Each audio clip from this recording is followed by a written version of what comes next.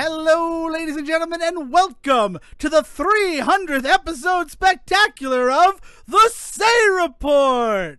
There it is. 300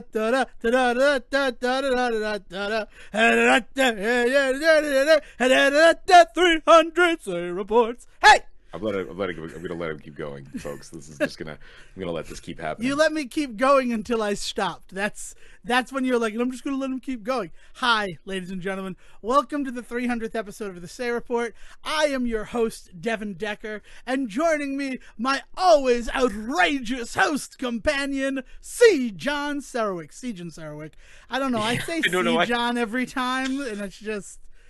I know your name, right? I've known you for 17 years now at this point. I know how to say your name. And you're not one of those people who randomly changed the pronunciation of your name. Do you ever know anybody like that? Is that ever something that you came across? Which, I can't say that I know many people that changed their name. I know a good number of people. The pronunciation of their name. I know a good number of people that eventually corrected everybody after years of not being told, and that's a very popular thing nowadays. It wouldn't be too outrageous for me to turn around and be like, by the way, everybody's been saying it wrong for 20 years. That is something that has been happening for sure. People using birth names and birth pronunciations and stuff like that now. I guess there's a good point there. I've only ever come across it one time in life.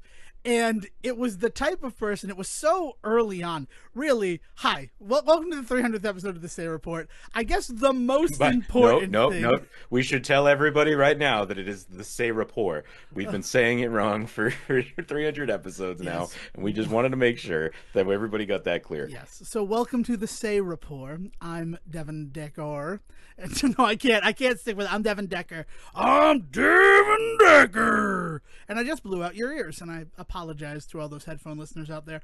It's the 300th episode of the Say Report, and we are going to... This is the last gimmick episode. I can't promise this. That's not true. But this is the last big gimmick episode, I think. Who knows, right? Shifting changes like sands through the hourglass. These are the days of our lives, or rather the says of our lives. And it could be that. But what we're doing for our 300th episode, the brilliant idea that came to me as I woke up from panic sleep disorder some 3 months ago was, what we should do for the 300th episode is 300 uninterrupted minutes of content for you, the listener. Now, what does uninterrupted mean, Devon? I need to clarify that before we go any further. Are we not going to get a pee break? No, I mean, it's uninterrupted for the listener. The listener is going to get 300 minutes of content. We're not going to break it up into multiple episodes or anything like that. If you pressed play on the 300th episode of the Say Report, you could drive for 5 hours and have Say Report the entire time. You could could do that anyway, but you could have the same episode of the Say Report. The same episode. And the other big important thing, because I love putting us in time, is we are recording this on October 13th into October 14th, possibly that weekend. Between October 13th and October 16th are when we're recording it, just in case anything big monumental that we should weigh in on happens. So what that means, putting ourselves in time in this episode, is we can talk about the layoffs that are coming to Warner Brothers Discovery. We can talk about the closure of Cartoon Network Studios so that it can be merged with Warner Brothers Animation, which a lot of people are trying to make sound is not a huge deal, but it's a huge deal. I mean, it's humongous. Cartoon Network is no more. Yeah, it's a crazy thing. So those are the things we can discuss. R.I.P. Angela Lansbury. But finally, I think it's been long enough that we can talk about the fact that Jessica Fletcher was definitely killing all those people, and then setting up other people who had wronged her to take the fall, right? I mean, she was a bored old lady. She just needed something to do in her old age, and she settled on murder. She was a bored, spiteful old woman. And because she'd written a bunch of mystery novels, she knew how to frame other people. I'm starting to run out of material for my books. What shall I do? Oh, I have an idea. I have an idea for you, Jessica. Satan? Satan, is that you? Why don't you murder and write about it? Then there'll be murders you wrote. I don't know which impression I enjoy more, your Jessica Fletcher or your Satan. They're both pleasant.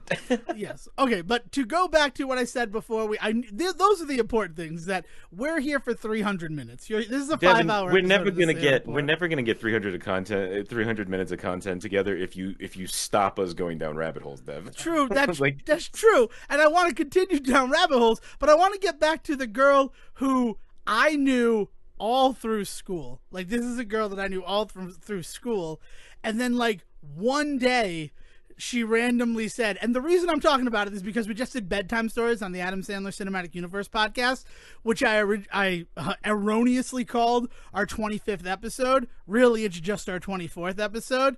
I think a little bit of cobbler bled in there, and we were walking in someone else's shoes, specifically the cobblers, because that's our 25th episode. I'm apologizing here. I'll apologize there. I'll apologize anywhere. The Devon Decker apology tour. Man, if you want to book a stop, let me know.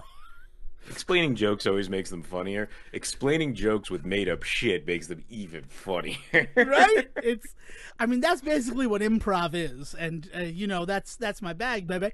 But we talked about bedtime. You took the right improv class.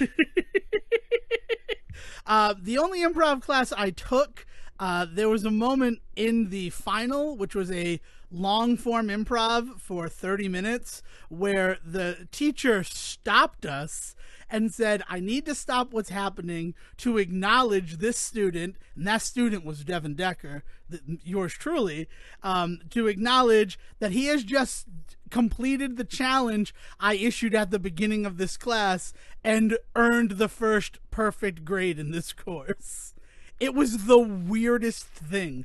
I took improv with a guy that was determined to make sure that we knew that improv didn't have to be funny. I think I've told this story before, but I took a couple of different levels of improv class with this person, they would grit their teeth if it started to become humorous, and I saw them straight up end like scene work because they were like, nope, you went funny. It's just like, it can do that sometimes, tends to happen a lot in improv, and I'm not saying it should be the only thing. I think it is healthy to recognize that, like, especially in theater classes, like we weren't in like Whose Line classes, right? Like to acknowledge that improv does not always have to be a joke, but like also very often like that's kind of your reaction, right? Because you really only have two choices in life: laugh or cry. And like, right. And by the very nature of yes-anding improv, like you things kind get absurd, of get right? to like an absurd level. Right, It's absurdity one of those situations. Right. So, but no, the specific thing was, she said the first instinct of everybody who's in an improv class is to go scatological, and there's no way to create enjoyable, meaningful content if you go scatological. That was like the first thing that was said to us in our class number 1 of this improv course that I took. And this is an improv course that I took, and I was the only non-acting major in the class. So it was me and a bunch of actors, and these were the actors who, so I don't know if listeners of this show are aware of the fact that Sejohn and I are like, I would never call myself a theater kid, but by the very nature of the fact that I have a degree in theater, like, I guess I'm kind of a theater kid, right? Like, we're kind of Did you ever skip kids. high school classes in order to work on something for a theatrical production?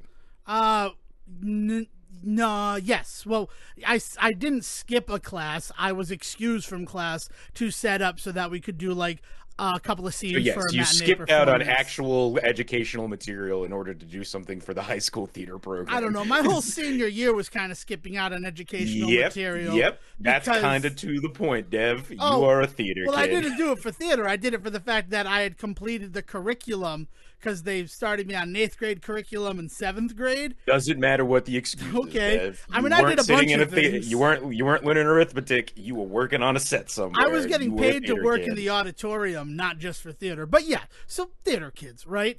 And in theater kids, it sort of breaks down into the actors and the techies. And I will staunchly put myself in the techie camp, but also I don't like to just ascribe to any sort of label, so it's kind of hard to do it. But very much walking into this improv course, it felt like everybody was kind of looking down their nose at me at the fact like, we're the cool theater kids, because it was the people who were getting all the lead roles in our college theater program. It was We've not. all seen Glee. We get it. What? We've all seen Glee. We know. We get exactly, it. The clicks right? form. So those people were the ones. So it was all of those people who were in this improv class, and then it's Devin Decker. But like the real reason why I wanted to take this course, local references, and I don't give a fuck about that, is ever since I was in 10th grade in high school, I had gone to go see Improv Jones in Providence. And it became like a goal of mine to get into Improv Jones. This is like 15-year-old Devin Decker, not really knowing like what he wants to do with himself, but going to like, I got to go to Providence alone. I got to go into the basement of this like seedy theater. I got to pay $5, and I got to watch an hour of like uninterrupted improv as they built these like full scenes that were not just comedy. They were actually like small little plays. Right. And right. and it was the coolest thing in the world to me. So then when I'm 18 is the first time that they have auditions for Improv Jones. So I go down and I audition for Improv Jones as this 18-year-old, and I am a full, like the next youngest person was 30 years old at this improv audition process. And I mean, I did what I did, like, and I had this really good time, and I built my scene. I had a good time with it. And the guy who was leaving to go work with Upright Citizens Brigade in New York, like that was why they were having the audition, is the one who called me and was like, so like, you're really good at improv, Devin, but you're 18 and nobody really wants to take responsibility for an 18-year-old in the troupe. I gotta tell you, that's like that moment in Ralph Loves Lisa where you could see his heartbreak. Like, I felt that on some level. I don't know why I decided to go dark with it. I guess that's sort of the nature of rabbit holes, is sometimes you get so far away from the surface that I there's disagree. nothing but darkness. I disagree with the original. So I disagree with the originalist assertion that that scatological improv cannot lead to good scene work. Right. I agree with that. Like, that's the thing. But, you know, that was one of the person who was teaching the improv course, who said, like, you just need to keep doing improv and, you know, eventually you'll be allowed into the troupe, that's what I was told at 18. So when that person who was a member of the troupe who agreed with him was teaching a course at URI, I decided, well, I'm going to take her improv course, right? Like, that just seems the natural progression, because at the time, freshman year of high school, someone said it'll be one of the greatest crimes in the world if you're never on SNL. So, like, it didn't become my goal to get on SNL, but it was sort of like back of my mind. Like, wouldn't that be a neat thing if that were to happen? And then, like, I'd watch episodes of SNL and be like, why would I ever want to be a part of this? And then, you know, like people in a relationship, I can fix him. But no, I don't know what I'm doing here, Sejohn. Can you say some words? Yeah, so I want to kind of go back to the original point of what you were talking about, and that teacher said the scatological. Right, so she said the scatological conversation, right? Right. And that was the thing. Like, I really tried steering you back there, man. I don't know what you wanted. I threw you a lifeline. You looked at it and said, that's nice, and then kept on swimming. Into shark-infested waters while I'm bleeding. So it's I'll dive back in, but I'll get to it. So that scatological comment, right? It kept in the back of my mind the whole course. And then during our final, there was a moment to make like a scatological reference that would actually be meaningful to the absolutely absurd plot of this improv that had happened, which was the fact that never-ending poop disease, Devin. You need to cure me. See, it lands. It lands. It does. Of course, it lands. I mean, but that's funny because of the bit, not because you just said poop or dick, right? It's dick and fart jokes is essentially don't go for the easy laugh was the lesson that she was trying to teach, and I made it like One of the other people was a monkey whose spirit had infected my husband, and he rubbed shit on my face. And I said, just like our honeymoon. And then they're like, let's see the honeymoon. And I made it like a meaningful moment that made my scene partner very uncomfortable because he was, let's just say, more conservative than you would think at a university theater program. And the professor stepped in and said, I'm immensely proud in this moment because I have been proven wrong, something that I have believed about improv my entire career. He's getting the A in the course, but I need to stop it and I need to refocus the scene because I see what's happening here. Basically, I took over the Magic School Bus and I wasn't ready to leave Arnold. I just like that you made a teacher cry by having poop smeared on your face, which is really the story that you're telling here. Yeah, right? That is really the story that I'm telling here. You know what, though? She got back at me for making her cry in front of all those parents and educators. Because I was once on a lunch date with a girl, and I ran into this professor, and I'm just like, you know what? I'm not going to go say hello. I'm trying to be on a date with this girl, and I don't want anything to come up. But she noticed me and came over and said, Devon, and like was all chatty. And then she looked at the girl I was with and said, and this must be your sister. And let's just say that girl never called again or never accepted my calls again. Yeah, no, they tend to when shit goes bad like that on a first date, they tend to not follow up. I would say. Yeah. I mean, let's be honest. It was a lunch date anyway. Neither of us were really invested. But then like that comes swinging in, and I'm just like, so this was fun, huh? Is it like a forwarding address I can send your mail? What the fuck was that? And that's life. That's what people say. So anyway, 300th episode of the Say Report. Yeah, we've already told a poop story. I love it. We've already gotten into Devon's background in high school. All right, check that box. I feel, and well, the whole reason of it is to get back to the girl who randomly changed her name, and I haven't thought about this girl in, let's see, 10 years, at least 11 years. You haven't thought about her in the last 10 minutes from the way, but from the way that we went down this rabbit hole. But it was one of those situations where Bedtime Stories comes out December 25th, 2008, which means that 10 days later is my birthday, and a semi-surprise party was thrown for me where we played laser tag and everything, and this girl announced to the group that we've all been saying her name wrong. Is not Kayla, it's Kayla. And like, I still don't understand that pronunciation of her name. Oh, look, man, I taught in college for 8 years, and one of the things that you do is you learn to just go with the names that you're told to say them. That's fair.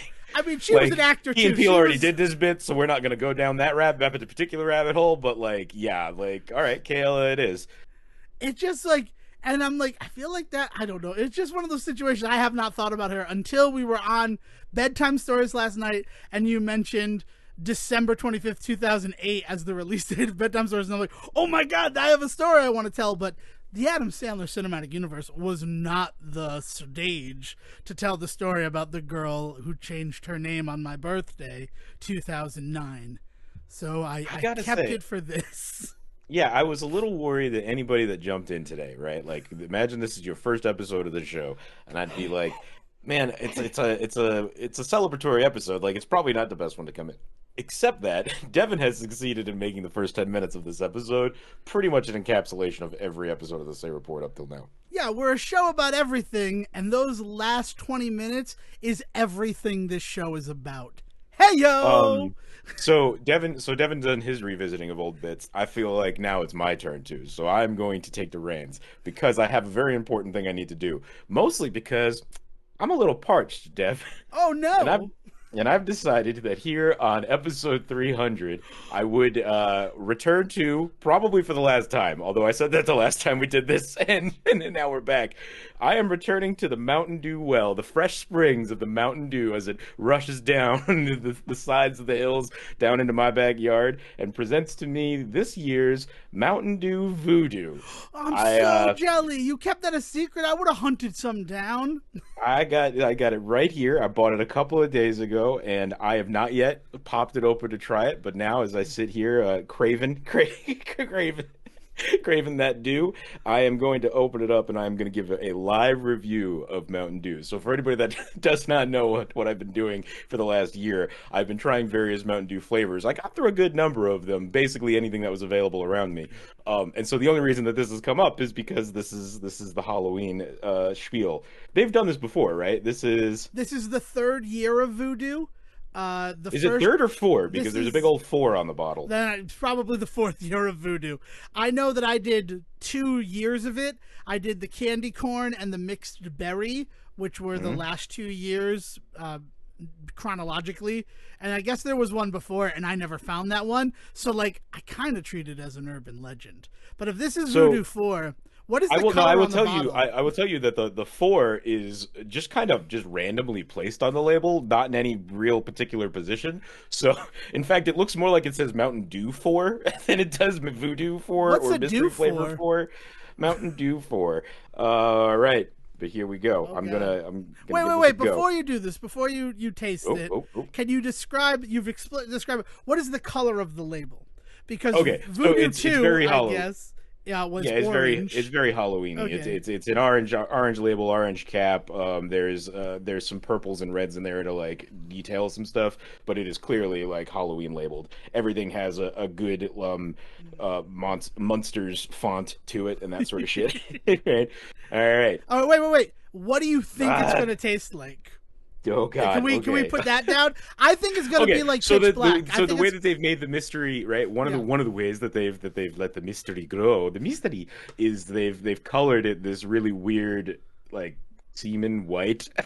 It looks like the white Airheads. It's absent of dye is really what it is. And so it is just this white color with this orange label.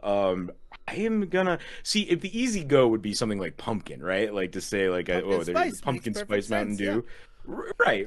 It could be something like that. But as you've pointed out, they've gone really weird in the past. They've done candy corn, which was like a wild experience, and then just mixed berry, which is like kind of tame in a weird way. Especially because they have like black lightning, which is a berry flavor. Well, I've never had black lightning. They had berry flavors before, but this one distinctly tasted like mixed berry Skittles. Sejohn, I'm not being hyperbolic when I say I would hold your head underwater for a full minute just to get an 8-ounce cup of Voodoo 3. It's so good. I didn't. Why I needed to be sacrificed to your dark deeds. Come on, you'll be fine after a minute. You're a Boy Scout. Be prepared. Okay. I don't know what any of that has to do with it's your Can I open this freaking bottle? I cannot believe you made me. So what is your flavor? What do you think the flavor is going to be? Let's put them down. Okay. I think it's going to be a sour grape. Because they've been talking a lot about Pitch Black coming back, and I imagine that they're going to do Pitch Black 2 in the Voodoo 4 like flavoration. So I think it's going to be a sour grape. Okay. I was actually leaning apple, like sour apple. Ooh, I like that too. It's funny that we both kind of were landed on the sour. All right. All right. Now, without any further introductions or destructions or that, take a sip, Sejohn. Hold on, I gotta open the freaking thing. Oh my goodness. There we go. Oh, God. All right. Okay. Okay. Initial scent is very, very sweet. It is something very like candy like. All right, here we go. Oh, he's drinking. All right, and he's taking the bottle. He's put it to his lips. He's tilting his head back. The liquid is stopped in his mouth. He swishes once, twice, 3 times, and swallows. He puts the bottle down. He gingerly reapplies the cap and is now ready to give his first impression. It's Sprite.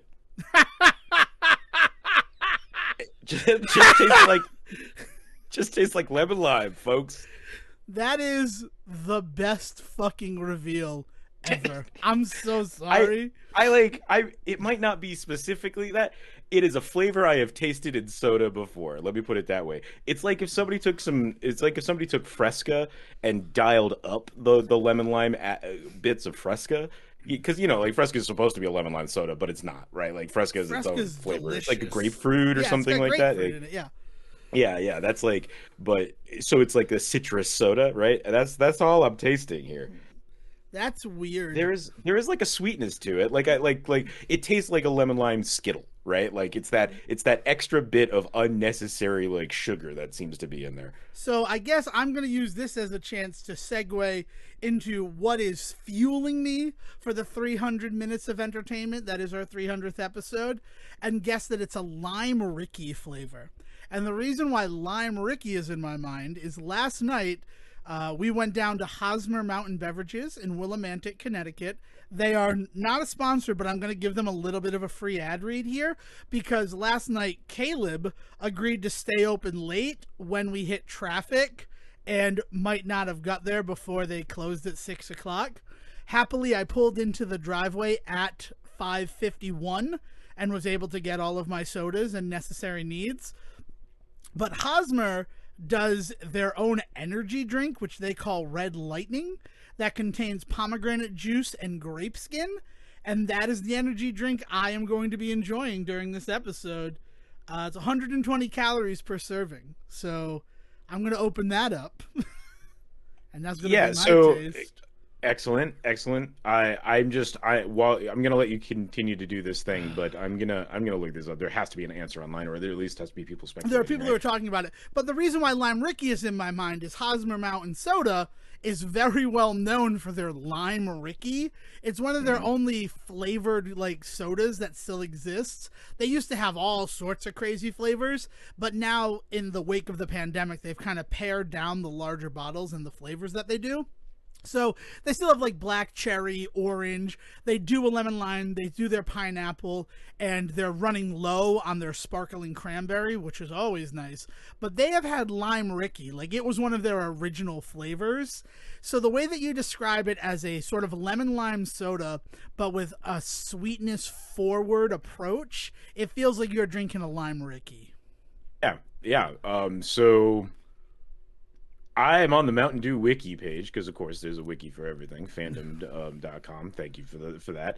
So just to clarify a couple of things that we've already talked about, this is definitely the 4th Voodoo flavor. It is the 6th Halloween flavor for them, though. They had Pitch Black and Pitch Black 2 before they started doing the Voodoo stuff back in 2019. And this is considered Voodoo 23 and Voodoo Grim is the apparently Twitter account that has been talking about Voodoo this year. So go follow them, I guess. And the current so the current guess is that there's a dragon fruit sweetness but a lime like twist. So dragon fruit lime seems to be where everybody's landing currently. Which definitely makes sense. There is like that, like I said, there is that like sweetness to it. And here's the secret about dragon fruit: people are starting to put that shit on the label for everything, but it's actually been the flavor in a lot of shit for years. Yeah, dragon fruit is one of those like filler like flavors that like you didn't know it, but you've been eating that flavor for years. And I don't mean like actual dragon fruit. I mean like the in-lab variant that they created in like the candy labs dragon fruit that you get in things like Bacardi dragon fruit or like in dragon fruit Skittles, say, and things like that. But it has been a filler sweet flavor for a long time. So that's probably why it tastes so familiar, is if that is the case, dragon fruit lime, that would basically just be like, yeah, they basically took basic berry sweetener, threw it in, and then gave it a lime twist. Yeah. I mean, it sounds good. I want to check it out. While you're on the fandom page and we're still immersed in the Voodoo portion of the episode, what was the flavor of Voodoo 1? Let's go back to 2019. And we go back to 2019. So apparently, the other big thing is that they always reveal the flavor eventually on Halloween night. They eventually reveal the actual flavor. So the speculation was Fruity Tang, Starburst, Skittles, Rainbow Sherbet, or other fruit candies. The answer was unveiled on Halloween, and it was candy corn. That was 2019 was candy corn. Oh, okay. So what was? Can we just go through all of them then? I hate to have you be my little research vole, but you're there. So 2020, the next year, was revealed to be the store release history. Fruit Candy Explosion. So basically Skittles. So I guess I missed 21 then. Like so I definitely had those two flavors. I don't. 21 Oh no, they just repeated the fruit candy chew flavor. Okay, It was the cool. same. It was the same flavor 2 years in a row. Well, that's stupid. Well, I think 2021 gets to be a write-off year for a lot of people, Dev. All right, I get it. It's just disappointing, but okay. So I've tasted everything except for the dragon fruit lime. The dragon flime. That's a terrible. If that's what it ends up being, keep in mind that this is speculation. So I would say though, from what I'm seeing here on the wiki, the speculation tends to just kind of line up with what the answer is. People are pretty damn good about guessing this shit. Granted, they've only had to really do it twice. Basically, last year everybody tasted it and they would just spit it out. They were like, "It's the same shit, dude. Do it better." There was talk amongst people that it was half the berry and half the candy corn. So like it was a mystery which of the two voodoos you might get. And I'm like, that never happened though. Every voodoo I drank was mixed berry. Like, no, I'm not seeing that. Yeah. Cool. So I'm glad that I've had those two flavors. I am upset that I've never had Pitch Black 2. The sour grape Pitch Black. That sounds like it would be like Concord grape flavored soda. I mean, like I grew up eating Concord grapes at my grandmother's house, so having to spit out the skins. I did not know the like ARG levels that they go to using like various social medias when they drop clues throughout the month of October. Like, I want to get in on the Mountain Dew ARG. Where's Matt Pat's video on that shit? Oh, were you not a part of the Baja Islands treasure hunt? No, I was just drinking the Bajas. I didn't realize there was a treasure hunt involved. Did I miss out on treasure? You missed out on treasure. Am I sitting under the big W? It is a mad world, Sejohn. No, what it was if you tried all three flavors and put in the codes underneath the caps, then you could be entered to win the fourth Baja flavor.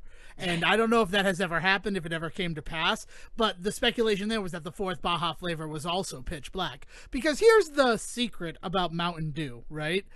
Everybody wants Pitch Black back, and Mountain Dew knows it.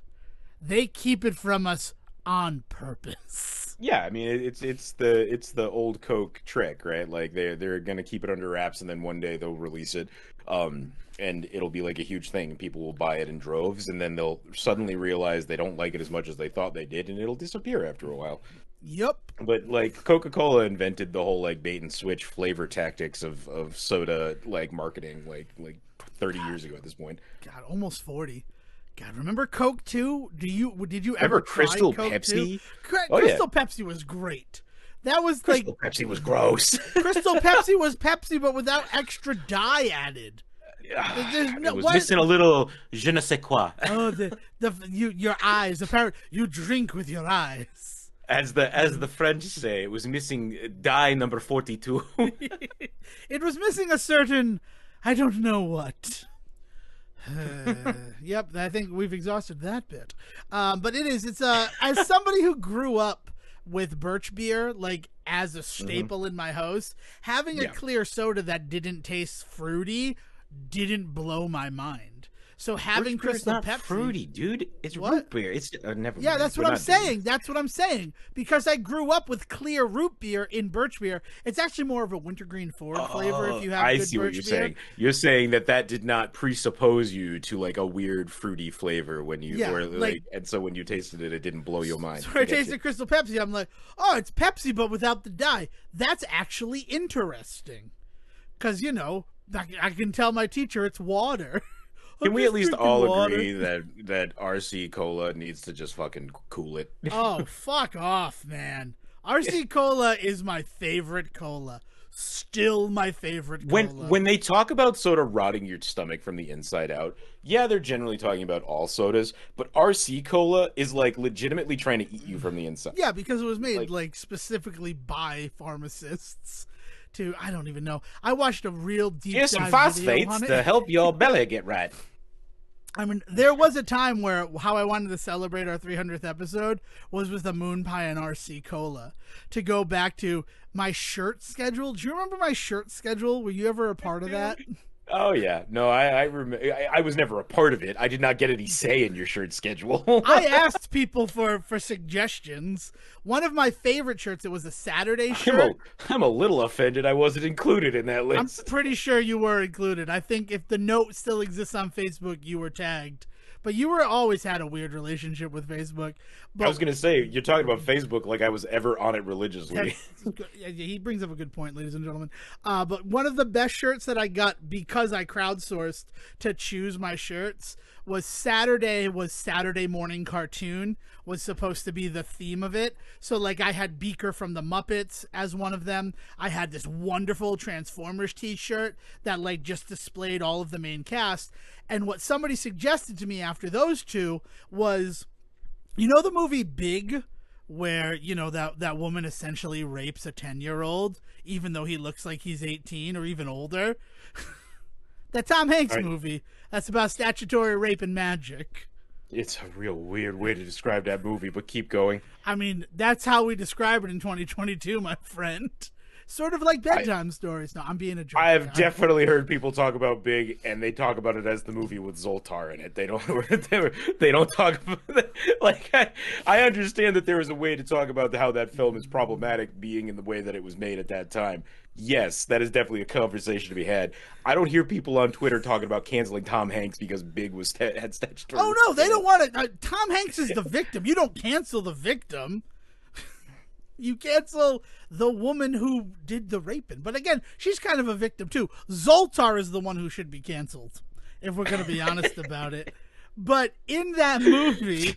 For anybody that does not understand, in the movie Big, a teenage boy makes a wish to be quote-unquote big. Okay. A boy wishes to be big is the point, is what I'm getting at. And so there is a grown man-child running around. Thus, there is a lot of really problematic shit that happens in it because it is a child in a man's body. So there is just like stuff, conversations, awkward shit that happens that at the time we all thought was cute and funny, but in retrospect is actually creepy, right? That's what Devon's trying to get at. The levels at which he is going to, I have heard ascribed to certain films in the world, but never Big. When's the last time you watched Big, Sejohn? There's the question. So last year, I watched Big on a retrospective of Tom Hanks. I watched Big. I watched Splash. Well, so part of the reason that we watched it is because Splash got all of that weird like splashback it got of censored all on of the Disney shit Plus. about it being censored on Disney Plus, right? So we watched Splash, and everybody enjoyed their time with it, despite not getting to see a butt. Splash is one of my favorite movies, like unquestionably. I fucking love Splash. I love. So then we watched other Tom Hanks movies, like younger Tom Hanks movies that people don't necessarily think of. So we did Big because let's face it, that is not a movie that a lot of people like younger than us ever consider when they think about Tom Hanks, despite the fact that it's one of the first ones I ever think of. But we also did Bachelor Party. Loja. I'm sorry. I continue. Bachelor Party. Yeah, we also did Bachelor Party just to show like the R-rated humor that he was working on at the time, and then just for shits and giggles because I like it and nobody else in the world does. I also put on Dragnet. Well, I mean, somebody else in the world does. Why do birds suddenly appear? Right. No, but yeah, I've watched Big very recently, and I'm not saying you're wrong. There is definitely a lot of problematic shit that happens in that movie, but it is not on the level of say like a Revenge of the Nerds, which is often the kind of film that this kind of ire is reserved for. You're a man that rewatched all of the police academies within the last 2 years. You're telling me that like those movies didn't piss you off nearly as much as what happens in Big? The only truly problematic stuff in Police Academy is all related to the Blue Oyster Bar. But the racism, everybody gets their comeuppance for it. Like, the people who are racist are punished for being racist. The homophobia never really gets addressed. And that's where I blame the Blue Oyster Bar like scene and the fact that there's one in every movie. Even the one when they're in Russia, they somehow wind up in a Blue Oyster Bar. Yes, you're right. I know there's a lot of really offensive shit, and as much you could talk about the racism getting quote unquote punished all you want, there's never a moment where fucking Steve Guttenberg looks at the camera and is just like, "That's why you're not racist, folks." Like that doesn't happen. like you can dissect that movie and say, "Well, see, the racists get punished." Nobody does that but us, Dev. Okay, I understand that, but come on. On some level, I think that Police Academy trusts its audience. I think that they trust their audience to glean away from it. I mean, why do you think I took you to all those Police Academy movies, Sejohn?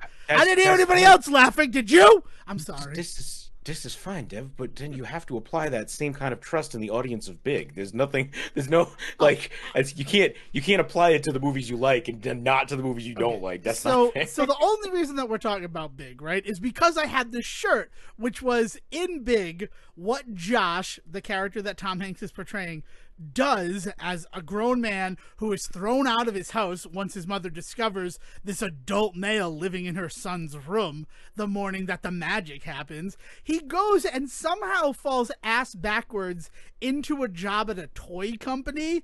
And who better to design toys in the 80s than a 10-year-old? And one Now, of there's a problematic movie that I still kind of hold dear to my the heart. The toy, Toy with Richard oh, Pryor. yeah. So somebody out there smarter than me has talked about that movie in the ways it needs to be talked about. I am still going to sit back and enjoy that movie from time to time. It is a fucked up movie in retrospective. Yeah, definitely. And really, any movie about toys is kind of fucked up. Like the movie Toys, that movie. Whew.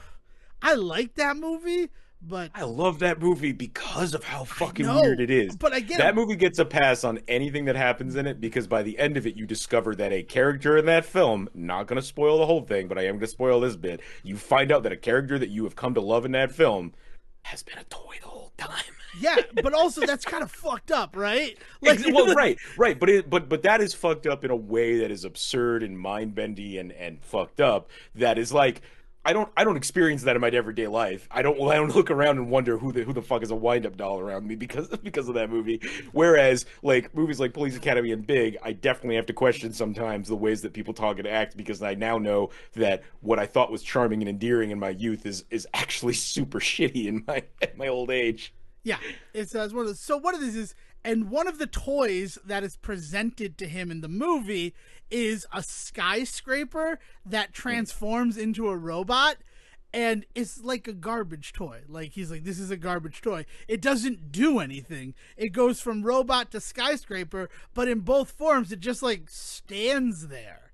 Like you don't have any like thing there. So it was that robot from Big, and it had a bunch of like Transformers sort of like logoing and branding on it, and it was just this wonderful shirt.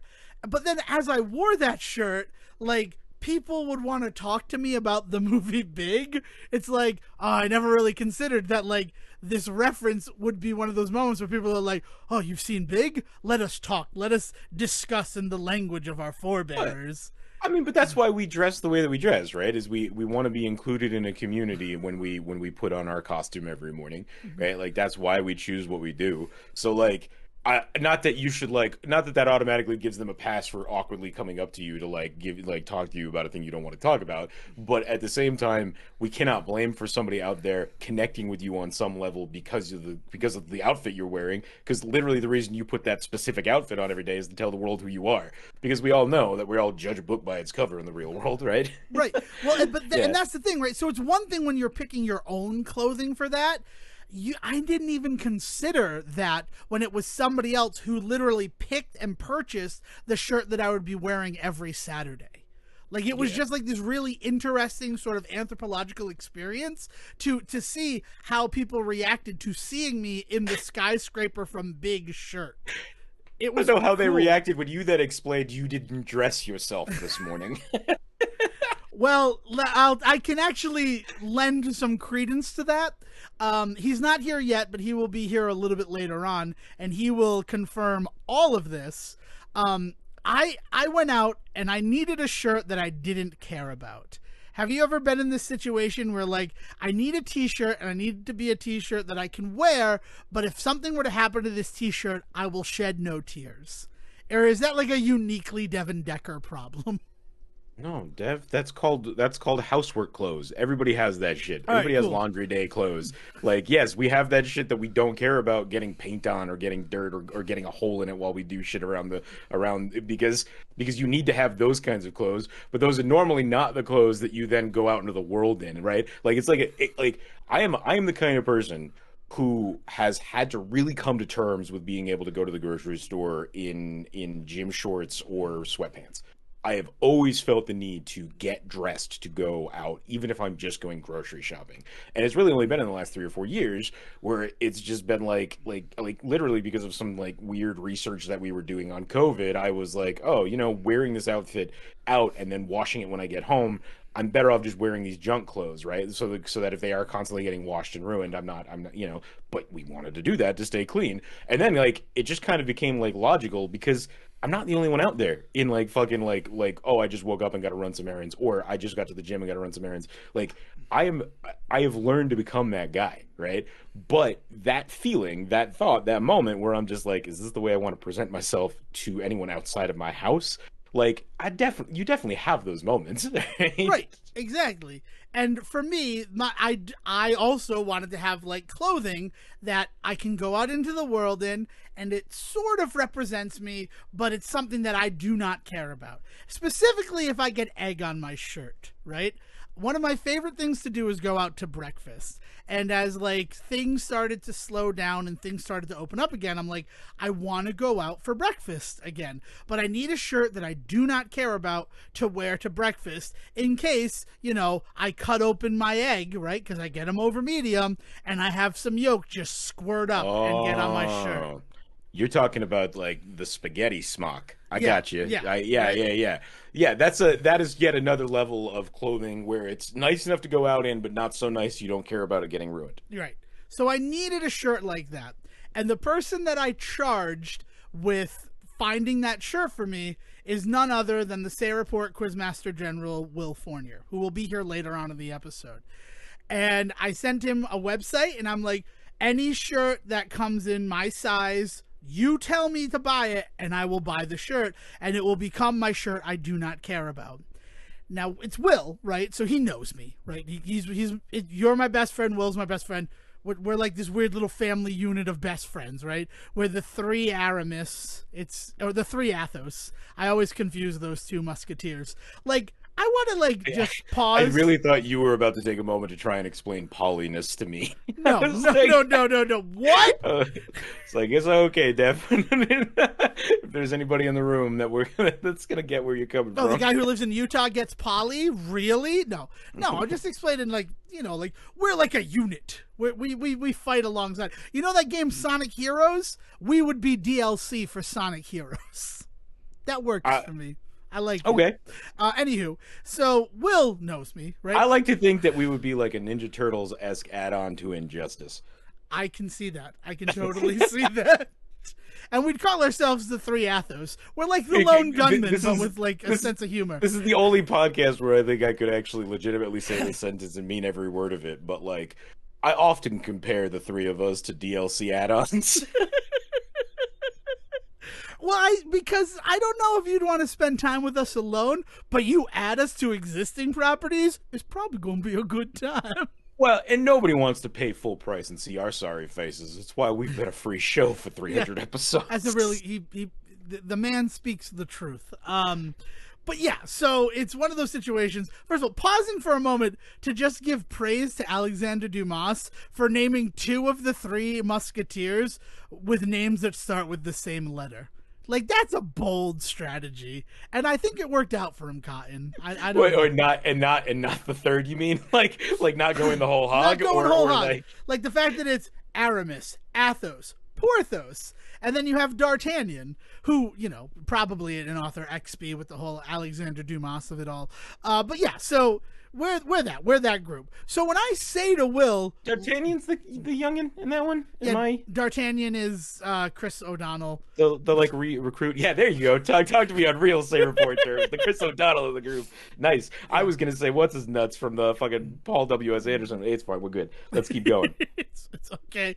I would like to know who you were talking about, but we'll get there later. Christoph Waltz is amazing in that movie. Sorry, not the point. Keep going. Oh man, I want to see other Three Musketeer movies. I watched Return of the Musketeers with Basil from Austin Powers as D'Artagnan. Nice. That was so good. I love that you go with Austin Powers and not in like Flint. Isn't that like Cabaret would be the one that you would go with for Michael. Fuck that noise in like Flint. Is he in like Flint? I didn't know he was in like Flint. I thought he was. I don't think he's Flint. Well, I'm pretty we sure gotta we gotta do a deep dive then on that motherfucker. And am I thinking of Logan's Run? No, we're not doing. He's in Logan's Run. He's Logan in Logan's Run. Yeah, that I was gonna say that I might be conflating him in Logan's Run with Austin Powers and combining it into In Like Flint. I think that's exactly what you're doing, because I'm pretty sure the In Like Flint guy is a third actor. Like, because what an amazing thing that nobody is talking about with Austin Powers. Oh, it's James Coburn. It's James Coburn. Okay, yeah. So whatever. But yeah, no, but I was definitely taking Logan's Run and adding it to Austin Powers, and I was getting. That's probably what the fourth Austin Powers is going to be. You're getting too old, Austin. It's time to put the franchise to bed. That's brilliant. No. I want 3 more Austin Powers movies, and I want Egerton there, not Egerton. Oh my God, Egerton? Taron Egerton to play him. Can you imagine that Austin Powers? He'd be Austin Powers Jr. Powers kid. Yeah, exactly. Yeah, it would be so good. Only if Taron Egerton is also like somehow playing Dr. Evil's like grandson. Of course. Who looks like Dr. No, Evil. he would have to play 3 roles. He would have to play an Austin Powers son, a Dr. Evil's like nephew, the other nephew. Yep, and skinny fuck. Because fat people are not funny anymore. But skinny fuck Elton is hilarious. John. He needs to show up as Elton John in the story, even if it's just for one scene. I like also, the skinny fuck is hilarious to me. I'm sorry. You're very funny. Congratulations. I was going to also say Tom Arnold has to come back. That's the other thing that makes the movie good. Oh, wow. That might be the tallest of the orders that you've put in today, is to bring Tom Arnold back. Ah, man. He was good in Hit and Run in 2014 with Dax Shepard and Kristen Bell there. That's a weird movie, Hit and Run. Do you even remember it? Like, we talk about all these movies that you don't think on. That is one of those movies that I just don't think about. Tom Arnold is one of those dudes that he has done and said some weird shit in his time, and definitely deserves any shit he gets. I'm not going to sit here and defend him. I will say that a lot of the heat that around me he caught was for kind of the ways in which he had to walk away from Roseanne Barr. And in retrospect, what we now know about Roseanne Barr, I think people in my life should revisit the shit they gave him. like you never know actors' personal lives, so like when they broke up and it became like a huge deal to the point where she like wrote it into the show, like it became a real big thing where people would talk about, oh yeah, Tom Arnold, he's an asshole, the way that he just like up and left Roseanne and all this shit, and she's like the successful female comedian, and at the time it all made sense, but then we learned what a kind of person she is outside of like the show, and everybody kind of walked away from her. We should rethink that part of Tom Arnold's life. That's you're not wrong, is what I'm going to say. And what I'm also going to say is, because it wouldn't be our 300th episode if we didn't make a couple of promises that may or may not be kept going later on in the show. They won't be. Sejohn and I have talked about it. Big Bully, the Rick Moranis, Tom Arnold film from like 1996. We have been talking about doing that as a very special episode or a time capsule. So we need to do Big Bully. But if we're going to do Big Bully, we then also have to do Little Giants. Oh, yeah, of course. The Rick Moranis getting bullied by a character actor film franchise, like the idea that he made more than one of those movies, because Little Giants is a phenomenal movie, and it's a great, like, the kids in it, like, the ensemble of the kids in it is phenomenal. That movie is entirely about Rick Moranis and Ed O'Neill. Like straight up and down. Like when we watched, it's like when we watched Mighty Ducks, and I realized for the first time that it was a movie about Gordon Bombay. Yeah, it's not actually about the kids. But Mighty Ducks 2 is, and that's also coming in 2024. Mighty Ducks 3 definitely is. Mighty Ducks 2 gets closer, but Mighty Ducks 3 is the first one where I would say it's officially in a movie just about the kids. Well, because Gordon Bombay is gone. Emilio Estevez is in like 2 he's not scenes. gone. He's surprise. Oh, shut up, man. Shut up, man. It's one of my favorite. I'm sorry, but that is one of my favorite moments in movie history. Like as far as like formative moments that really got to me as a kid and made me realize that movies could actually be like emotionally impactful. Gordon Bombay randomly showing up in like the beginning of the third act, end of the second act of D3. It's the break into 3. That's what that fucking killed it got me at that time, and I didn't understand that movies could do that, right? Like yeah. And it's like, I can't wait to delve deeper into that, because we've already made the promise, and we've made good on 33.33% of it to cover the Mighty Ducks trilogy. So that look forward to D2 and D3 in later episodes of the Say Report as well. I think it's because D2 is such a good movie in my head, but watching it again is actually depressing. But yeah, you're right. We should definitely talk about it. Yeah, well, we're going to see D2. Yeah. Go see D2, D3. Go see the first one. Go see the new season of Game Changers out this season. Oh, it premiered 2 weeks ago, and I have thoughts about the new season of Game Changers. Isn't it like an off-season, which I think is an interesting concept? They're at hockey camp. Oh my god. Yeah. Oh, here's what I said last night during the 3rd episode of Mighty Ducks Game Changers. I'm fucking out. Like, it got to a point where I'm just like, I think I'm done with this show. I don't know how often I've done this in the Say Report history, but I'm going to ask if I could do a quick Zach Morris timeout for just a moment. You have the power. We're both hosts. Well, I just want to point out right here and right now that Sejohn has come to the realization in the need to fill 300 minutes, because at this point it is a need. I will not ever be able to sleep again if we do not do it. I'm going to say no more stopping rabbit holes. We are allowed to just go wherever. You are on a tangent hayride, my friend. Oh, I'm fully aware. And here's the thing. Here's the thing about the tangent hayride that we are on. I definitely have like little tabs that like I want to return to. I have literal tabs. I have Google up in front of me. I've got a whiteboard to the right of me. Behind me, I have a notebook full of shit. Don't ask me why the whiteboard's next to me and the notebook's behind me. It's just what happened in the madness. Oh, it's good. No. The whole fact is that if we're talking for 300 minutes, we need to just whole hog give in to the insanity of it all. And that's what it is. All right, so it's funny to me that normal episodes sound like we go on a lot of tangents, and we do. I don't mean to say that. We go on a lot of tangents on normal episodes. This episode is we are going to go on tangent upon tangent. No guarantees that we're ever getting back to where your car is parked. You might have to hike up the Appalachian Trail a little bit. Just bring a buddy. There's been so much television this season about people who go hiking alone and die because of it. Don't hike alone. This is good energy for 300 minutes. Let's talk about it. What? Being like intelligent? Don't go into the woods alone. And when you pack your lunch on those things, put it in something more than a paper bag. Paper bag is tempting because you're just walking, but actually get it into something with a little bit more insulation. Sorry. No, go ahead.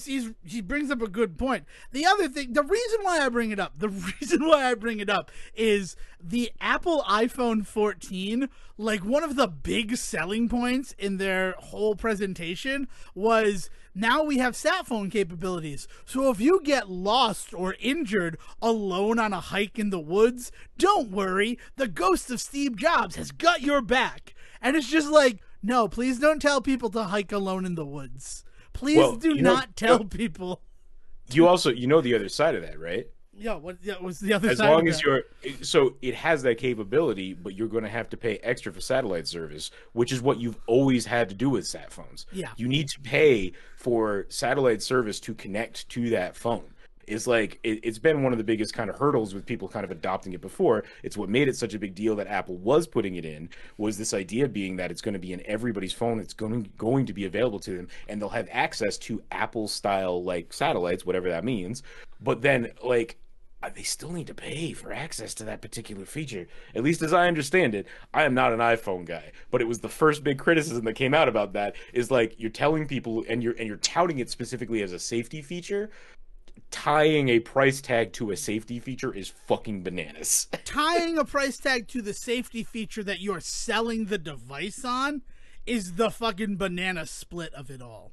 Like, right. You put a fucking you put chopped walnuts and whipped cream and a couple of cherries on top to be like, what the fuck, man? I gotta tell you, I'm out on I was excited for the iPhone 14. It is time for me to upgrade.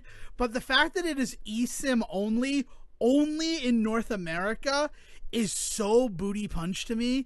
I fucking hate it. And only in North America because we're the ones with the least protection when it comes to product protection for consumers. Like how crazy is that? Dude, and they did the teardown, and like I'm like, maybe I'll do it. Maybe I'll jump into eSIM. I'll finally get caught up with whatever's going on in the cell phone game. But then they did a teardown of the device, and the part of the motherboard, the circuit board that the SIM card slot goes on, all they did was put a hollow plastic square there to just like cover it so you can't access it. Well, if they're you take already it apart. manufacturing their boards in a certain way, Dave. You can't expect them to spend money to change that in any way. Yeah, but it's just like it's like I'm paying the same price for less. It's just it's so frustrating to me. Like my parents are going to be visiting Canada, and I'm like, if you could get me an iPhone 14 that's not from America, I mean not from the United States of America, that'd be a cool gift. Because why would we give up SIM cards? I don't get it. Like, I was talking with some people about the Crush. Yeah, I'm going to save it. I'm going to save it for Will because I now remember it was Will that I was talking about. So, I mean, I'll talk about my SIM card story real quick. Yeah, go for it. I had a phone. I have a Google phone, right? Like that's something that I've talked about before. I'm in the whole like Google ecosystem. I guess. Thank God they didn't cancel that like they canceled Stadia. What? No, their phone service stuff has been actually pretty fucking solid, right? Like like I'm not. This is not an ad or anything like that. I don't know the solid numbers because my family has a whole family plan, so I don't know what it costs for an individual. But let's just say it's the cheapest phone that I've ever owned, cheapest phone I've ever paid for service wise, and it still does more than any phone I've ever had before, right? Like there's a lot of that sort of like feeling to it, to the whole like being in it. That being said, at some point I had a phone that was 5 years old and was starting to crack around the edges and all that sort of shit, and it got compromised, like hugely compromised because of some shit that happened that it was mostly my fault, but not entirely my fault. But I will take the blame. Like I got hacked by a dude that I should not have allowed myself to get hacked by. Sejohn doesn't give a shit if you don't think Flappy Bird should be out there. He's gonna continue playing it. And so I said to Google, send me a phone with only Flappy Bird. So I needed a new phone and like quick, right?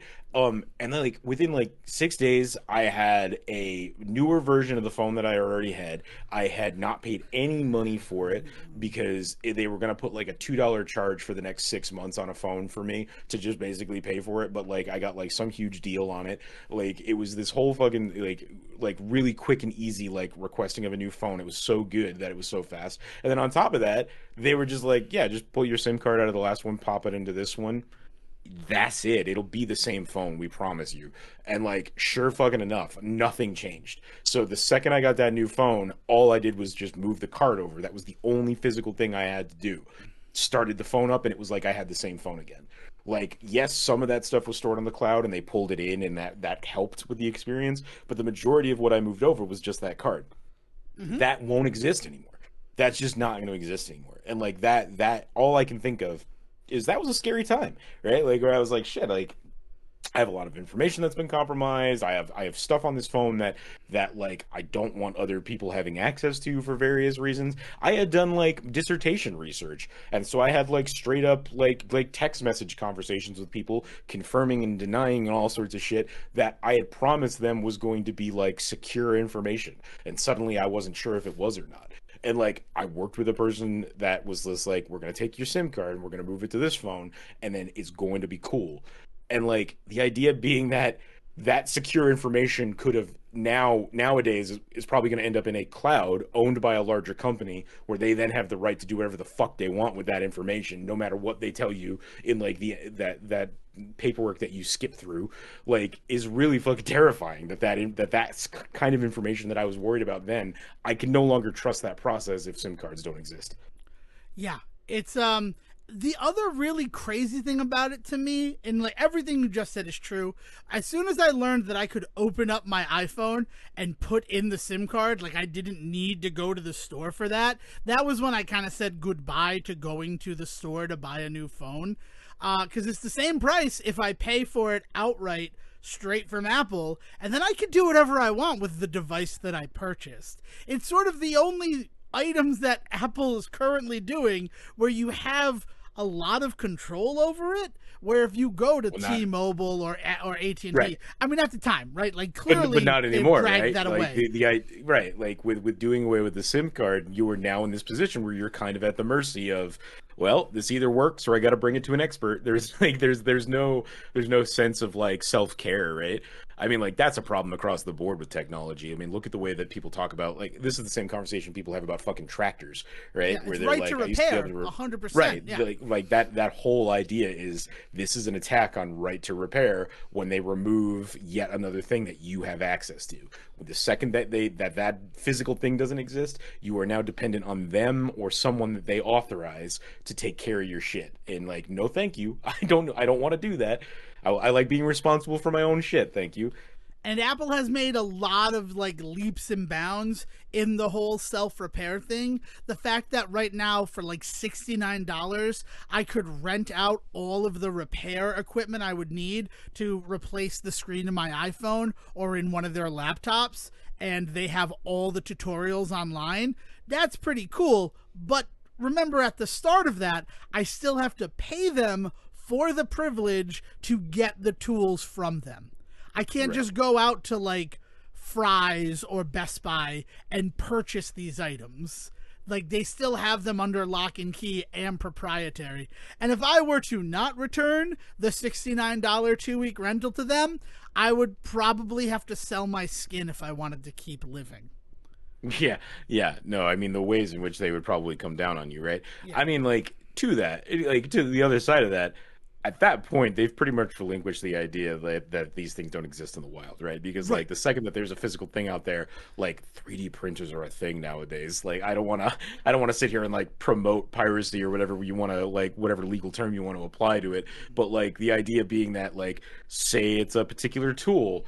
Well, now I just throw that into a mold or a 3D imager of some kind, take 600 images of it and upload it, and then I can create a 3D model of it that I can then put through a 3D printer, and now I have that tool, right? Like I'm speaking as someone that has no experience in doing that, so maybe it's harder than I think, but from what I understand about the whole process, it ain't. It'll happen eventually. I think that the stuff is a bit too new, and it's still a little bit too large and like mechanically like expert. Like the mechanical stuff that is on display in a lot of the stuff to like remove the screen and add a new one. It's not, I mean, like look out there and look at the tools that you can get from Apple to do repair at home. It's impressive stuff, but a lot of the stuff is like high level of like mechanical. Like it'd be difficult. I don't know, to man. New York just had to rescind sure. their entire like gun buyback program because some dude was just 3D printing parts and selling them for thousands of dollars. Yeah, I mean like, that was I mean people could do some weird shit with technology nowadays in their own home in a way that I don't think that like I I I have more faith in the millions of humans out there that are working to fuck over Apple than I do in Apple to keep their doors shut, right? But that's part of the reason why I don't want to trust them with an eSIM is because they can be as confident as they want in their security with that shit, but at the end of the day, somebody's going to get through that eventually. And when that happens, it's going to be a fucking nightmare. And I'd rather my information not be involved. Thank you. Yeah. Remember when we were like going to college, so like the early 2000s, and it was get a Mac, they're unhackable. You'll never get a virus. And it's like, that's not strictly true. That's kind of a weird marketing because they're definitely hackable and you can get viruses. What you need to do is make sure that your system is updated because they'll try to patch any problems that come up. But don't tell people that no problems will ever happen if you get a but they Macintosh. got everybody, right? Yeah, they did. No, yeah, I mean, Apple became the primary like scholarly Apple like tech store. Like they straight up put Apple stores on campus to replace all of the on-campus like tech like stores and companies. So like they succeeded in that, and they fooled a lot of people into thinking that they just needed an Apple to get their shit done. I mean, the entire entertainment industry, like for 10, 15 years, if you went to college for film, for theater, for music, you were told, yeah, you might as well learn Mac because like PC is just not going to cut it for you in this industry. We are now, like I said, 15, 20 years later, realizing that was a lie. Right? So to hear that they also lied to a bunch of people about security and shit is not a surprise, considering that. Unfortunately, he brings up a good point. I could not. Yeah, I remember when I was told in my audio design class, my freshman year of college, that we need like Cubase is what we needed because Cubase is the industry standard. And I just laughed. I couldn't keep from laughing because the instructor was telling us to go out and buy like $150 program that was basically deprecated in 2005, which is when I was taking the course. Pro Tools was the new industry standard. And I knew that because I was working doing live audio production at like one of the bigger radio stations in the state of Rhode Island at the time.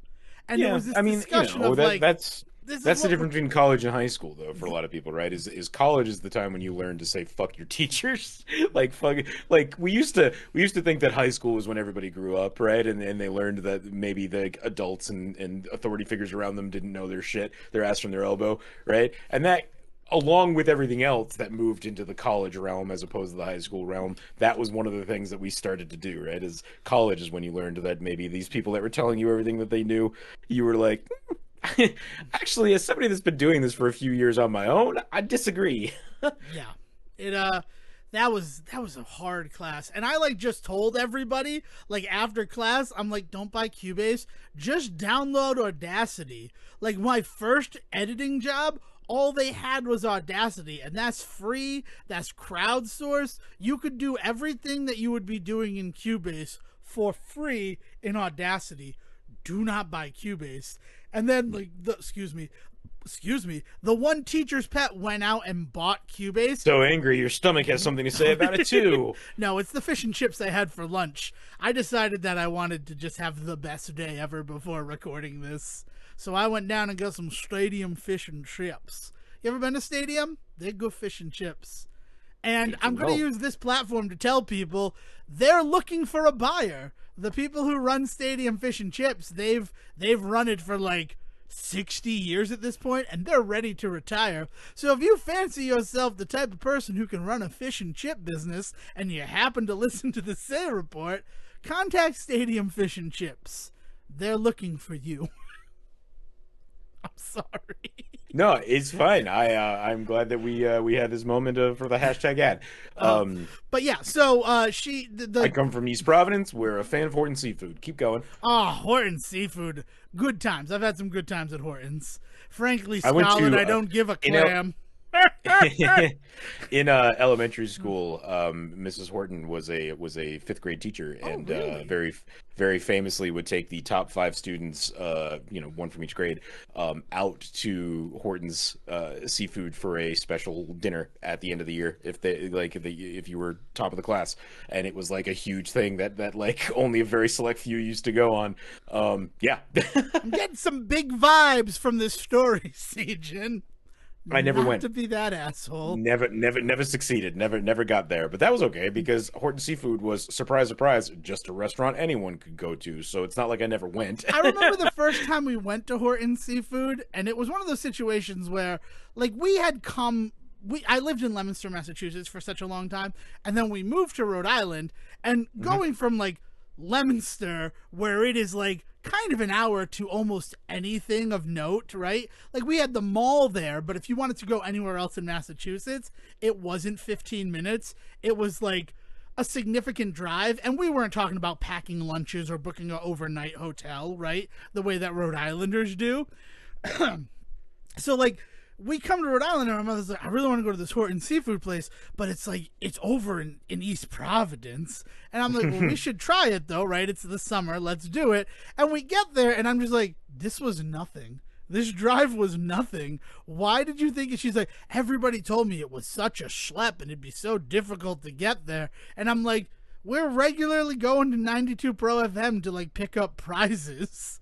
The problem was you were probably talking to Rhode Islanders. Yeah, exactly, and that's the thing. But I remember the first time we went there, and it was like really, really good. But the allure of the fact that it would be this pilgrimage to go to totally just sort of flew away, and then we never really went back there because it was like, do we go to East Providence or do we go to Narragansett? It's roughly the same travel time from Decabase 13. Sorry, Sejohn, I'm sure you loved Hortons. Oh, no, yeah, no. I mean, like I said, it was classic when I was home to the point where it was like a reward for people. But I will never forget that there was like a year where I was like, oh, I was like, it was the first year that I was kind of aware of like social standings and things like that, and I was like, I didn't get to go to Horton Seafood. I didn't get top of the class, and my mom was like, we literally had Hortons like for your birthday. Do you want to go back and get some fish and chips? And I was like, yes, please. And she brought me, and it was like, okay, I guess this works too.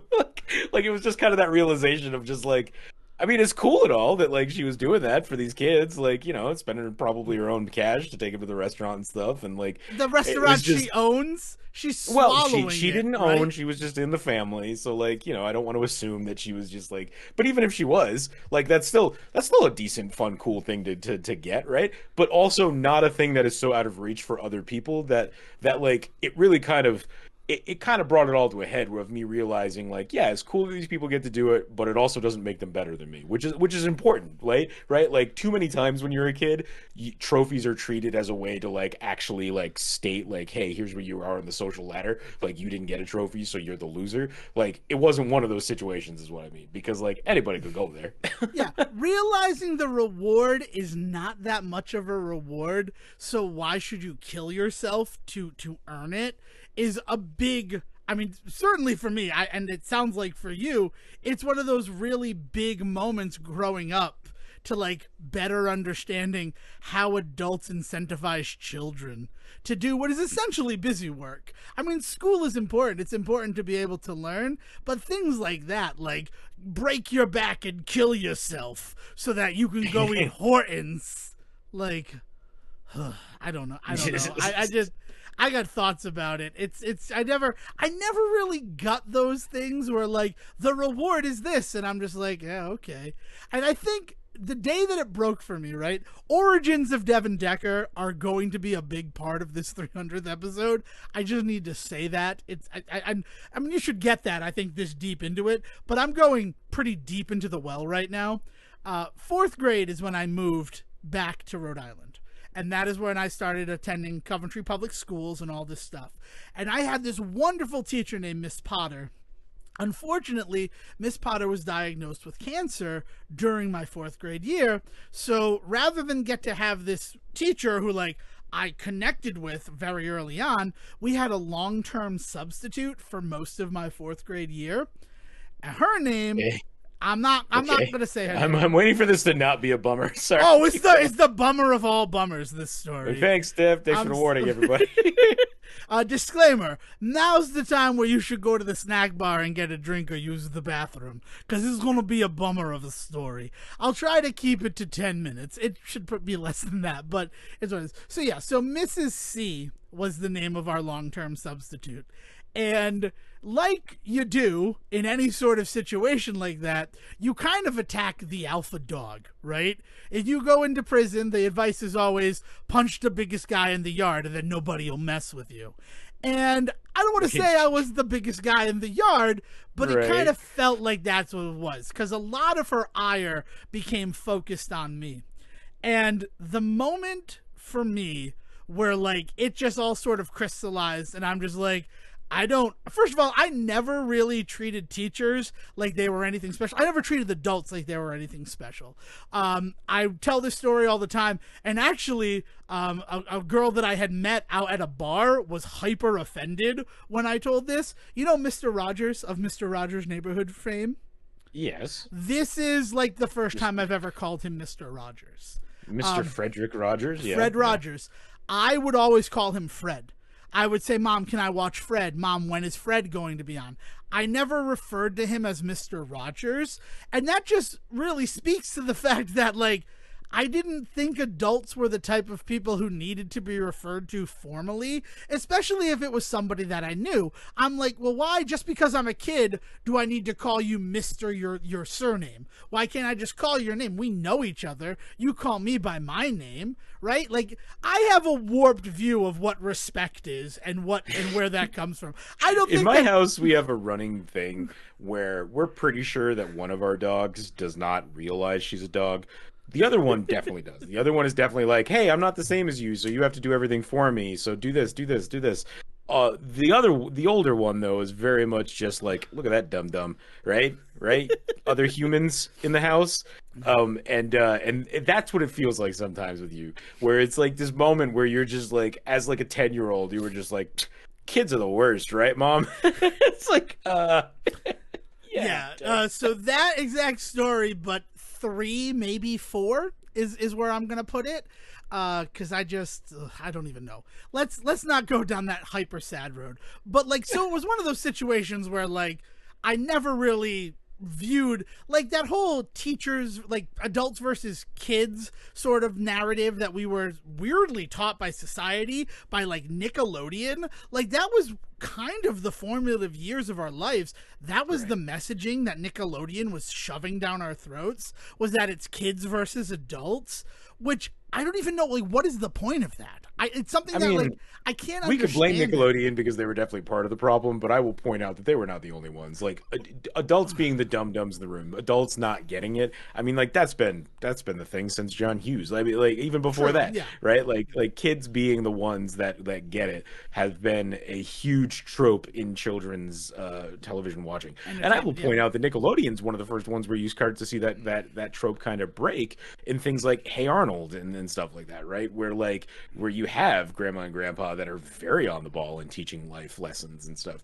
I have a lot of thoughts about calling out Nickelodeon for the ways in which they formed us, because I think Nickelodeon did a better job than a lot of other channels, but they were also still part of the machine. Well, I mean, it's weird. Nickelodeon. You're talking about like Clarissa years. I'm talking about Clarissa. I'm talking about Nickelodeon live action. Nickelodeon live action is more what I'm focusing my gaze at. Something like Welcome Freshman, where the antagonist of that show was 100% the principal. Like in the first season. Yeah, it was. I don't know. Welcome Freshman was an interesting show. It wasn't a sketch show, but it used the locker set from You Can't Do That on Television, so a lot of people conflagrate the two in their mind. I would have to go back. I think what the other big thing is that I can also conflate Welcome Freshman a lot with Roundhouse in those years. Well, Roundhouse was directly a sketch show, and it was supposed to be for like teenagers. That's why it was on so late as part of the kids that randomly found an abandoned Roundhouse. Like the like lore of Roundhouse is very Camp Nowhere. But then they also have the dad character. Like they have the adult characters. They do have adult characters though. Yeah, who are like to take care of them and sort of guide them there. But like, and that's like sort of the teamwork. That's one of the only ones where the like adult is in on the joke and part of the team. But then look at something like Pete and Pete, and there's the whole like the international order of adults who are trying to keep children down. Like that's weird branding. That's weird messaging. I mean, think about everything from Are You Afraid of the Dark, where kids are always in peril, adults are either always the bad guy or ignorant. Like there's not like a heroic adult on that show. Yeah, it's very like that's the sort of marketing we got. But then you get to like the animated stuff and something like Doug, where he's really good friends with his next door neighbor. And it like now, of course, people conflagrate that and say that it's because Mr. Dink was, a child molester and trying to take advantage of Doug Funny. And like, okay, well, that's like the other weird thing is like adults can't be nice to kids or else they want something from them. It's like we had weird times when it came to the media. Anywho, this is where I'm coming from. So I'm 10 years old. I'm in 4th grade. I love that you say that like it's a revelation on this show for us to talk about how like nostalgia and like look in retrospective like looks back really kind of like tint a lot of the bullshit that we were really fed. Like, oh no, nope, surprise. Like there was always something weird going on, and then like it really formed the way that we looked at the world around us. Yeah. And I'm glad that I was able to watch that stuff and be like, I don't really feel that way. I don't have the people that I felt were against me in like high school, I will say is the student council. And that was because I had betrayed the student council by not continuing in student government. I was the vice president of student council in my 8th grade year. And then once I got to 9th grade, I'm like, oh, this student council sucks, right? Because this is just like an adult trying to exercise their power through the children. Like it was very much a puppet became government. A social hermit in high school. Yeah. Very, very. And then the things that the frickin' the student council tried to do and to get me in trouble with, crazy.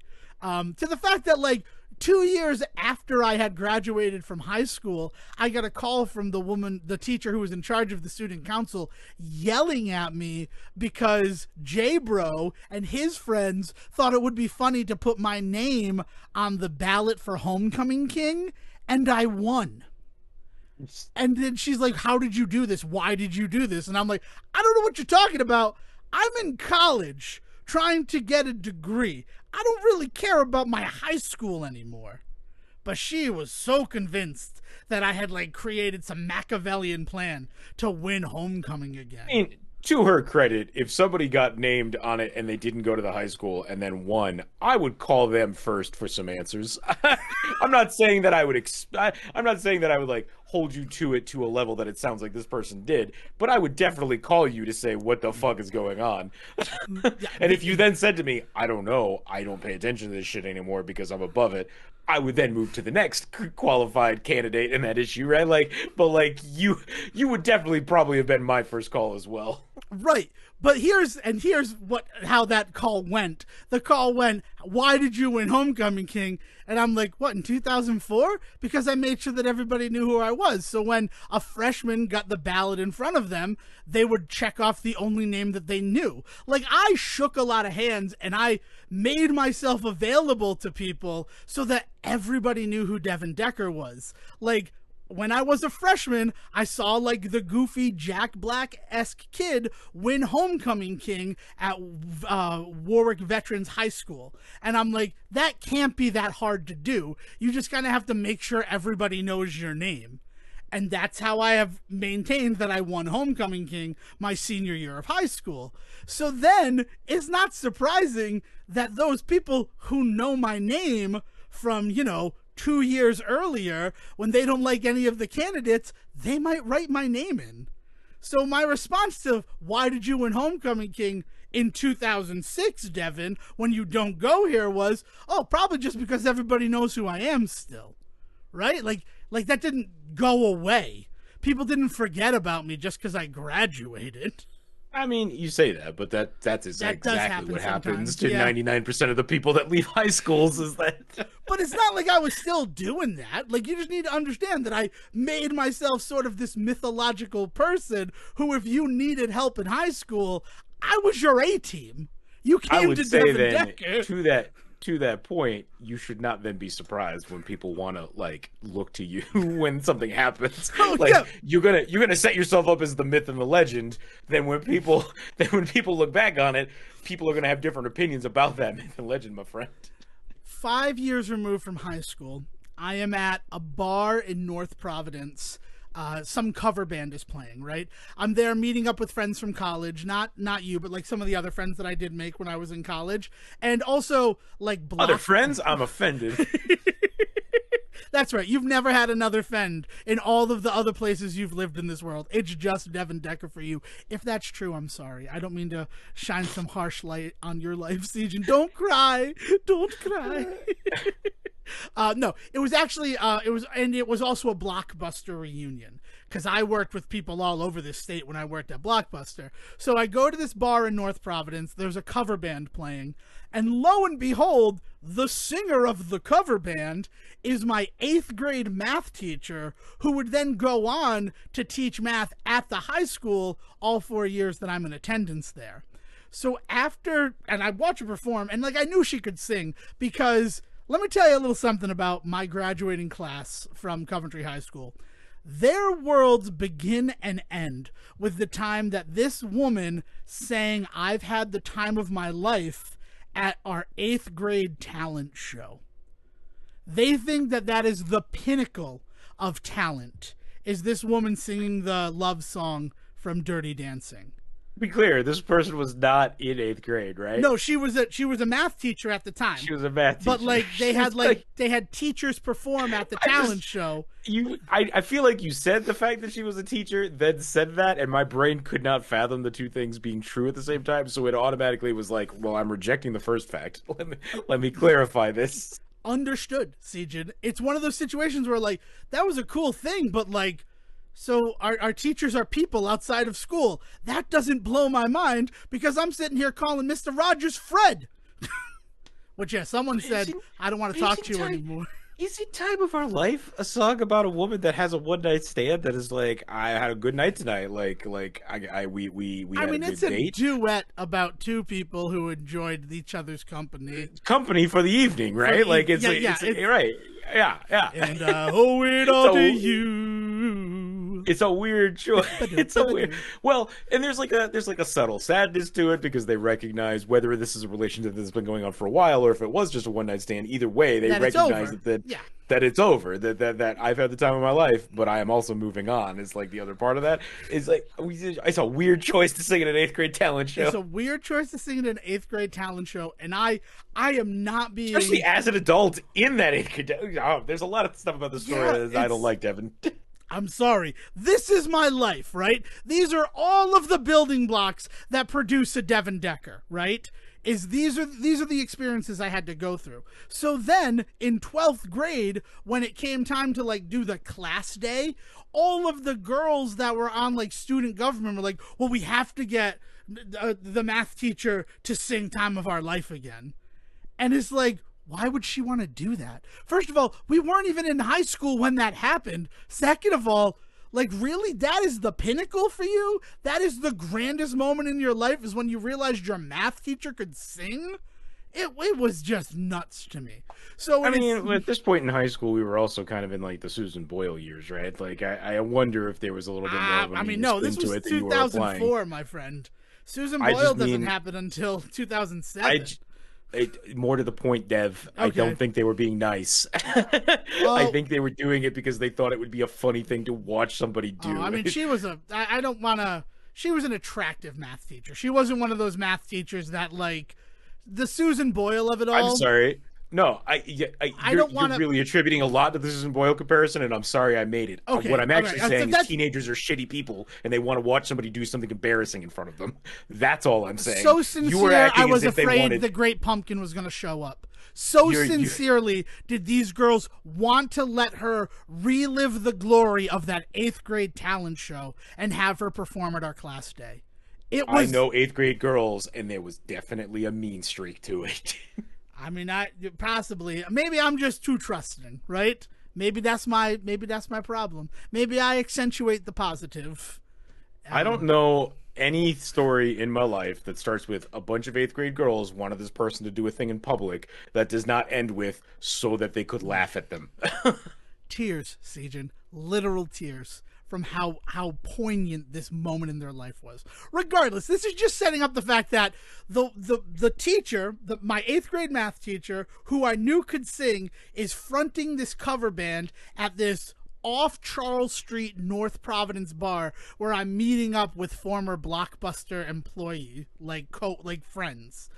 And she finishes her first set and she goes, all right, well, we're going to take a little break. We'll be back in like 20 minutes. And she comes and she sits down next to the bar at me and she buys me a drink.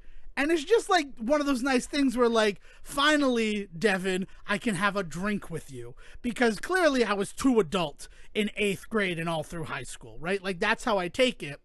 But then what she proceeds to do, and this is all just in service of the myth, the legend of it all, is dress me down for what was called at the time in hushed tones amongst the teachers at Coventry High School the Devin Decker rules. And she wanted to know if it was true that I was the reason that these 3 almost unforgivable rules had come to be passed at Coventry High School. It was one of the weirdest moments I have ever experienced in my adult life. Because I didn't know about the Devin Decker rules. I was done with high school for 5 years. And that's just the thing that happened in my life. Are you there? Is it stunned silence on your No, not stunned silence. Like, lo and behold, you pissed off a bunch of teachers enough that they never wanted to see you again. But it was nice. And we had a whole thing. I mean, I'm pretty sure she named her kid after me because she had a child at, like, the beginning of my 8th grade year, and she named her kid Devin. And, like, I feel like it feels a little bit inspired by the Devin Decker that came into her life. I don't know. Is that insane what I just said? Yeah, it is. Yeah, I don't need you to. yeah, I don't need you to yeah. confirm it. I don't need you to. Okay. Okay. Good. But it's spelt the same way and everything. I mean, the kid's full name is Devon Decker. No, I'm only kidding. I don't want to go like that crazy with it. But yeah, it's just one of those things that happens. But so getting back to the shirt that I had Will purchase for me, Will knows me. So when I ask him, buy me a shirt that will fit me that I won't give a shit about, what do you think the topic of this shirt was? Take like just a stab in the dark. Based on all the things that you know about me, I will say this, it is video game related. Will went with something video game related to be the topic of the shirt that I would not care about. Did he buy you a Banjo-Kazooie shirt? Wow. I mean, that would have been like one step below what he actually picked for me. He got me a Hollow Knight shirt, but specifically a Hollow Knight shirt that doesn't have Hollow Knight on it. It has the Silk character, the Wasp character, who, like, by all accounts is going to be the main protagonist of Silk Song, should that game ever be released. You know what? I need to give River City Girls 2 some slack, because people have been clamoring for Silk Song for like 7 years. Yeah. I've been clamoring for River City Girls for like 6 months, so I apologize for that. So I mean, considering the fucking like the catastrophe and like reclaiming story that's going on currently with Cyberpunk, I would think by now we would have learned to stop asking for games to get forced out. Yes, and that's exactly where we should be. But it's one of those situations, like everybody was upset that Across the Spider-Verse didn't release, last week? Because that was when the original release date was. But let me tell you, if they cooled their jets on that and delayed it till next summer, more work was needed on the heavily animated Spider-Man movie. They're not going to release something half-cocked. Especially, yeah, I wasn't expecting it this soon. I thought it was supposed to be Christmas, but I guess shows. Yeah, it was like in October 11th. It was last Friday was supposed to be the release date. So October 3rd, I think. I'm not sure. I don't quote me on anything like that. But yeah, it was supposed to be out last Friday, and a bunch of people were like, "This is what they took from us," and I'm like, "They didn't take it from you. It's not like the Sinister Six movie that they called the shot on and just never released. It's coming out. It was just delayed, probably so that they could make it better for us." I feel like the Sinister Six movie was not a promise but a threat. But anyway, man, 2012 was a weird time to be a Spider-Man fan, huh? Anywho. Oh yeah, because it makes much more sense now in 2022, 10 years later. So what? Staring down the barrel of potentially never another Spider-Man movie ever made again if Sony can't get their fucking panties out of a wad. But sorry, go ahead. I don't know if I'd be willing to jump arms open into to deal with Walt Disney. Especially, I'm not saying Disney's any better. Yeah, Sony could still make Spider-Man movies. Sony is in a prime position to continue to make Spider-Man movies. They don't want to because they want to hurt Disney. Sorry, go ahead. True. I mean, that's it. But they're making all these other stuff. There's a Craven movie coming that I'm excited for. No, there's not. Oh, what? Craven movie got canceled? When did that happen? They have pushed that back. They have pushed that back so fucking far that they haven't even started filming on it yet. Oh God! I mean, Blade just got canceled too. And after Werewolf by Night, Blade I really thought Blade got pushed back. Blade was supposed to start production. Blade is indefinitely looking for a new director. Yeah, that is the state they're in.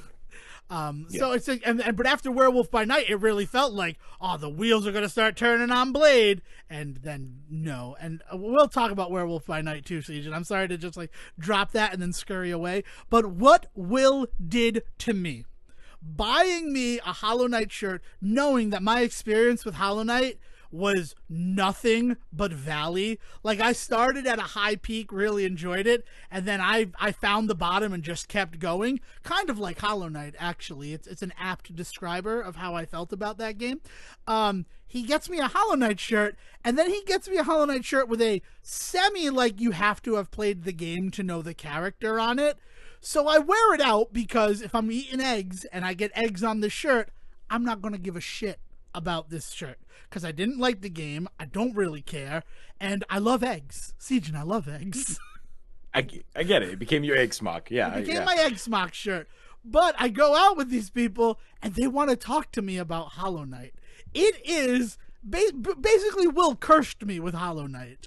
and I have to give him credit for it. Like he knew this goes beyond doing. this goes beyond you not caring about it. Then, right? The second that you have this angry of an opinion about this, where it upsets you that people ask you about it, like if you didn't care about it, somebody would say, "Oh, that's a Hollow Knight shirt, isn't it?" And you could just be like, "I think so. I'm not really that into the game." End of conversation. They're not going to talk to you about it. But if you say, "Oh, I fucking hate that game," then the question comes, why do you have that shirt? And then a conversation begins. It becomes a conversation starter because, all right, so let's pretend we're going to do a little scene here, right? Especially with all the improv. Let's do it, right? We're eating eggs together. We're out for breakfast. I'm wearing my Hollow Knight shirt, all right? And you be like, we know each other. We clearly have a friendship, but maybe we haven't seen each other in a minute. But you've played and let's say enjoyed Hollow Knight, okay? And action. Oh, am I going? You didn't state who was starting conversations or what we were talking about. That's a good point. You start the conversation. You start the conversation based on my Hollow Knight shirt, okay? And action. Oh, Devin, you got eggs all over your Hollow Knight shirt. Oh, this shirt? I wear this shirt because I don't care about it. Oh, weird way to go, but okay. Yeah. And see. That's the thing.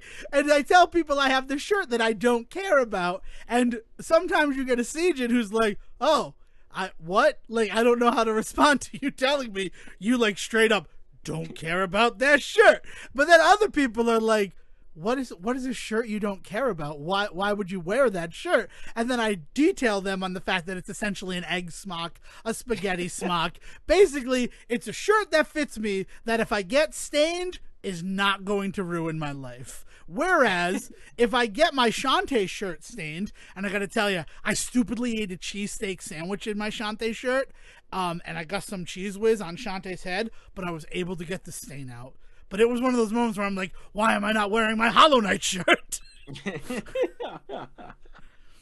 Oh, shit, man. So back to fourth grade, and Mrs. C trying to establish her dominance. Here's a weird thing that we did in my fourth grade class. When you were a good student, akin to the arcade, you would be rewarded with tickets. Right? Okay. So as much as, like, you want to say that I was a problem child or anything like that, Don't levy that shit on me. Everybody wants to. Yeah, that's what I'm saying. As much as the royal, you, they, everybody who isn't Sejohn or Will, no, they call me a problem child too. As much as I am a problem child in the eyes of everybody. I see you like the problem child, and I am like the father that has been forced to adopt you. Really? You're my Ted Ritter? That's not his name. No. Ted Ritter is his dad. John Ritter. You're my John Ritter. I almost said Jason. You almost got me going in the other direction. Sorry. High Noon was just like one of the various trivias. It was High Noon. So, of course, I was thinking of Tex Ritter, which is actually John Ritter's father, and that wonderful theme song that he recorded for Gary Cooper's High Noon. So say what you will about me being a problem child.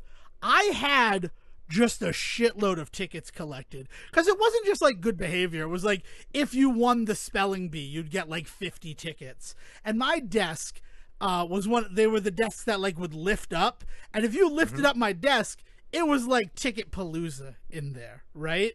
So Mrs. C comes in, and I challenge her authority because she's not Mrs. Potter, right? I was excited to have Mrs. Potter as a teacher. And I look at Mrs. C and I'm like, you're an idiot. I like from the go, I'm like, this teacher is an idiot. I'm starting to realize why she might not have liked you, but go ahead. Oh, dude, this story comes to a head that you can read on my Facebook. I won't give the full thing, but the name of the story on my Facebook is Why Mrs. C is Still an Idiot. So it's there, right? I thought she was an idiot. And her way of establishing dominance was Tumblr never died. It just became Facebook. I wrote that back in like 2010 when Tumblr was a thing. I didn't know Tumblr existed until Tumblr was gone. I never realized what they took from us, Sejohn. The way that she established dominance was What's Facebook blogging called? Face blogging? Blogging? I think it's being one of the 30 people using the metaverse. You were boffing. Yeah, that's what you were doing. Yeah, yeah. First of all, it wasn't just 30 people in the metaverse in general. It was one company's meetup in the metaverse that was supposed to be the whole company, and then it ended up just being 30 out of like I think like 1,000 people that were supposed to, and they spent a lot of money rebuilding their company in the metaverse just for 30 people to start using it. It was not all of the metaverse only had 30 people in it. Okay, well that's how every incendiary I headline. Thank you for I looking it know. up to keep me I know honest. because they want to shit all over the metaverse, which I'm a big fan of, but I want to make sure we get our facts right. This company spent $1 billion to basically rebuild itself within the metaverse, and then only 30 people used it. Well, the other 970 people probably had headaches from the headset. Oh man, sorry. I don't even know what I'm saying. These are words. I love my words. So what she did is that she publicly shamed me by making me throw away all of my tickets in front of the entire class. Like that was What? the way that was the way she like tried to assert her dominance as the teacher But you earned over those a tickets. 10-year-old kid. I know I earned those tickets. And I was excited for the redemption day at the end of the year to like use them. But she made them throw them away. And it's a moment in my life that I will never forget. No, Devin, it was a Freudian slip of the tongue. Those tickets threw you away when you threw them away, man. I Oh get it. man, no. What I remember it, and Those tickets represented you. yeah, throwing away the trappings of a world where every adult was my equal, but instead of taking it as they are better than me and I will address them by Mr. or Mrs. or Sir or Ma'am, I took it as I now have the dominance in this situation. Yeah, that was your youth. Slowly, with every ticket, it was just another slash, and it was death by what, 300 cuts? Death by 5,000 tickets. It was so many tickets, and I remember sitting there, hot tears in my eyes at this. Like, this is wrong. This is the wrong way to treat a child. I don't know what I did to you, but like, this is not the way to like endear yourself or show that you have dominance over a child. Which like that also kind of comes out weird, but like you're not gonna connect to me as a teacher by punishing me in this like public square the way that you are. And like certainly not by taking away everything that I have earned. And also I'm 10 years old, right? Like that's a weird flex for somebody who's probably in their late 20s to do, right?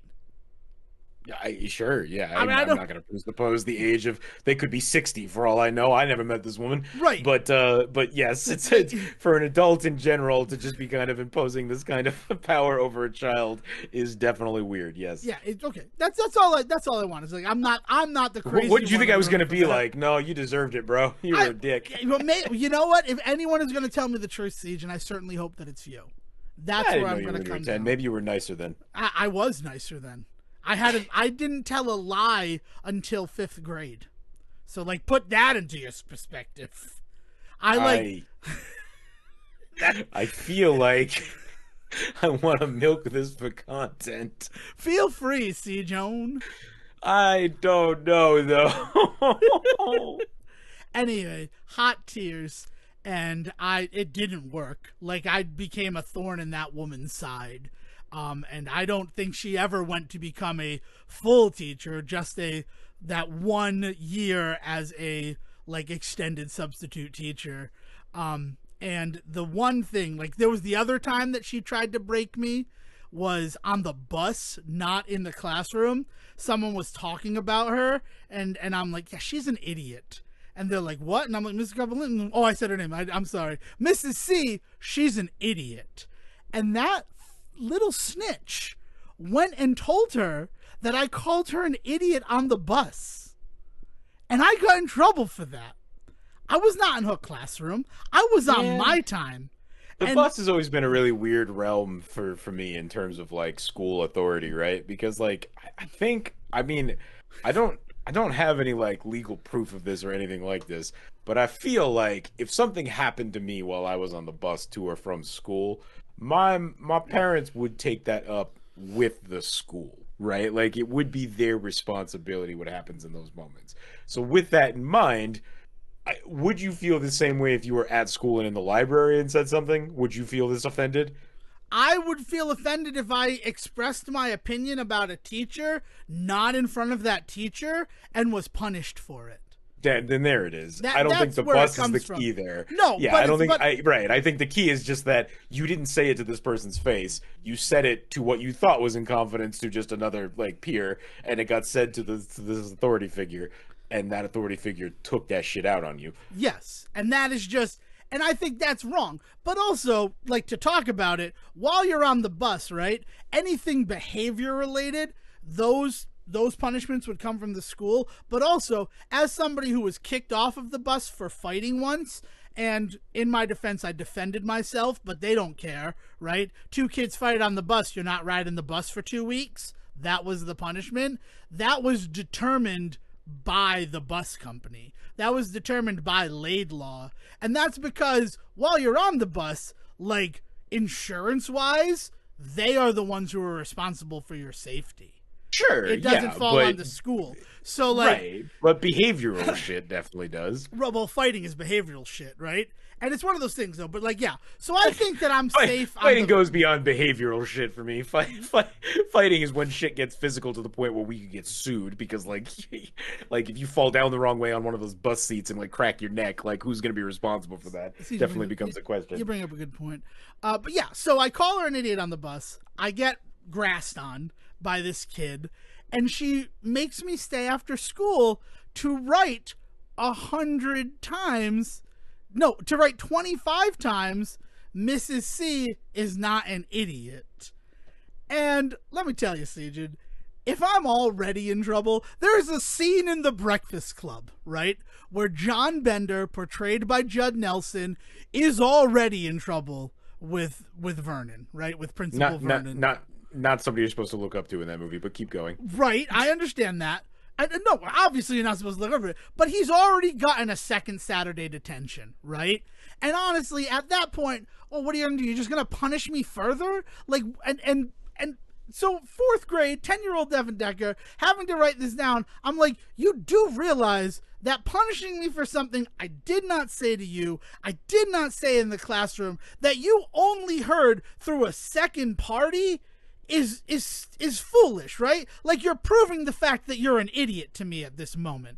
Those are words that I said to an adult at 10 years old. And her response was, well, now you have to write it 50 times. And I said, I could write it 100 times. It doesn't change the fact that I think that you're an idiot. So I ended up having to write Mrs. C is not an idiot 200 times. You realize at that point you're no longer being punished for what you're saying, but for you yourself being a dum-dum in saying it. I know that I did it. Like I said, I wrote it 200 times, and I sat there and I wrote it 200 times because, like, what does that teach me? That doesn't teach you anything. That's busy work for the sake of busy work, and maybe we're gonna, like, beat the rebellion out of you by making you do a repetitious task. There's something to the idea of teaching a child when it's appropriate to just cut your losses. Because I don't know if you've been in the real world, but that is a lesson that you need to learn real quick. Adult in the real world, I've totally learned that lesson. But up until my senior year, if I was not the party who had done something wrong during my, like, K through 12 schooling, I would not let it go. That time that they tried to expel me for crossing a driveway during a fire drill, and I'm like, I did nothing wrong in this moment. This is a teacher trying to assert her dominance over a student. I'm happy that I didn't back down on that. And I'm pretty sure I've told the story before of the vice principal who said to me, I mean, you're right in this situation, but do you just understand that you're the child? So no matter what, we can't tell you that you're right? And it's just like, oh, okay. But he's like, but real world? Yeah, fight for yourself. Make sure that you don't get punished for something that you didn't do. I feel like you went to a bad school system, because these are not the lessons that I was ever taught in school. Well, I very much had principals and teachers that were always on my side. I feel like I need to make that clear at this point. As somebody that was also in Rhode Island in the school system, I definitely had a lot of people that had my back. I had a principal, including the day that a person showed up at school to beat up somebody else and found me first, and so I ended up in a fight. And you'd think in a school with a no tolerance rule that would mean I would also be in trouble, but the second that guy admitted that he had showed up to beat up somebody else and chose me instead, instead they were like, well, then clearly this person's not in trouble any longer. That's awesome. I mean, here's the only reason that I got through this is because the greatest lie that I ever convinced the world of is no punishment you could levy against me as Devin Decker will even begin to touch what my mother will do to me for having gotten in trouble at school. I don't know how this is a lie that we maintained through 12 years of me going to school, but it is a situation where, like, we're going to have to call your mother. And I guess I had the face, like, just ready to bring out to show these people and be like, no, please don't call my mom, right? Don't throw me into the briar patch that is Dorothy Decker's rage. Right? Nowadays, they'd probably call Child Protective Services, thinking that she's got some sort of chokey for me at the house. But, like, but that was how they did it. Like, they're just like, we're to call your mother. And I'm like, no, don't call my mom. Please don't call my mom. And they would call my mother, and she would pick me up. But that just comes down to the fact that you just always knew your mom was going to have your back when you were right. Right. Because if you were not in the right, it's not like your mom. I know your mom. She would not have backed your play if you were being a dick. The whole thing, that senior year thing where she's like, you're right on this one, but do you understand that if you apologize, it literally all goes away? And I'm like, I get that, but I don't want to apologize when I didn't do anything wrong. Like, my apology should mean something. It shouldn't just be to get everything to go away. I mean, I learned a lot about life in my educational system. Do you know what I would give nowadays for the ability to just lie to somebody to make all of my problems disappear? I know, right? And it was you're just one person that I can just tell a lie to and just smile and nod and walk away from and be the bigger man, and suddenly all of my life's problems have disappeared. Please. I mean, weirdly that worked out in the things that, like, that vice principal was like, I have a new job that starts on Monday. I'm just going to forget to file this paperwork, and can we just pretend it didn't happen? Know that, like, I get why you acted the way you acted. Know that I understand that you're 18 years old and, like, you're an adult and you're ready for the world to treat you like an adult, even though you've been ready for the world to treat you like an adult since you were 5 years old. Can, like, that just be your victory and you just get through the rest of high school, Devin? Can you make that promise to me? And in his defense, that got through to me. That got through to me, and I kind of just flew under the radar the rest of my senior year. Because, oh, you're right, if I don't do this stuff, I mean, I flew kind of under the radar. There was the time that I was arrested, but I don't need to tell that on this episode. This is already a pretty dark 300th episode of the Say Report. I guess I decided, let's just open up all the cans of worms. Can we put out any of this? I don't know, Dev. I had an entire, like, list here of, like, bits for us to do, but you've decided to just kind of unload for an hour and a half. Oh, man. And the reason why, it's all because of Hosmer. And again, I love Hosmer. They're a fantastic company, but those roads to go to Hosmer are so thick with memories from my past that, like, I'm just kind of there. I'm in this weird, it's not even the stuff that I'm nostalgic for. It's just like the hurdles that I've overcome and just kept running. Like, I've not let any of these moments in my life stop me. And I'm happy about that because I looked for the positive things that were going on. What are some of your bits? Let's do a Sejohn bit. I will say that I don't really want to continue down this road and try and act like you're some, like, Jordan Peterson, like, fucking guru for assholes. Who's George Peterson? Jordan Peterson? Oh, Jordan Peterson. No, I don't know. If you don't know who that is, like, then good on you. My Peterson that I aspire to be is Norm Peterson. And I think I'm pretty close. George Wendt and I were the same height and were about the same weight. There's a fun thing.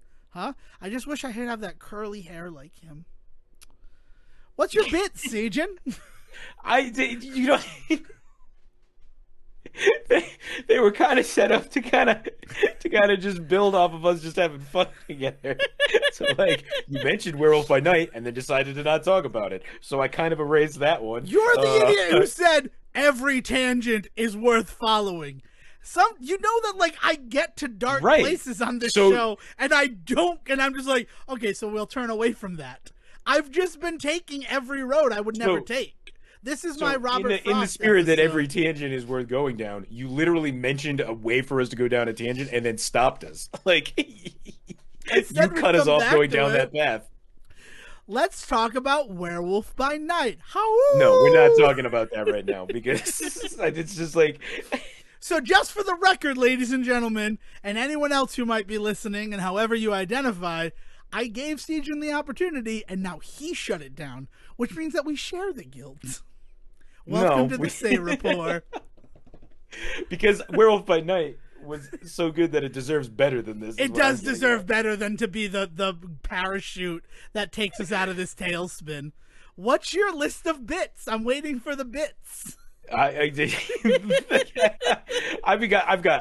the death of Yahoo Answers written here, online dating service written here. Let's see. I've got the doozers that work by computer. That was going to be a bit that I was going to do. That was going to be fun. That was going to have some character work in it. But no, that's dead now. Are any of these dead? I mean, it feels like I have a list of bits that we can't do is the bit. Right? I mean, I was also going to get into like all of the Spooktober stuff I've been doing and go through some of the scares and haunts of games and movies that I've been watching. I played shit, man.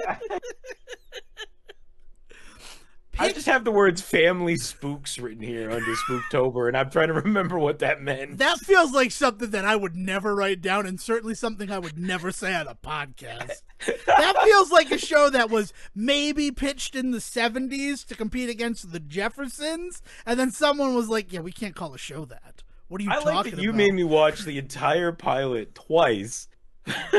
For Superhero Clyde or whatever the fuck it's called. Super Clyde. And like I was so upset the first time I watched it that I was like, I need to watch it again just to make sure that like maybe I was just in a bad mood that night. But no, after watching it a second time, I'm still upset. All right, well, why don't we talk about Super Clyde with this as our last moment as we get into the 230. I don't even know. Let's get to what is it? Well, minute 150 of the podcast. Let's talk about Super Clyde for half an hour. You didn't like Super Clyde? I don't. All right. So here's the thing. Like early days of the Say Report, one of the things. Go ahead. Do your thing. Do your thing. I'm so angry. I was going to interpose. Whatever. Go ahead. You should interpose, Sejohn. I'll just go. Right. This is a challenge to me to try to fill 300 minutes. There's an entire third of the 21-minute plot significant moments of Super Clyde. There is an entire third of it dedicated to fat shaming a character and the idea that like fatness is like a punishment for what a terrible person she is, and the fact that she ends up being able to quote unquote hide that part of herself once they get money is like the resolution in that only episode. Now granted, it's just the pilot and who knows what future episodes would have done, but since this is all we have to go off of, I can understand why it was maybe not picked up to series. I mean, but you also need to consider that like this was 2012. Like that was the world that we were living in. Does that make it okay, Dev? I don't think that makes it okay. But it certainly doesn't make it okay. But one of the things that we have explored on the Say Report, and one of the deeper tenets of this show is the fact that all media as it stands in current year 2022 acts as a sort of time capsule and glimpse into the period in which it was made. Well, and so here we are in 2022 watching this today specifically after the events of, I will point out, Lizzo playing the crystal flute, right? And one of the big things that sounds like a Harry Potter spinoff. Lizzo and the crystal flute just sounds like a Harry Potter spinoff. I hope to God it's her next album name. I swear to God. So for anybody that's not familiar with the quote unquote, I was going to say conspiracy, but that's not. It happened. It's not a conspiracy. The controversy, right, is that Lizzo, who is a classically trained flautist. I'm not trying to say that word like an asshole. I need to remind myself that that's how you say it. Because in addition to theater kids, we were also band geeks. Yeah, right. So she's classically trained. She often plays the flute in her performances. She was going to be playing in DC. I'm not quite clear on if it was like, I don't think it was for the president or anything like that, but It was I a think it was like Smithsonian event, I'm pretty sure. Smithsonian Yeah. event, right? Yeah, yeah. There is some governmental body involved in this to begin with, right? Where it becomes kind of a thing where the Library of Congress that houses a crystal flute owned by James Madison is says, you know, you already play the flute. See, this is why I needed to remind myself.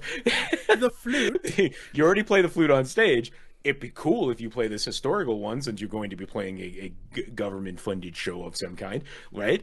And she's like, yeah, fuck yeah, it will be. And she ends up playing this crystal flute on stage, this piece of American history that she plays with funding from taxpayer dollars and all this shit that goes into it. And some people were like really shitty about this. I don't know why. Again, she's classically trained. This is not new. She has played the flute before many a time. Like it's like she is this is something that she does. And she was given the opportunity to play this historical instrument, which happens all the time with musicians. Like really popular musicians, especially in the classical field, are often invited to play historically significant instruments from time to time. Like this is not new. But like the like certain sects of people lost their fucking minds about this for various reasons, and not the quietest sect of people was the kind that come out every time Lizzo gets mentioned, and they just want to talk about body shaming, right? And I don't mean in the fact that like they want to talk about body shaming and dissect it. They just want to body They shame the just want fuck to out of body anybody shame. that does not have a physique that they agree with in any form or fashion, right? And so it's just really interesting hearing a lot of that sort of shit going on recently and then sitting down and watching this thing and just being like, this is the problem, right? Like point blank, this is the problem. And so for anybody that does not know, Super Clyde, right? It is a show developed by the creators of My Name is Earl and Raising Hope, right? Like And yes, it's in that family. dear, we're the Millers. Greg Garcia is the name of the showrunner and the person who Yeah. created it. And he has in the past for sure tackled dangerous comedy before on these shows, right? Like with things like class being a part of it, race definitely being a part of it. Like he is no stranger to taking on potentially controversial topics and having something interesting to say about it, or moving the dial on how we approach that stuff. Like it is kind of his bread and butter. The fact that these are the kinds of people that he wants to focus on in his sitcom work that other shows don't necessarily bother to focus on because they're not pretty. They're not photogenic. They're not television genic, right? Like there's something about the work that he does where focusing on otherness and people that do not fit this mold of normalcy, quote unquote, like it's a really rad move like that he has made over the years. It's part of the reason why his shit when it hits so nice is because he's focusing on people that other shows normally don't.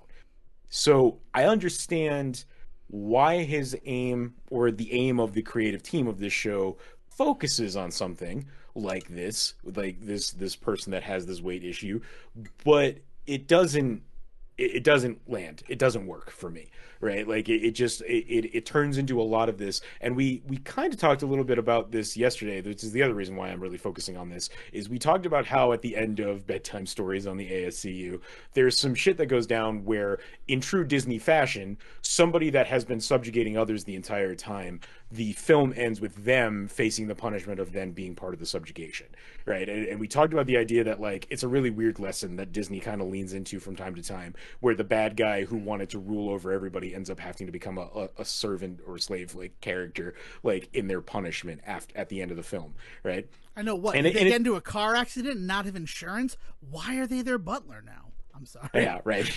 So with that, right, like the ways in which like these kinds of these punishments, these retributions, these turnabouts for these characters kind of feel like it's a statement from the creators saying, isn't this a terrible life to lead? Is like, fuck you. Like like people out there gotta work, right? And so this woman that in this show that has a weight issue that she's clearly dealing with like mental issues that are leading to it. It is straight up addressed that like it is because of the bullying that she faces leads to a disorder of some kind and all of this shit.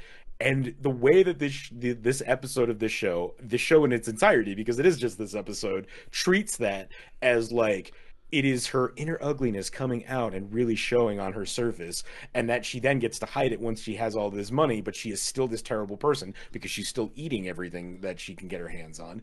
It feels like a really weird statement on like on weight and in these kinds of issues, right? And like I said, maybe if the show had more time to really kind of parse out the issue, there'd be a different conversation, but we're not given that. We're only given this one episode. Right. And honestly, as much as I would want to make the argument that maybe she would realize that her unhappiness was never her weight, but the way that she chose to approach life and react to people constantly judging about her weight, on the other end of it, this movie is very much based in superhero media. The whole super Clyde of it all is the fact that Clyde, portrayed by Rupert Grint, finally gets his superpower after being orphaned as a kid. And that superpower is money. But rather than become Batman and fight crime, he decides to go out into the world and reward people who are kind, who like do a good deed. The whole thing behind it is he goes and he throws a bunch of wallets out into the world that have, I would imagine, a significant amount of money in it, probably like around $100. And it I think by the time I think the end shows us that it's 320s at least, and maybe a 5. Like, so there is some implication of how much money is in it, because the last shot of the episode is a wallet falling to the ground with certain bills sticking out the top. So it's not a life-changing amount of money, but it's a significant amount of money that somebody would probably pocket, right? So something in the $100 to $200 range. Like, hey, this might take care of rent depending on where you live in the country for this month, but it's probably not, right? Is kind of, I think, where we're at. Yeah, it's one of those situations, again, because it's 2012, so it's not where we are now, right? Such a dystopian difference 10 years later. Where, sure. Well, $200 could have been rent somewhere, right? Yes. Yeah. Well, I mean, but also the sort of situation where, like, finding a wallet that has $200 in it, that $200 might mean being able to feed your family tonight, right? Getting through that. Because the whole premise is the fact that if the person finds the wallet, contacts Clyde because he leaves a contact number in there, and returns the wallet with all of the cash intact, they get rewarded with some sort of grand prize from Clyde. And the reason he gets this idea is that it turns out his crazy Uncle Bill wasn't that crazy. It was just the way that he lived his life, because he invented Silly Putty and made like he was a multimillionaire, but the money didn't make him happy. Putting goodness out into the world is where he found real joy. That cover that? Does that make sense? Yeah, no, I mean, so that's the origin, right? But then what we learn in the show is Clyde is adopted by his uncle at a very young age. Then his uncle passes away, and him and his brother and sister have to learn to kind of live without their uncle and their money for over a decade and a half. Yeah, and so they have to kind of learn how to live in the world again. They don't succeed at that because, as we're told, they're kind of given the trappings of a rich life anyway. I mean, like, I don't know what the plot is supposed to be here, right? They're told that there's no real money for them, but they get to stay in the house. My first thought was, well, then just sell all the shit in the house, and then suddenly you're back to being a multimillionaire again. And that's what they do. So they're never actually without money, which is like the first thing, right? So there's this like decade and a half time jump in which they've been quote unquote, taking care of themselves. But we learn immediately that what they've been doing is selling off all the shit in order to do so. They've learned nothing. And now suddenly they learn there is a bunch of money for them, that they've been left with millions of dollars. They're going to be getting $100,000 a month basically for the rest of their life, right? And that is a huge amount of money. That's $1.2 million a year, just for the quick math out there. Right. But so that is, I mean, that is a ton of money, right? Yes. And so now they have to learn how to live their lives as the people they are now with money. it's some very weird back and forth. Like it's overly contrived to be the plot for this show, but I will say that's also par for the course for this creative team, right? Like yeah. I mean, like look at the fucking plot, the opening pilot of the pilot of My Name Is Earl, where he wins the lottery, then gets hit by the car, then finds the ticket again. Like the back and forth, like convoluted nature of the setup is actually part of the joke, I think, right? So I'm okay with that part of it. But like the ways in which the sister character is treated, because she develops this eating disorder when she's younger, and it leads to this issue later in life with her health and her weight and all of this stuff, and the ways in which that is addressed feel really weird. The brother also feels really weird. I think the more, like, I knew this when I watched it the first time, which is why I wanted to watch it the second time. But it really loses any benefit of the doubt by not having more episodes. The fact that this is just the pilot of this show really does it no favors. There is such a setup with all of these characters to be terrible, and side characters and incidents and ways in which things are approached that are so upsetting and unfortunate that I'm sure their intention was setting up all of this rotten shit for them to then tackle as they go through the rest of the series, but the rest of the series doesn't exist. So all we have is just all of this terrible shit with no payoff. And like it just feels weird. Like the brother paying for an internet person to come be at the house $10,000 an hour or some nonsense like that. $10,000. He has her for the week, but he can only watch. He cannot touch. It's a weird That's moment. That's just a right? weird like, thing. And it's also look at the world today and what online sex work is with things like OnlyFans and stuff like that. Like it's really weird through the lens of 2022. And I think the problem is, here's what I will say. When the Say Report, when we get to our 300th episode, something that we did early on in this show and that I always enjoyed was seeking out and watching the pilots of shows that didn't make it. Like we watched the Adrian Palicki Wonder Woman pilot very early on in the show. We just watched How I Met Your Dad. I was going to say, it's something that we've kept up our entire... it's something that I really enjoy. So when we get to the 300th episode, I really wanted to do this specific Greg Garcia pilot, because this is one that like nobody talks about, but I really feel like it is something that is near and dear to Greg Garcia's heart, because the show that premiered on Freevee, the IMDb like free TV sort of app, this past year, called Sprung, has so much Super Clyde in its DNA. It's insane. Like, I watched the first episode of Sprung, and I was a little nervous to watch it because of the fact that it is set in 2020, and what it follows is a group of nonviolent criminals who are suddenly released from prison to help with the overpopulation issue in a time where having so many people in a prison cell could be a death sentence for literally everybody involved. Right? They are let out in April of 2020. Just to be clear, in order to tackle the overpopulation of the prison, they are released. Not they are released to go out and kill a bunch of people because the world is overpopulated. No.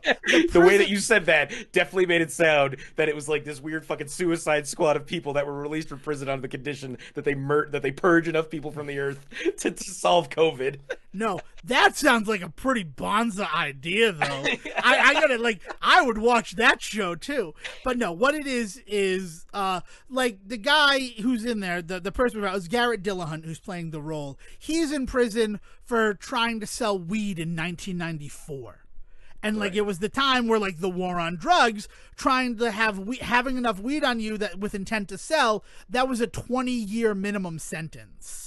So the fact that he served like the bulk of that, and again, non-violent crime, he didn't have a gun on him or anything. Gun on him, not gum. He didn't have a gun on him, and it was just like intent to distribute because of the amount of weed that was on him when he was arrested. They decide, we can put you out into the world. Some of the other like main characters, one of them was just petty theft, and the other one, it was like white collar crime, but like kind of one of those white collar crimes against the person that we can all agree is a piece of shit. So like, was it really that bad? Was it kind of like a Robin Hood, semi like Scott Lang in the MCU sort of crime? It's got a lot of leverage in his DNA, right? Yeah. Like we're talking about a group of people that have some interesting abilities that normal types would not normally have, and they use those powers for good, right? Like, well, they use those powers to commit crimes against other criminals. So that's the leverage part of it. And then the secondary part of it is Garrett Dillahunt, who, again, he was never like a criminal. The other people are all criminally minded, but he was just like caught in a bad situation when he was like 18 years old. So like he grew up in the system and now he's suddenly out there. What he does with his money is try to help people that he sees going through hard times. Like the moment where I was like, fuck, I'm going to watch all of Sprung is at the end of the first episode. We see early on one of these nurses who is not going home, who's sleeping in her car, and her kids are so sad that like they don't get to see their mom. So what he does is he takes 2 Amazon Fire tablets that was part of the heist that they do and gives one to that nurse and one to the kids so that they can voice chat with one another. I'm not going to cry in the 300th episode of the Say Report. I said that to myself, but I'm about to it's like this hyper touching moment. And the first thing that I thought of when I saw that in Sprung was Super Clyde. Now, Super Clyde, you want to talk about the fog of nostalgia. I forgot that Tyler Labine and his sister existed. I don't remember the actor who plays his sister. I don't remember. Forgot that those 2 characters existed. What I remembered was Super Clyde. His uncle passed away, and he knew that his uncle like had this weird thing of taking pictures of himself that just seemed like to not really matter at all. Based like it was like his uncle's face and like something crazy in the background. And I like his uncle passes away, leaves him this money, and when he finds out what his uncle was doing with the money, Clyde decides, well, I'm going to keep that going because that's a force that's necessary in the world. Right. And like that's all I remembered from the show. I had completely forgotten the fat sister who like is like just let like the worst part of it, right? Now that we're talking about the fact that it is fat shaming and that it is all jokes at her expense, the worst part is that Stephen Fry was the butler to the family. He played his character name is Randolph, and there's this moment where he sees that Clyde is sad, right? Because he's just inherited all of this money, but like unlike Duke, his older brother, and is it Julia, his sister's name? I don't really remember. I guess I'm gonna have to look up Super Clyde more than I already have. Let me give me 1 second. Well, the problem is I know that Super Clyde, who he's interested in, is in Jolene, so I think Julia is his sister. What? Faith? It is Faith. Faith is his sister, right? Duke and Faith immediately when they get the money, Duke is buying YouTube stars to come hula hoop in front of him, and he buys his dream car. Faith goes and gets the liposuction so that she can finally be skinny and avoid all this stuff. Clyde is like looking at the money, and he's still going on with the life that he was leading before he had it. He works as a janitor at a fast food restaurant. And, you know, they hire back the butler that knew them as kids. And when he sees that he's sad, he's like, do you need to talk to the doctor? And the doctor is a hand puppet that essentially acts as a therapist to Clyde. Now, Clyde, when his uncle passed away, I'd say like the oldest he could be is 12. Right? Like he's young. He's younger. So the fact that he might need like someone to talk to at that age, or while he was living with the butler after losing his parents and having these like older siblings who kind of weren't there for him either, like it would make sense that this guy would kind of become a support system to him. But then like it's sad to think that the butler could identify the problems with Clyde but then also wouldn't talk to Faith about what she's clearly going through. Like the doctor never visited with Faith, and that's super sad to me.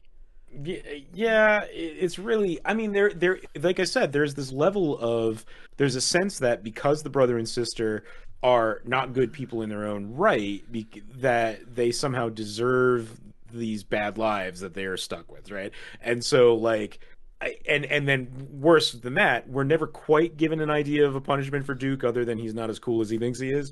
Whereas like for her, there is this entire aspect of like we watch her get bullied, but we are given the impression that she is not a good person without ever given like solid evidence of that. And then on top of that, we're given the idea that that her punishment for not being a good person is to become fat. Like, it's a really weird rabbit hole that the show asks you to go down with you on that character. And again, maybe more episodes would have fleshed that out differently, but like, well, I guess my we're thesis not is given that opportunity. I don't think it would have. I think by the nature of it being a superhero-esque show, they are meant to, because all superhero stories are modern parallels. Sure, I think that's just set dressing, though. I would much more approach it as what's the creator's name there? Again, I want to make sure I say it right. I think you can't ignore the fact that it's a Greg Garcia show. Those have a formula to them. Like when we're first introduced to Earl and his friends in the first episode, you are under the impression that these guys are never going to get it right. And then the endearing part of that show is watching them get it right. The same goes for Raising Hope, right? Like there is that is part of the whole shtick.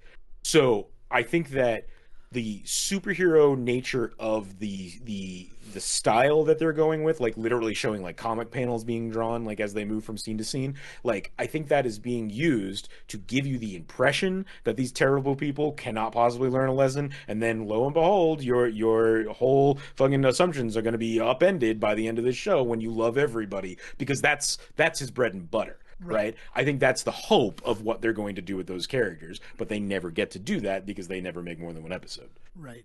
I don't know. They almost feel like foiled. I mean, if you want to say that like, no, the show was fucking fucked from the beginning, we could also say that it didn't get picked up, right? Right. It didn't get picked up. So I mean, based purely on what we have to go off of, Duke represents Clyde doing absolutely nothing with the money, right? If Clyde if this show went on for 5 seasons and Duke and Faith never changed, that would be bad show writing. Right, I agree. And but that's not something we've ever seen from him before, from Garcia before. I don't think that. I think that for like maybe the first 6-7 episodes, though, they can't change because it's no shit for 6 or 7 episodes. I mean, like I'm talking about over like a 4 or 5 year span, like his other shows got. Yeah, well, I guess where I'm coming into it, where I'm approaching it, is the fact, like, look at the character of Giovanni Ribisi's character. I can't think of his character's name in My Name is Earl, and I'm very upset about that. He sleeps with his mom. I can't think of his name, but it's Giovanni Ribisi in My Name is Earl. The constant of that character is the fact that he will never get better.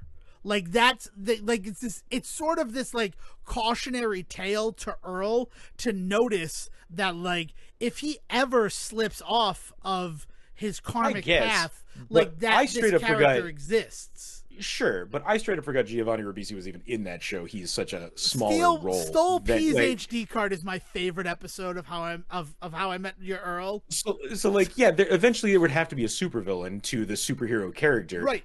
I mean, and if they wanted to make that the brother or the sister, I guess that's not the impression that I got.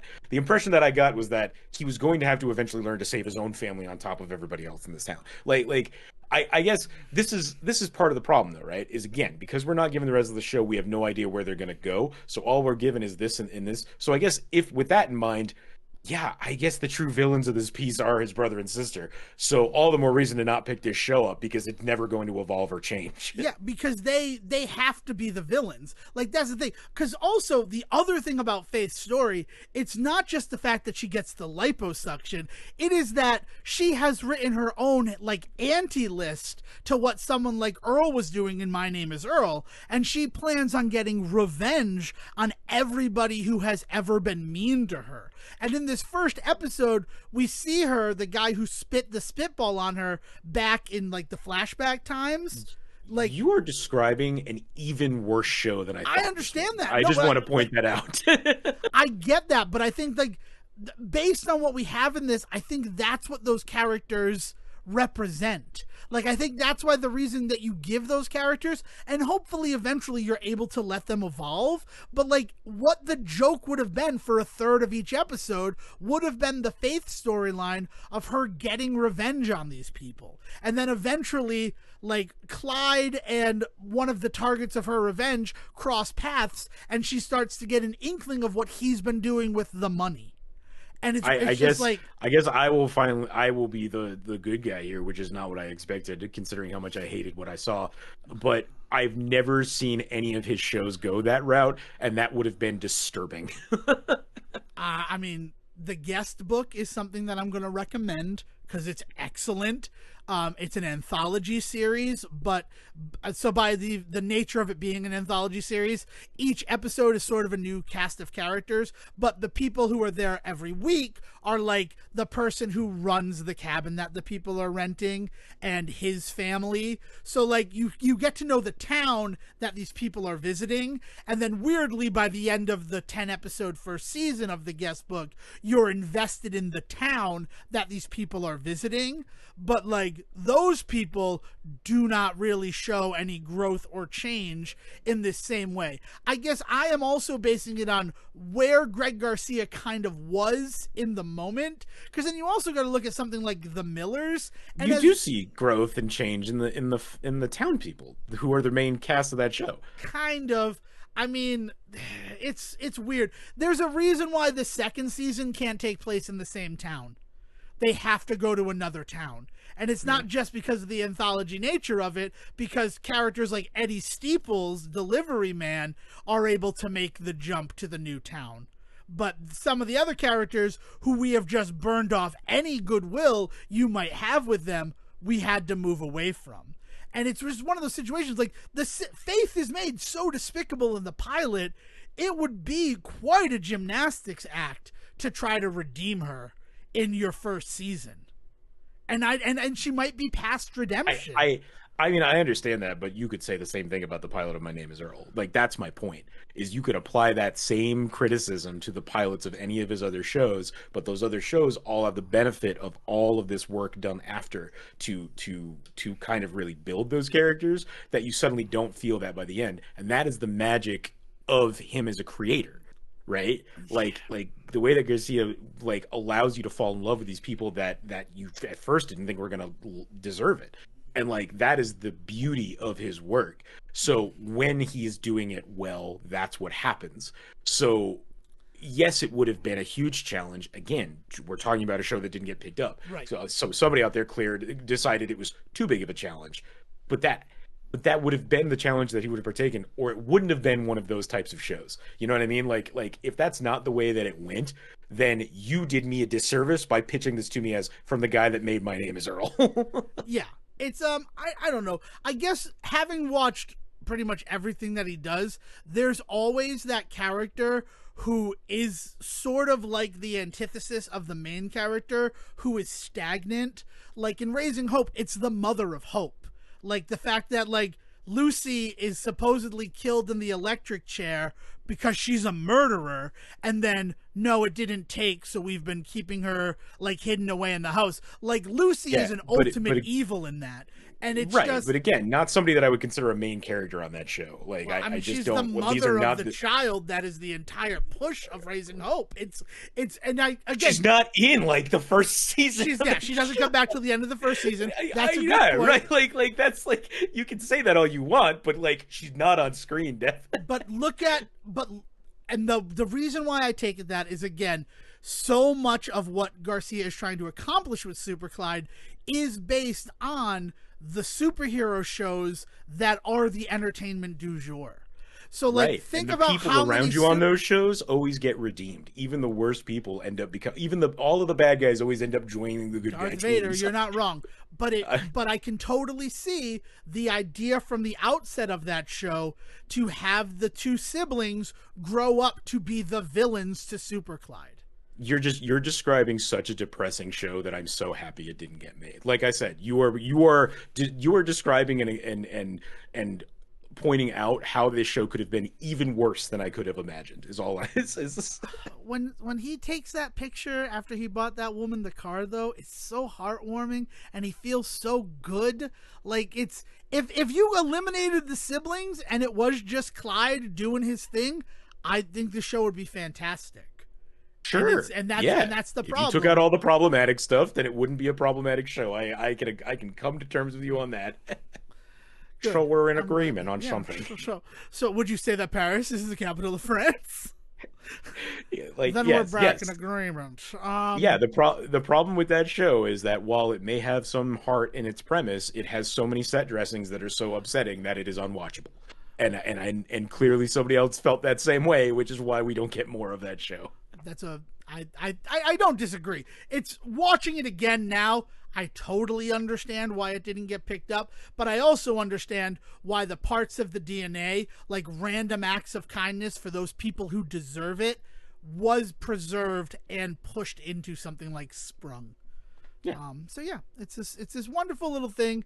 I don't know where you could find it. Honestly, I don't know where I found it. And the quality of what I have was really good in 2012, but by 2022 standards, it's not that great. And I'm sorry about that too, Sejohn.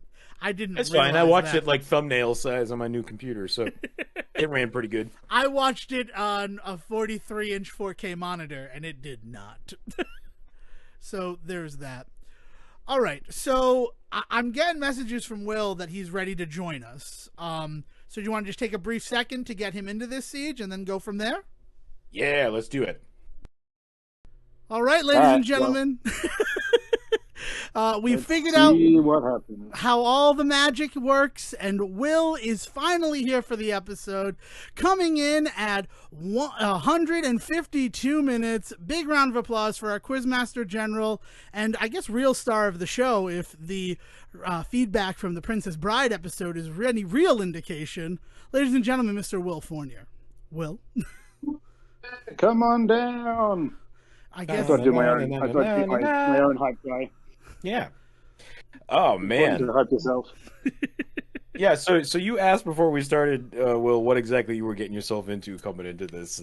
Yes. We don't even. There's no. There are no words to describe what this has been so far. But we are rising to the challenge. 300 minutes of entertainment, and you're here to help us out with that. That's really the moral of the story. I spoke some shit about Craig T. Nelson earlier, but as I said before on this show, I should not talk shit unless I do the research first. And I am like very happy to report that the research definitely backed up my original assertion that Craig T. Nelson is a bit of a dum-dum when it comes to conservative politics. But I do want to put this here and now on record exactly what I'm referring to when I talk about that. I don't know if you guys remember when he said this, but it is like kind of the famous line that kind of got him to stop talking to anybody. Is on the Glenn Beck show of all fucking shows. He had the nerve to go and say, if I go into a business, I don't make it, I go bankrupt. I've been on food stamps and welfare. Did anybody help me out? No. Is that it? Well, considering that food stamps welfare is the government helping you out when you need it, yes, that's exactly it. Okay. No, it kind of sounded like you dropped out. It sounded like you might have more to say. No, you're just... Nope. I was just stunned silence of Craig T. Nelson, who had the fucking nerve to talk about how people should not be getting help from the government because he had been on food stamps and welfare and nobody helped him out when he needed it. Everyone knows that food stamps and welfare come from magical elves that also help with shoes. Now that cobblers aren't really a thing, that's what they're doing. That's not true. Those are definitely cobblers are a thing still. I mean, no, I know that's not the main point of what you were just saying, but Devon's been taking some weird swing at cobblers this episode. That's as industries that need help. I feel they're definitely on the list of like guys not to shit upon. Right. I don't want to shit upon cobblers. I'm saying that all of these elves who went to elf school and couldn't hack at making toys, they went to their backup school where they could make shoes, and there's just a lot less cobblers in the world to assist in making shoes. Oh, you have your fit models and you have your fashion models, right? You have your utilitarian elves that are out there making shoes because everybody needs to get to work, right? But then you also have, your high-end elves that are the ones making the toys. And they pump out one or two things a year and that's enough, but they're not putting in the work that the shoe elves are. But every classification of species eventually devolves into classism. It just happens. So are you suggesting that elves aren't just for Christmas, right? They're for life. Well, based on fairy tales, I mean, we know that, right? Like we know for a fact that. Laziest of the well, no. I didn't say they were lazy. I just said they were a little bit more well off and able to have an easier life. I mean, they get to stay up on the North Pole with Santa, right? The other elves get sent away to fucking literal boot camp. Literal boot camp, and then they have to travel to each shoe shop to create or repair the shoes. It's a pretty cushy gig working at the North Pole, but I think we can all agree it's a form of indentured servitude. Yeah. That's fine, yes.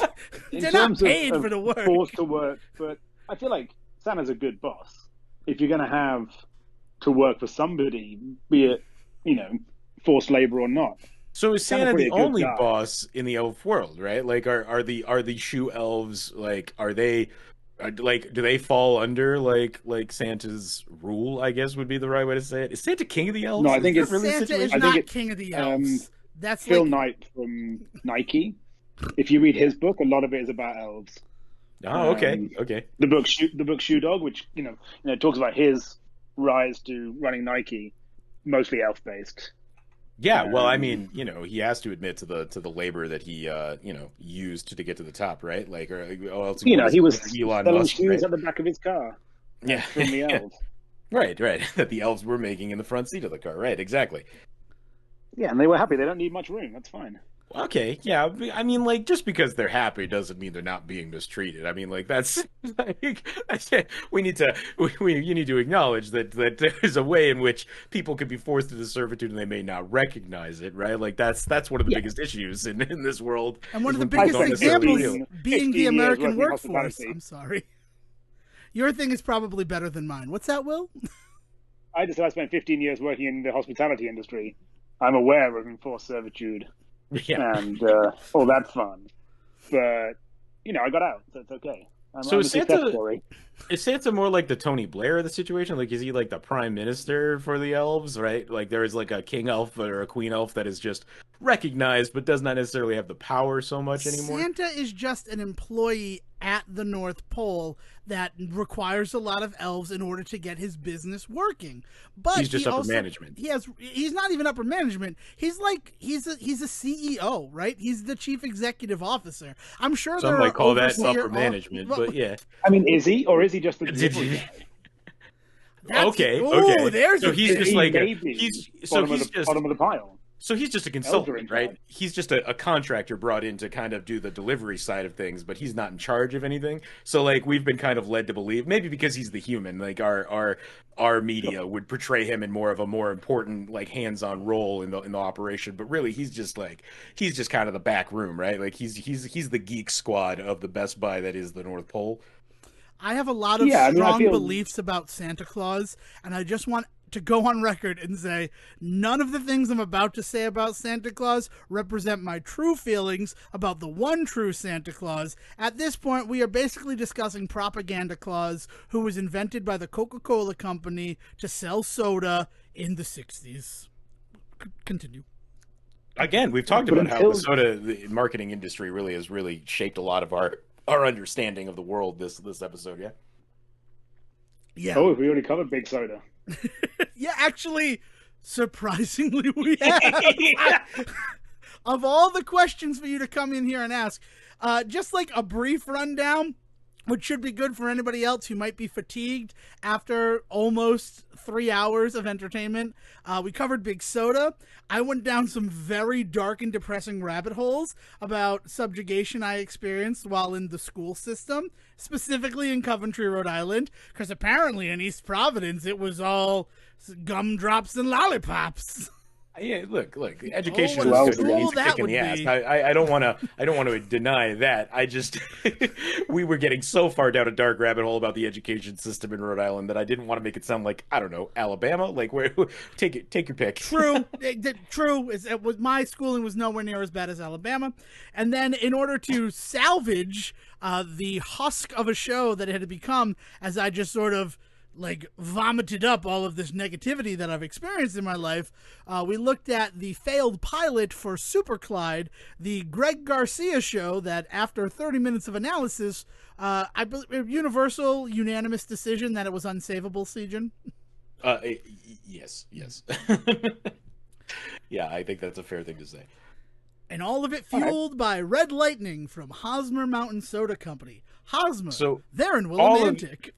All of this for me to put on the table the possibility that Santa is a despot, right? Like right. he's an installed figurehead by somebody, and that's really what we need to figure out in order to really move past this. Is who put Santa in place? Who paid for it? Follow the money, right? I mean Macy's, right? Well, you said Coca-Cola already. Yeah, Macy's. One of those two.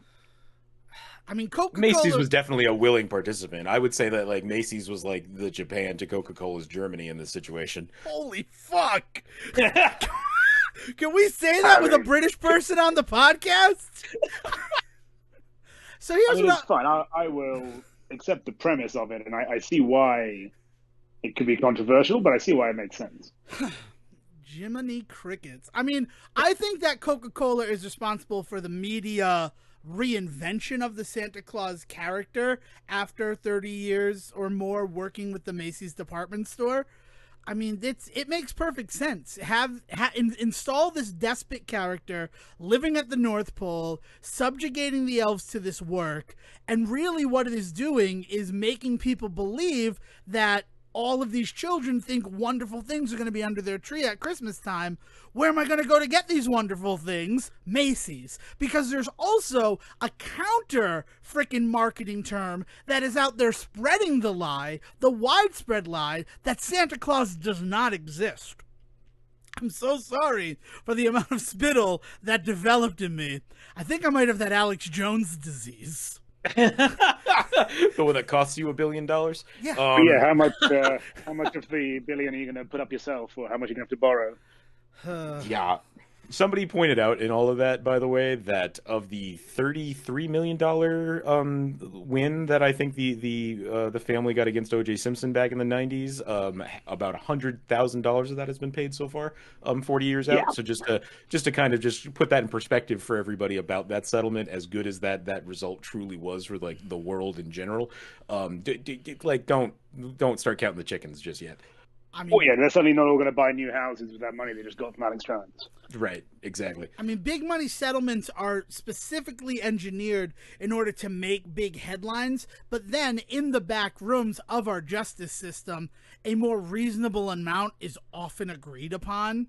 So, like, that $965 million, that sounds wonderful, and that is what the jury ordered him to pay, but then they're going to talk about it, and it will be a more realistic number.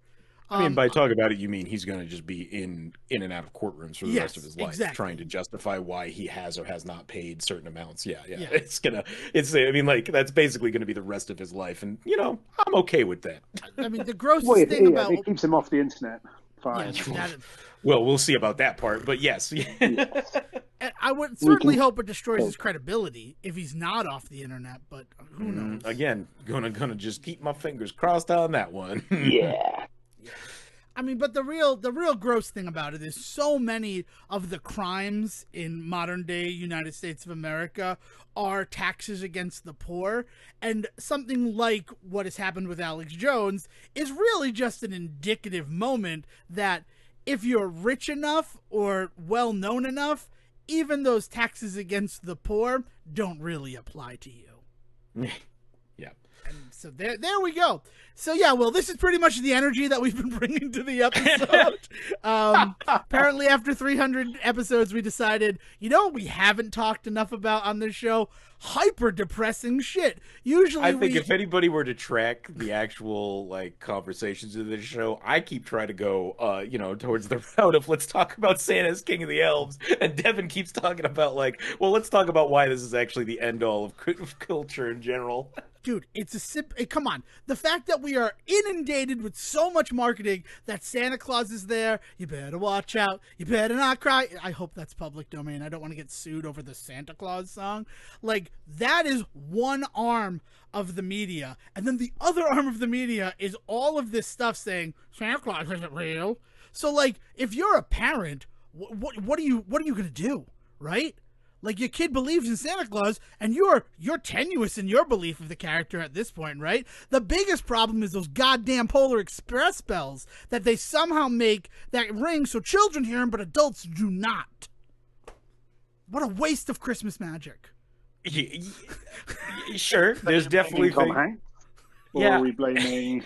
I don't know. We've gotten really close to also shitting on Tom Hanks a lot of this episode, and I really don't want to do that either. The biggest problem is I keep telling myself to watch Pinocchio, and I can't bring myself to do it, Sejohn, and I'm so. Have you done it, Will? Have you witnessed the majesty?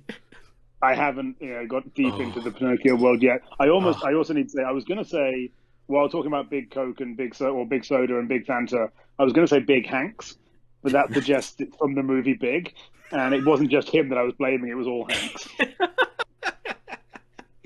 We can't talk about Big again today. The best thing about this, right? I just need the audience to understand. Will was not read in. Will came on to Discord. We invited him into our call with pretty much no prep work for what the show was going to be, and like all things, it came about to Big. Big is an important part of at least our cultural touchstone, guys. We have to accept it. I mean, if you threw like a web of the Say Report connectivity, I feel Tom Hanks would be one of the central figures. Yeah. How do you like? What is your read on Tom Hanks? Because I feel like before you watch Pinocchio, you really got to come to terms with that first. You really got to figure out who you are and what Tom Hanks means to you as a person. I mean, I feel he has been consistently in a good place. Yeah, well, so in America, he's pretty much considered everybody's favorite uncle. Like that is Tom Hanks is like right. Yeah, I don't know if that reads like, yeah, you're Mr. Rogers. Right, exactly. Fine. Yeah. So with that in mind, thank you. Watching Pinocchio is a fucking trip because it's just watching Tom Hanks talk to himself for like an hour, and then the other 30 minutes of it is some of the most horrific CGI you'll ever see in your life. And I don't mean horrific as in like it's poorly done CGI. It is amazingly well done CGI, bringing to life some of the most horrific imagery. I mean, it sounds like something I need to either drink or smoke before. I would definitely recommend opening your mind before you go and see it. I will say that for sure. I would visit Pleasure Island before making a jackass of yourself watching the live-action Pinocchio. Again, I've not seen it. That's cute and all, but now you're just giving me nightmares again. All right, Will. So is there anything that you want to bring to the table? You got to... Well, I've got 2 things you asked me to prepare. Oh, okay. For today. One was as many film spoilers as I could get down, which ended at 19. Just off the top of my head. Nice. That was more than us. It goes from film to book to TV. It's a bit of everything. And then also, I have, of course, a quiz. Oh, okay. So what we're first going to do with this reveal is you have written 19 spoilers. Sejohn and I have no idea what those spoilers are. Sejohn alluded to the fact that we prepared some spoilers of our own. We were only able to come up with the, frankly, disappointing 7. We have 7 spoilers. So what should we do your 7 and I can cross them off my list? I want you to do your 19. And if there is any like cross-ups, you get a point. Here's your quiz. We're quizzing you. I could get 7 points. You could get 7 points. Well, I guess if you don't have it, what you can get is 12 points. Yeah, I was going to say, let's go the other way with it. If you have one that we've got, then you don't get a point. But if you've got one that's new to us, not new to us, but like if you got one that's fresh, then you get a point. Okay, I like that. I can take these points. How do you like that? We're going to quiz you, Mr. We're quizzing you, Mr. Quizmaster. I mean, it seems a really odd quiz of like, come prepared with a bunch of answers, and we'll see if it matches the questions we wrote. Yeah. Which is a new way of quizzing. There's a reason why you're the Quizmaster. Yeah, I get it. And why we're being super aggressive. But also, let's take 2 seconds to say we might have reinvigorated quizzes right here. Jeopardy had to come along and be like, we'll give you the answer, you give us the question. Now we're saying, you come with answers, and we see if your list of prepared answers matches any of our questions. You come with answers, and we'll tell you if your answers are good enough answers. Yeah, your answers are correct. Which I also now a new word. I like to point out that we are falling into a trap here. We know for sure he has to have 12 we don't have. So you're going to get 12 points. I feel like if we don't point that the lowest I feel like if I don't point that out, we're going to get tweets about it. The lowest he can get is 12 points. There's the beauty of it. So I'm getting so more on than the 50%, scale, which feels like a pass. 12 is 0. Take that little pip that you have on 0 right now and move that on over to 12. Basically, 12 is 0. Yep. I could possibly get see if a couple more. So we're back to you could basically get 7 points. Yep. But it's fun. This is more fun this way. All right, let's aim for 7. 7's my new aim after 12, and we'll see what happens there. All right. I guess we just dive straight in. Number 1, obvious one. Go easy quick with one of my favorite people. Bruce Willis is dead the whole time. You just got a point, my friend. Wait a minute. Do you have the list up in front of you? I feel like I put that on the list. Nope. Oops. So, also, it's a quiz for us because, Sejohn, what movie is that? Can you identify? Oh, see, now we could do this. Sure, that's the Sixth Sense. Perfect. And I think what might have happened is I think I joked Bruce Willis was in the movie the whole time. Right, that was... We definitely have an M. Night Shyamalan, though, so let's see if Will has the same one. I've got some Shyamalan going on. All right. Number 2, Ed Norton is Tyler Durden. Bam! That's 2 points for Will, because that's Fight Club spoilers. I'm curious to know what movies we did talk about. All right, so that was Fight Club. I'm concerned what's going to come out of it. You have access to the same list I have. I mean, some of these have got the name of the movie in, so I'm going to have to try and say that in a different way for you to try and guess the movie. Perfect. That'll be fun, too. We've got levels to this quiz. I love it. Oh, yeah. It's like everyone's quizzing right now. It's not just me. Meta levels is like the new thing nowadays anyway. So having 3 different levels to our quiz part of the program makes total sense with the current zeitgeist. Yeah. We're fine. We're ahead of the curve. Mark your own homework, and, we'll see who wins.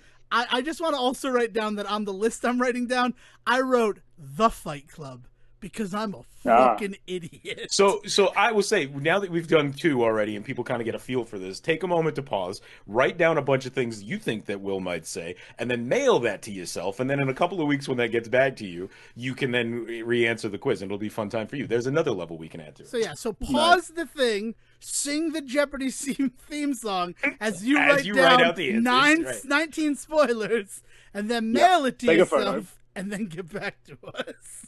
Yeah, take a timestamp photo next to a newspaper and then post it on Twitter so that you have all of this evidence. Yep, I love this. Get involved, people. Everybody be ready, because number 3, I'm going to guess you maybe don't have either. Which is a new level here of me guessing if you have them. I mean, there we go, more levels. But considering we didn't have The Sixth Sense or Fight Club, 2 movies that we definitely reference on the reg on this show, like, it's anybody's game at this point. They were the first 2 I wrote down because they were the first 2 obvious ones that came to mind. I was trying to go not obvious, so I've probably screwed the pooch. Here we go. Maybe 3's your first place in. Leo DiCaprio is a patient, not a police officer. Shutter Island, and Will gets another point. I've never seen Shutter Island. This is going very well for me. I'm either on 3 or 15. I'm not sure. We're not sure how the points work. This is the levity the show needed, though. So, number 4. This is amazing. Mark Ruffalo is a magician all along. He planned everything. Wow, that was a prestigious answer. And it earned... Oh, shit, that's Now You See Me. Oh, Now You See Me, my friend. Well, Now You See Me or Now You See Me 2? It's Now You See Me. It's Now You See Me. It is Now You... Well, I'm just trying to remember, like, because it's not Now You Don't, which is what it should have fucking been, but anyway. But Now You See Me is the proper answer. And Will, congratulations, you got 60 points, man. 16 and or 4. Number 5, very easy one to guess the movie title because I can't think of a way to say this without saying the title. But Soylent Green is people. That's another point for Will. Wait for it. Well, we said Logan's Run earlier, but it's not that one, right? It's Soylent Green. He said Soylent Green is people. The movie is Soylent Green. Charlton Heston, right? How's it taste? It varies from person to person. My favorite Futurama joke. Boom. So Will with 5 points. 5 points. Number 6, Rosebud is a sled. Boom! That's our first fuck you, Will. We also would have accepted Rosebud is a clitoris, and that would have led to a conversation about plot versus metaphor. Oh, I Don't mean, that sounds way too deep wait a for me. minute. I don't. What? I don't know if I want to ask this question, but But but here we are. It's what terrible. what did I miss? I mean, like Citizen Kane is one of those movies that like you watch eventually because everybody tells you to. So I watched it, and famously, you and I have had the conversation where we just didn't get it, like a la like Peter talking I mean, I about the get that movie. I Godfather, right? get Like Citizen Kane. What are you talking about? you I think Rosebud is a clitoris? That's you getting Citizen Kane? Yeah, because the whole thing is a satire against Hearst, and Rosebud was his nickname for his mistress's clitoris. That's the key to unlocking that entire movie. Did they say that in that movie? No, you have to understand the subtext and what Orson Welles is trying to present with the film. Citizen Kane, Charles Foster Kane, is an XB for So you can't. for Hearst. All right. No, I'm going to say this right here and right now. As somebody that has talked to me about the fact that you don't think Citizen Kane is a great movie and that they should not be showing it to everybody, that we now live in a time where somebody may not understand that. You cannot call somebody an idiot for not understanding that. I didn't know shit about that as I've sat through film classes where we talked about that movie and nobody ever talked about that particular little aspect of it. Trying to avoid negativity and depressing stories, I've been in film classes where I mentioned that Rosebud is representative of the clitoris of Hearst's mistress and been kicked out of the film class. Yeah, I would say that is a take I am not familiar with. Oh, it's out there, man. I mean, that's basically what the movie Mank was about, was the woman that Mank met that made him realize that, like, this is what the story needs, is this subtextual level of metaphor. This I'm about to regret this Google search, but Rose... Yeah, is Safe Search on? No, I can't keep it on because I don't know what I need answers on. All right, well, while Sejohn does that, Will, why don't you give us another one of your spoilers? Number 7. It was Earth all along. You finally made a monkey out of me. Well, that's another point for Will for Stop the Planet of the Apes. I want to get off. This is going very well. I mean, I'm confused about... I've written the number 20, but there's nothing next to it, so I'm not sure what I was going to do. Just looking down the list as I go. All right. Rolling straight on to number 8. Samuel L. Jackson killed a bunch of people to try and find Bruce Willis. Well, that is another point for Will. That is unbreakable. So, nice Correct. job. You did say that there were going to be some other Shyamalan on here. Yeah. Yeah, we wanted Shyamalan in, so here we go. Number 9, my favorite of the Mega Man series. The Inside Man was inside all the time. That is my favorite spoiler. We don't have it. You get a point. But what a wonderful way to spoil Inside Man. Also, spoiler warning. I feel like I said it, but just in case, we're spoiling 19 things right here. We're potentially spoiling 26 things. So for the record, this idea that Rosebud is was the name for her pet name for Marion's clitoris. Gore Vidal is the person that presupposed that in a memoir that he wrote, and that is the only evidence of it. And Wells historians have laughed at the thought, but no one has any evidence of that besides Gore Vidal just saying, "Yeah, he named it after Marion's clitoris."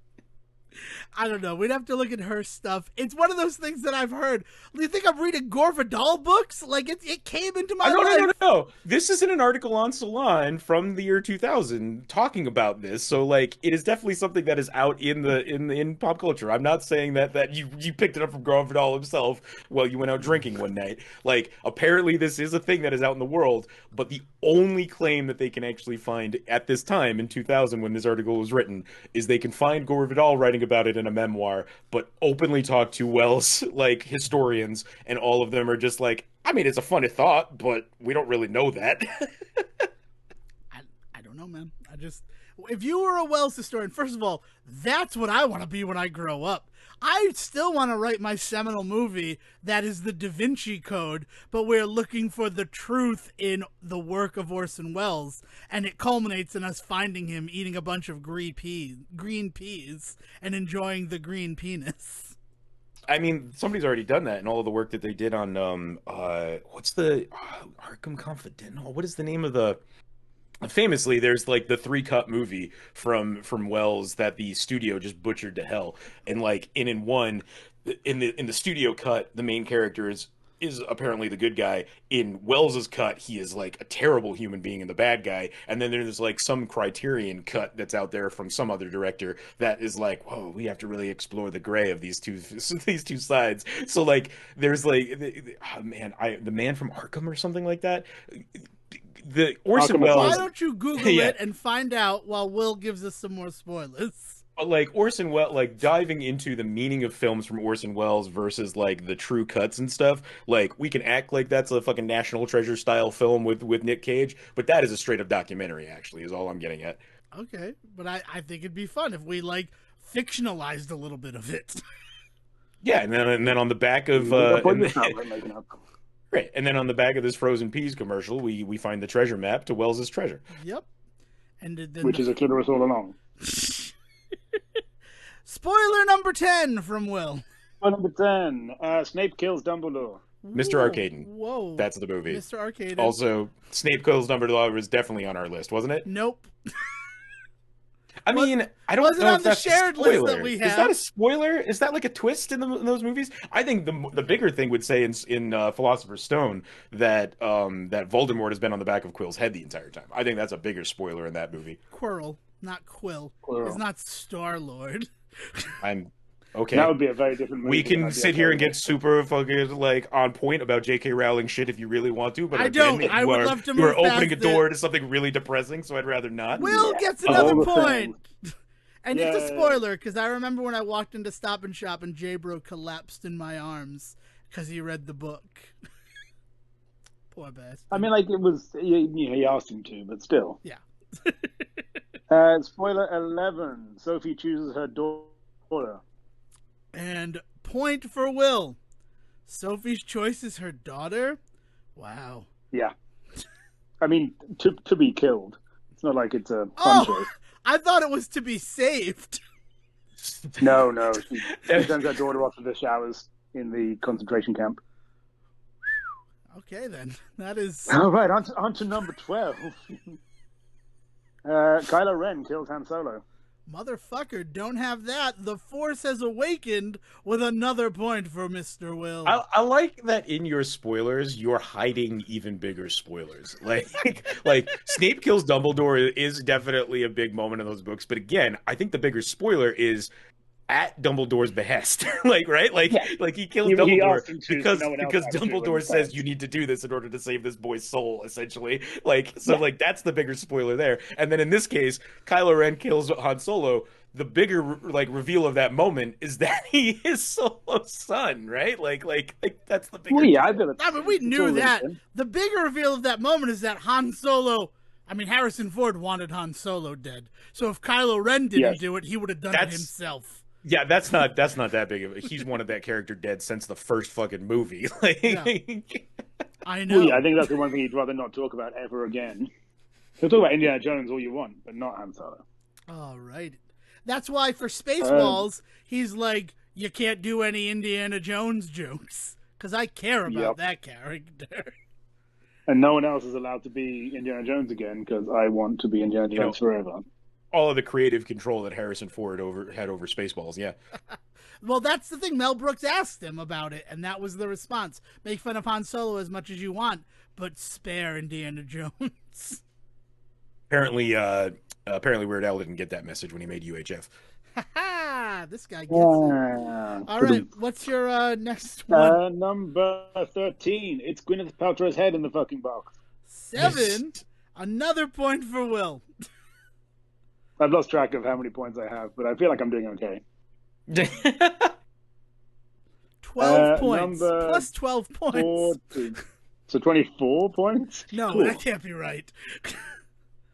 You have 12 points No, right because now. you've had a couple. I don't know. I'm still looking at that stuff between Orson Welles' clitoris. I need to stop. If Orson Welles has a clitoris and one. That's the big reveal at the end of it, mind blown. Yeah, spoilers for Orson Welles. Oh, shit. Number 14. Ed Norton was schizophrenic in Fight Club, but not in Primal Fear, but he is a murderer in both. Nice. I mean, that gives away the title of the film, but, you know. That's fine. You get a point. I didn't go Primal Fear. It's a great movie, though. Cool. I do like that movie a lot. And that is a genuine spoiler. That at the end of that movie, he is not actually sick. He is just a psychopath, right? Like he's. Oh yeah, he just wants to kill people. Yeah. Oh.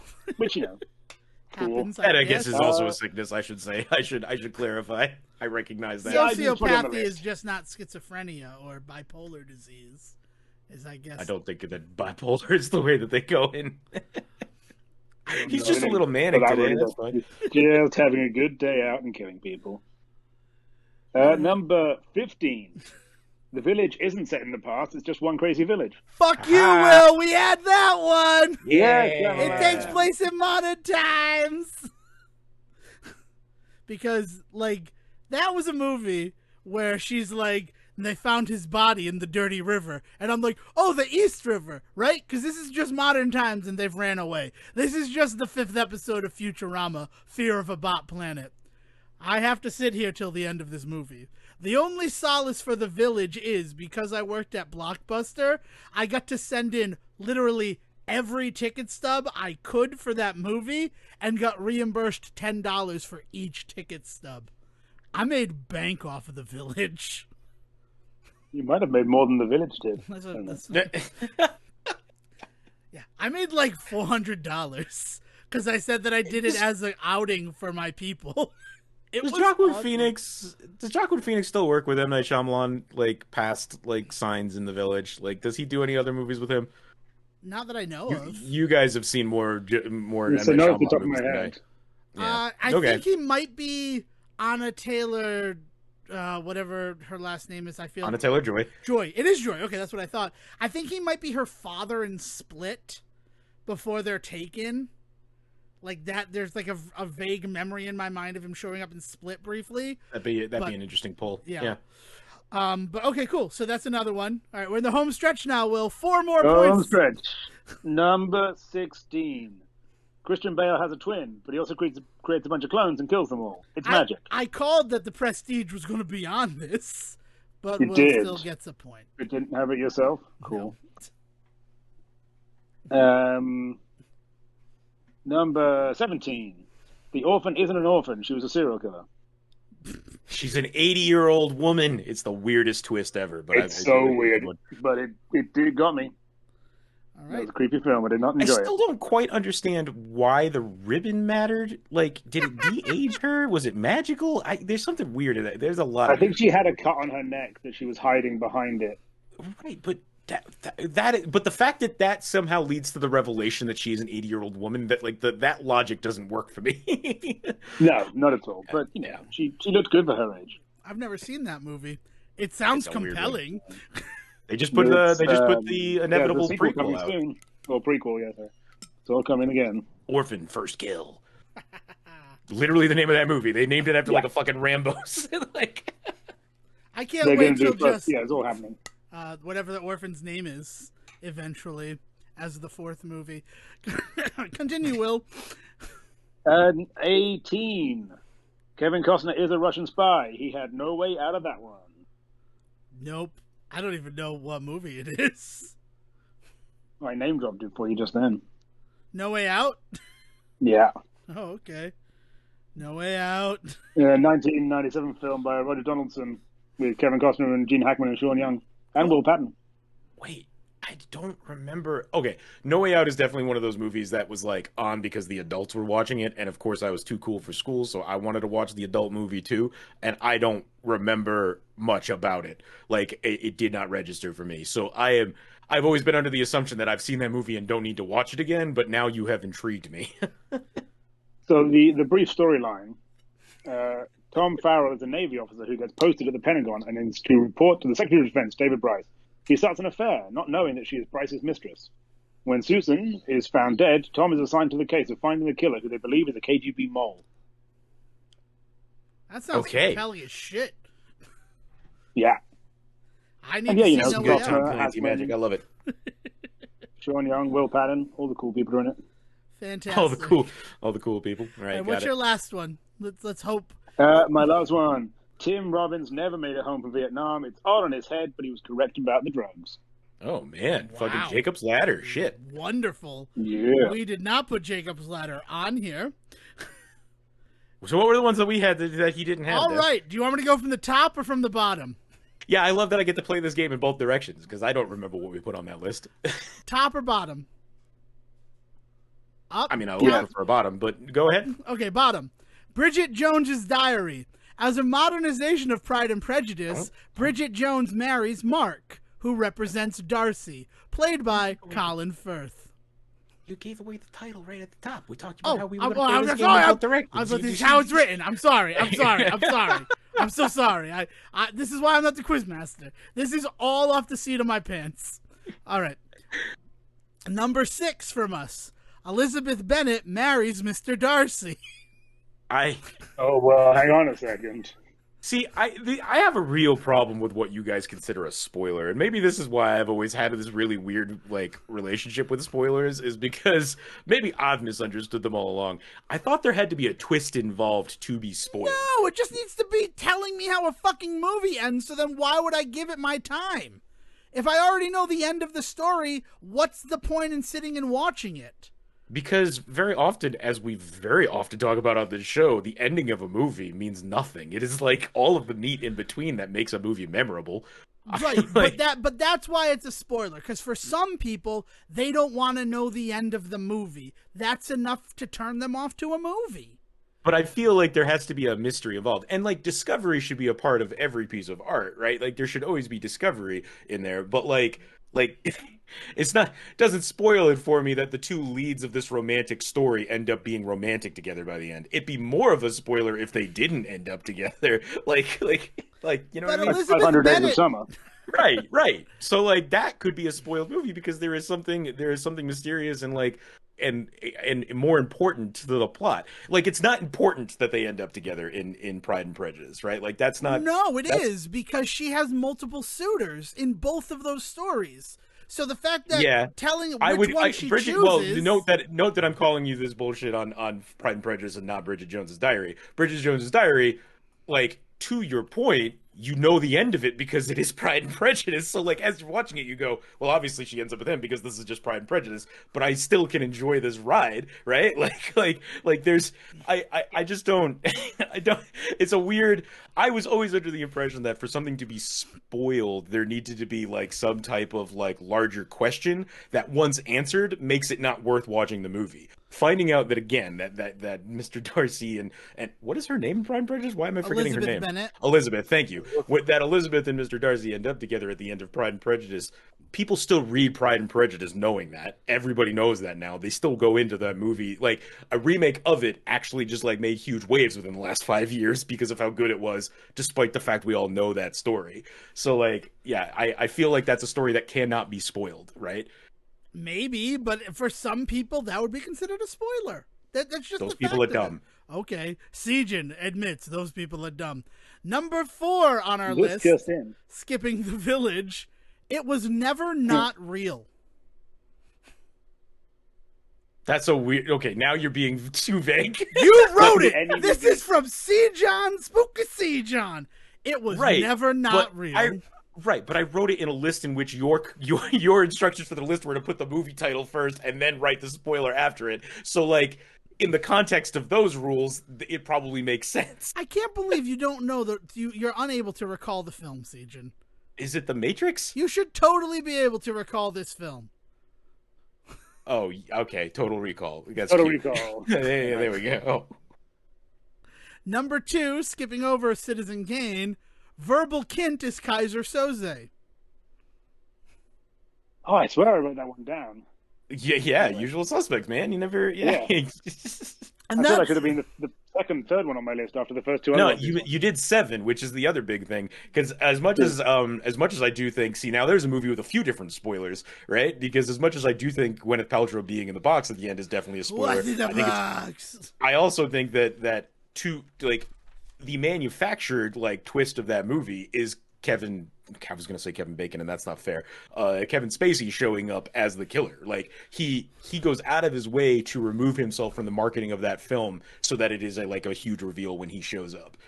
The electronic "You Don't Know Jack" ended.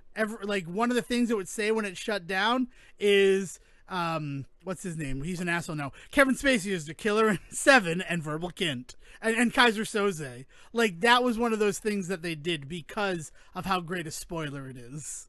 So, right. See, so like those are things that I would consider spoilers, right? Like, yeah. But but a spoiler, there's different strokes for different folks. Is the end of it.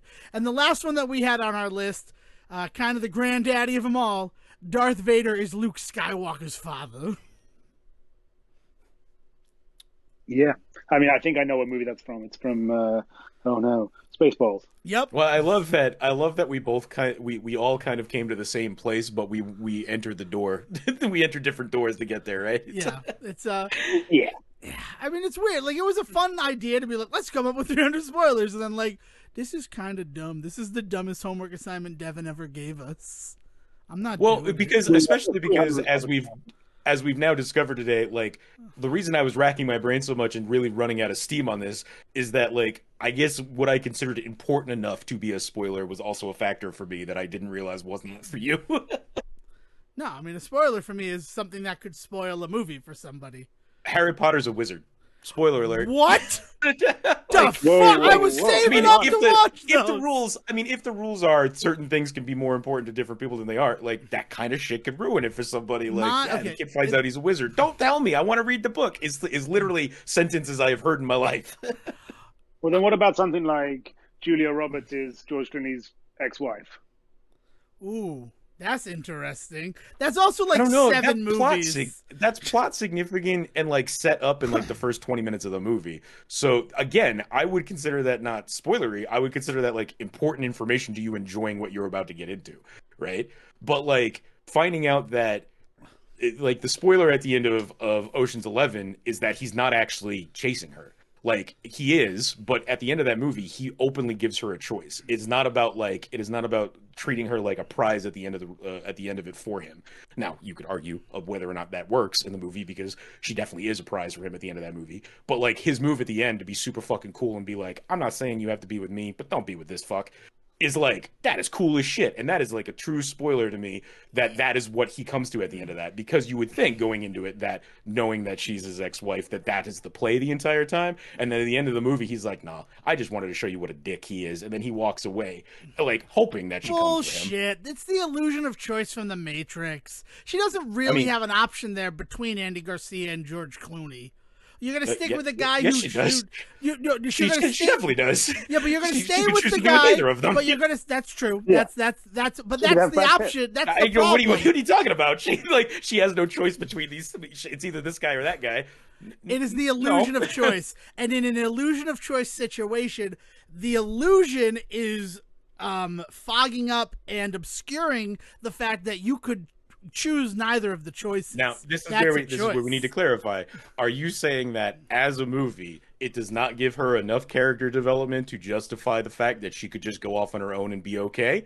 Because, yeah, I'm right there with you. Yeah, Steven Soderbergh is not great when it putting female characters on screen. Yeah, of course. That was kind of what I was alluding to when I did my little aside, Devin, and said that the movie actually does not presuppose that this is an okay response.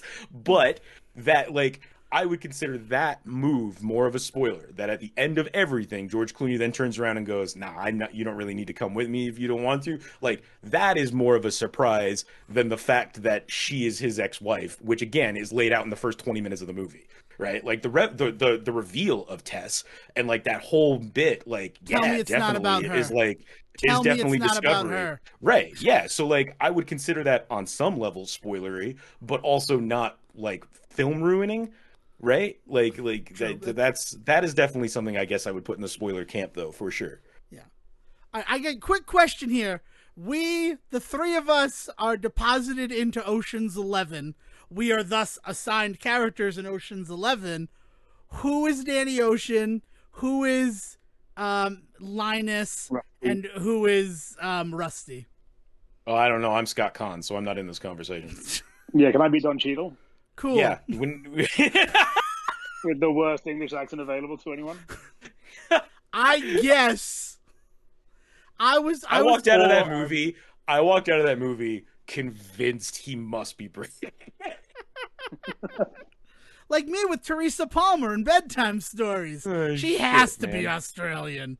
It turns out she is, but spoilers. Yeah. I don't know. You're Danny. I'm Rusty, and Will is definitely Linus. Like, what is the conversation? I just wanted to make sure that we're all on the same page. If we're dropped into the movie, there's plenty of other people that we fit better into. Like, at the end of the day, you're fucking Bernie Mac. All right, that's who you are. Yeah. Yep. That's. I mean. Potentially problematic that two of us take on African American roles, but okay. Do you want a van? I got a van. Don't worry about that. The van's not a problem. What was your question, Will? Who is who? Who's Terry Benedict?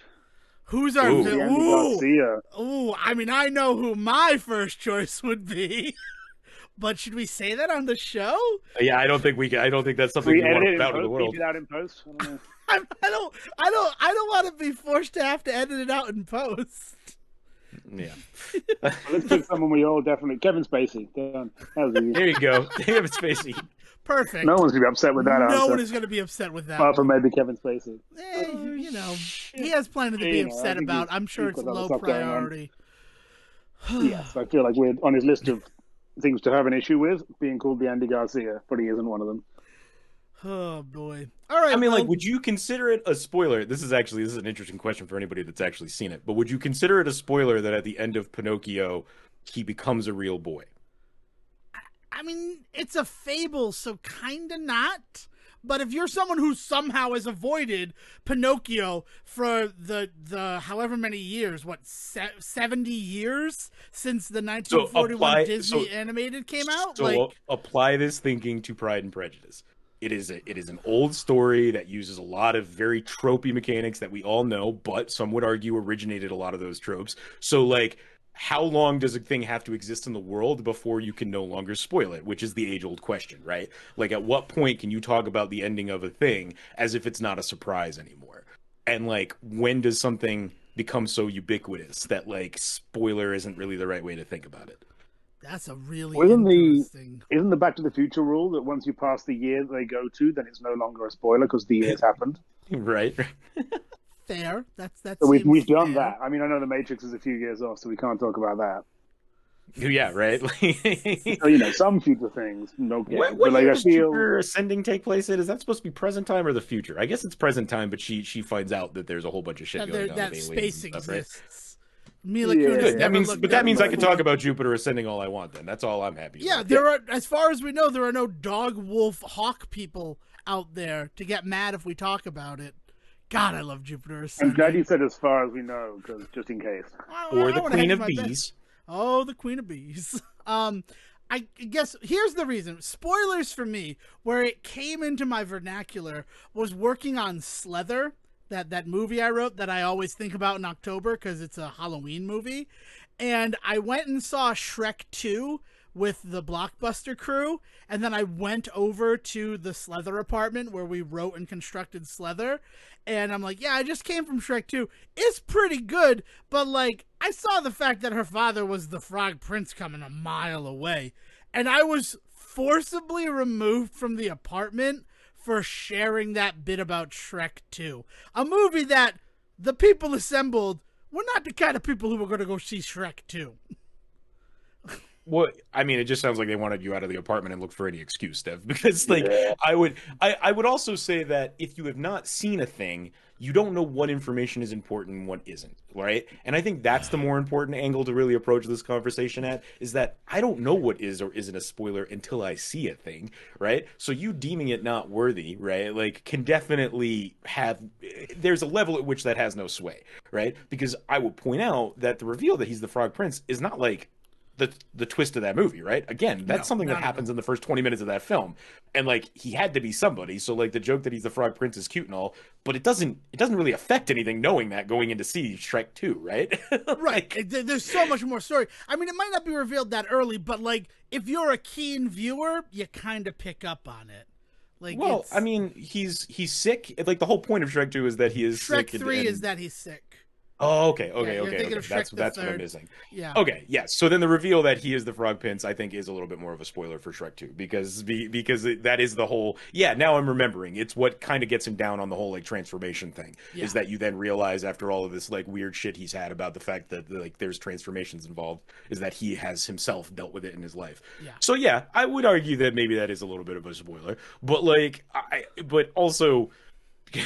As you pointed out, these were not the kind of people to go see it. But as I was saying, like they, like they don't know that they're not going to go see it yet. There's potential for them to go and see it. I invited them to go see Shrek 2 with me. There's a reason why after seeing Shrek 2, I went to hang out with them because they're like, "Nah, we're not feeling it, but we are hanging out if you want to come by afterwards."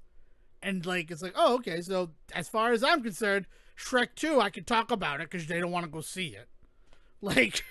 Again, they seem to not want to go see it at that time, but there's also like there are movies I don't get to see on opening weekend, but I will get to eventually. That doesn't right. mean... But if you're free and someone, I don't know, it's whatever it is. It doesn't really matter. It's just, and ever since that, that's why I'm so like gun shy about talking anything in a movie, because like to me in Shrek 2, that's kind of inconsequential to like grander things. Right, and so to the point that I was saying is like you don't really know what you don't know.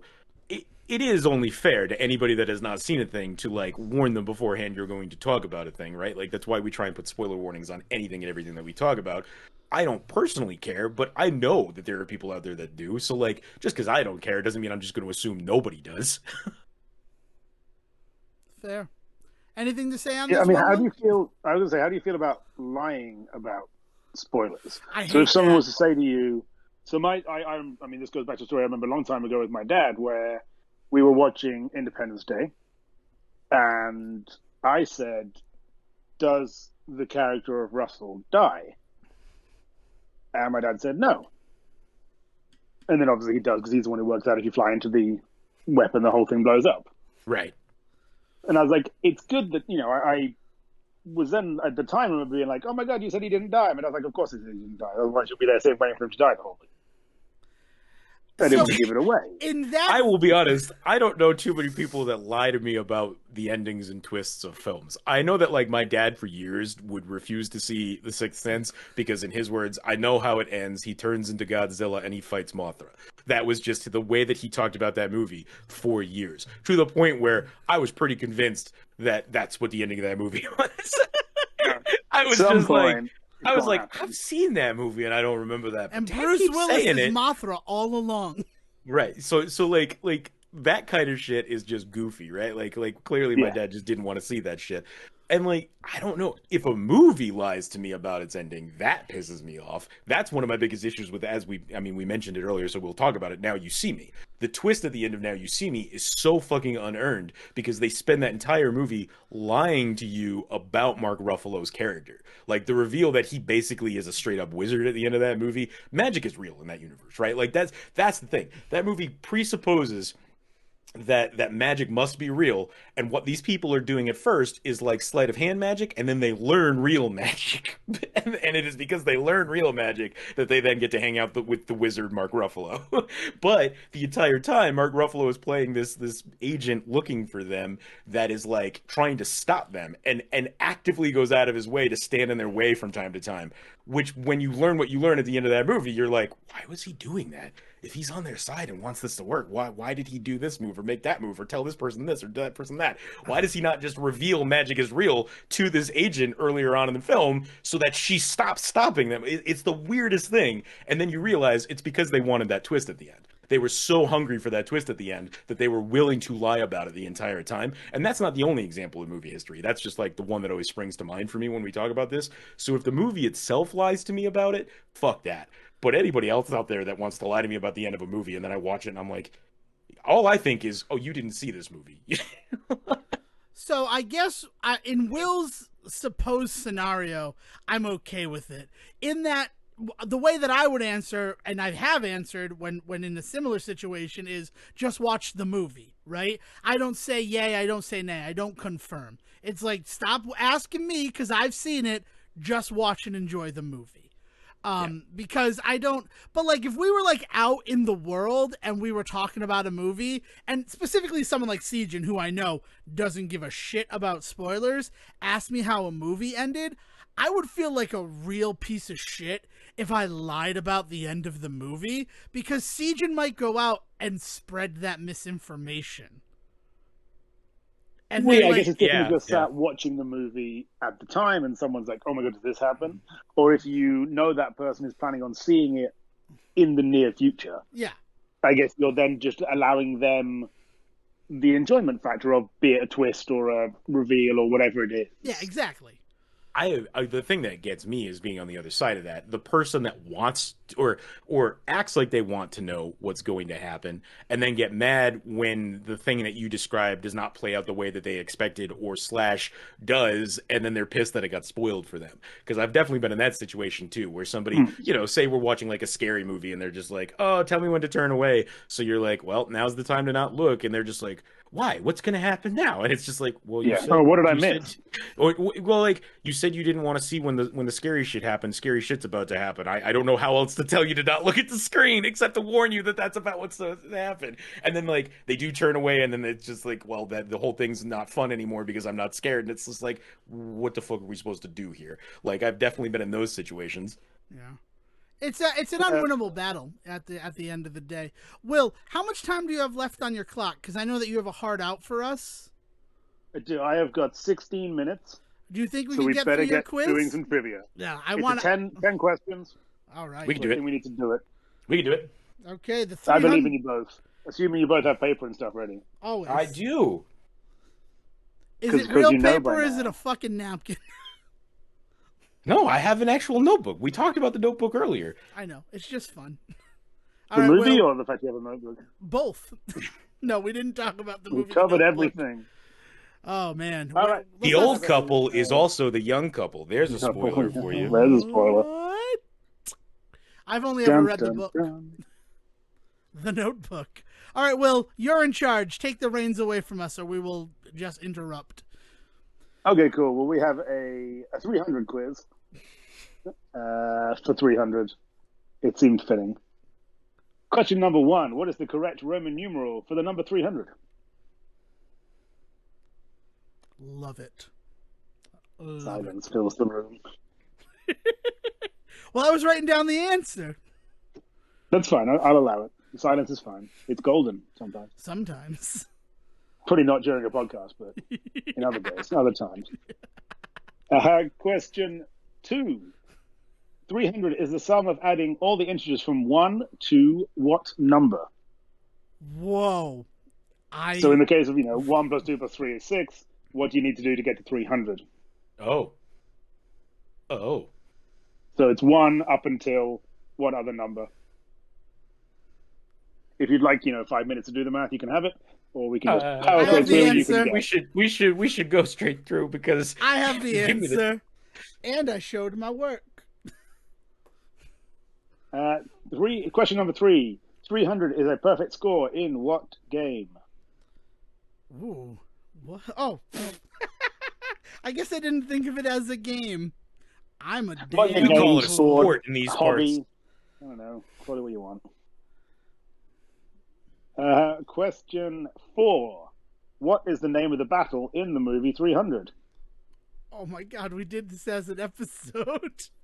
Yes, I was going to do a whole quiz just about the movie 300, but I was like, no, you guys did an episode. You'd be involved.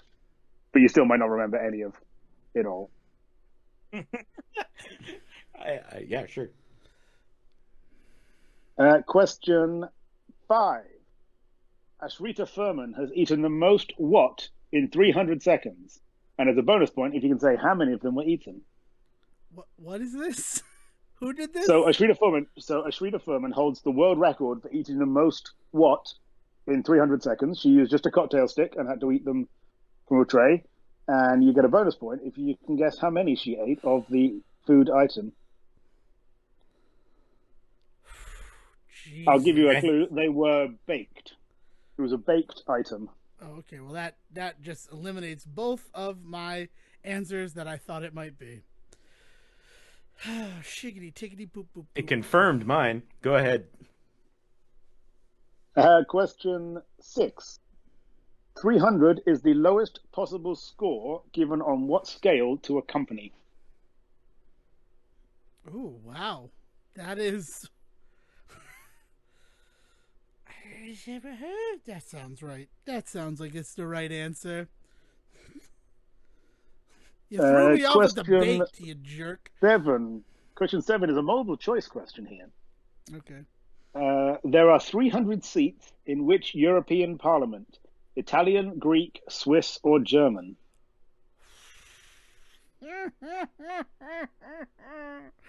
Feel good. Shake it, shake it. Shake it, shake it. Feel The good. answer is not Gorilla Parliament. Damn it. Gorilla Parliament was my only choice. Good Parliament. I mean, no, it's a Parliament of owls. There you go. I knew there was an animal involved. There you go. Question 8. This question, when I read it, I was like, but I'm putting it in anyway. It will take how many minutes, on average, to properly count to 300? What? Define properly 1, count 2, was my 3, main... 4, 5, 6, 7. Yeah, like, how do you properly count? But yeah, it would take, on average, how many minutes to properly count to 300? So we've got like a counting system that's like 1 Mississippi, 2 Mississippi. What's a more globally acceptable way to banana? I believe it's banana. 1 banana, 1 banana, 2 banana, 3 banana, 4. Gotcha. 5 banana, 6 banana, 7 banana, more. I think it's how you count. Question 9. Is 300 a composite number? Ooh. I googled what they were. So. That's a lovely... This is just yes or no, so I got a 50-50 we have a pretty good shot on that one, right? And then question 10 might be my favorite question because it gave a really satisfying answer. How many average adult hamsters do you need to make 300 pounds of hamster in weight? Yeah. Damn. Well, okay. Yeah, how many average adult hamsters do you need to make 300 pounds of hamster? Okay. What a question that is. It was my favorite when I found it. I was like, this is brilliant. I mean, it wasn't... I had to do some maths around it because I had to change it from kilograms into pounds for you guys, but it's okay. I did it for you. Thank you. Much appreciated. That sounds with like your weird numbers. The wrong answer, but I don't even know. Wrong answers only. How did we end up using an imperial system? Sorry. Go. That's a really good to rub it in the faces. To rub it in the faces of the imperial people we escaped from. We decided to adopt the most imperial system ever. I need like a couple of seconds for number 2. Can you vamp, Will? Like maybe the Jeopardy song or something? Because I know how to do the math. You said you did the math. You already no. He said he answer? already put an answer down. Yeah, exactly. You don't get any more time. Jimbo Jocko, boo boo boo. It was offered to us at that moment. I have an answer down. I don't think it's fair that you get more time. Okay, that's fine. I feel like I did the maths wrong. Are you under the impression that I'm going to somehow beat you in this quiz? No. The history alone would tell you otherwise. I just want to know this question. This question is the one that really, like, I know the whole formula that I'm supposed to do to figure this out. Whatever. Let's just go forward because I'm wrong and I know I'm wrong and I hate it. Look, I couldn't write 420, so I wrote the other funny number. Like I mean, sure. I like where your brain was at. All right, well, let's roll straight in. Question number 1. What is the correct Roman numeral for 300? XXX, baby. CCC. CCC is correct. Shit. XXX would be 30. But good try. Question 2. Now it's 4 X's. Sorry, what? 300 is the sum of adding all integers from 1 to what number? 69. I'm guessing you want 69. Yeah, nice. 75. I'm afraid that is wildly out. It's actually 24. 24. Okay, yeah. So that makes sense because I'm an idiot. Because that's how you would get to it. That's how I actually thought 24, and then I thought, that's too low. And then I couldn't think of a higher number besides 69 for like the whole minute that you gave us. I'm glad that's where your brain went after going, maybe this is the right answer. Nah. Yeah. Funny answers are better. Question 3. That does work out. 300 is the perfect score in what game, sport, hobby? Bowling. Bowling. I mean, specifically 10-pin, but I'll take bowling. Fuck I'll take you. Okay. We live in the land of Candlepin, you motherfucker. We don't understand other bowling. Just other bowls. We do lawn bowls here. It's very different. Yeah, we call do it that too. We call it bocce. bocce. No, it's different than that. Yeah, it's again. different. It I is know. very. I've seen Black There's Balls. so many I've seen options. National Lampoon's Presents Black Balls. Yeah. Oh, like the Black Sheep film with Oh that guy. man, with James Cromwell, right? Yeah. Yes, that's the one. I knew his name. Once glued himself to a New York Starbucks counter in order to protest vegan pricing. Was it vegan glue he used? That's I actually a would good certainly question. I hope never so. really thought That about is a that. question. Because I hear it's made from horses sometimes, and that's bad. Yeah. Anyway, question 4. What was the name of the battle in 300? The Great Spartan Bake Off. Thermocles. Thermopyles. Yeah, that's the pronunciation we'll take. Thermopylae. We got there. Oh, the Great Spartan Bake Off was the sequel. Very well. I mean, Under I wrote Themocles because I wasn't sure. I'm only going to take half credit. Oh, okay. I'll give you a 0.5. No worries. I mean, I don't care that my answer was wrong because it was funnier than any joke made to Meet the Spartans. So That's not hard. You made a joke about having a butt full of poop. That was funnier than anything in Meet the Spartans. Siege and Sarowick into a butt full of poop. actually, it was specifically about how the poop wouldn't stay in. But see, scatological humor can So work. many jokes. Question 5. Moving swiftly on. Shrita Furman has eaten the most baked what in 300 seconds? I'll let you go Bonus first point this for the time, most Jeff. eaten. Oh my god. Ravioli. I said crickets. Okay, and did we have a number for how many of each of those things she may have eaten? So I just assumed 300. 100. I'm afraid the answer was potatoes. And Potatoes. she ate 271. Holy fuck! I don't Yeah, think they were massive. But I was gonna say they couldn't be because you said she picked them up with a fucking she toothpick, used right? a toothpick, yeah. So like small potato, but yeah, baked potato. She ate 271 No. baked potatoes. Yeah, Small potatoes. but you say that. You say she ate 271 baked potatoes. My mind goes to the freaking foil wrapped potato. Yeah, she shoved nearly 1 second of those in her face. After she got to second 271, toothpick. she's like, I can't do anymore. I'm Like, done. really, she was like, Yeah, Did she- that would be I feel the noise I'd make off the potatoes. Did she do the good old like hot dog eating trick of dipping them in water first to make them digest faster? You know what? I thought you were going to go with a Monster Mash joke there for the potato because you were like, did she do the and I was Potato mash was mash? the next word that made sense in my head, but Yeah, I mean, no, It is I don't know. October. It makes sense that you would go there. You know what bothers me? A bunch of eating challenges now, they like strictly put in the rules that you can't dunk or use water to soften breads. And it's just like, oh, okay, cool. I guess. Wait, is that really? Because like the Nathan's So, hot like- dog eating contest totally still allows Right, that. and that's like still how you do allowed. anything. But like if you go to restaurants that have like big eating challenges, sometimes they'll have things like no dunking in the rule for the challenge. And that just Weird. seems so weird to me. Like All right, we gotta let Will finish his Okay, quizzing duties. Question 6. 300 is the lowest score which can be given to a company in what? Obviously, score is that? it's the SATs. They just get credit for putting their name on it at least. I put the FICO credit. The FICO credit is correct. Bam, baby. And you see, you said the word credit in your answer, but I don't think it was in the right context. So I'm Don't sorry, I kick a can't man give it when to he's you. down, Will. All right, that's not fair. The reason why I know that is because of New Girl and that episode where they're like to Nick, you have a credit score of 0 somehow. And it's like, no. he can't. The lowest is 300. And then everybody picked me up and forcibly removed me from the apartment.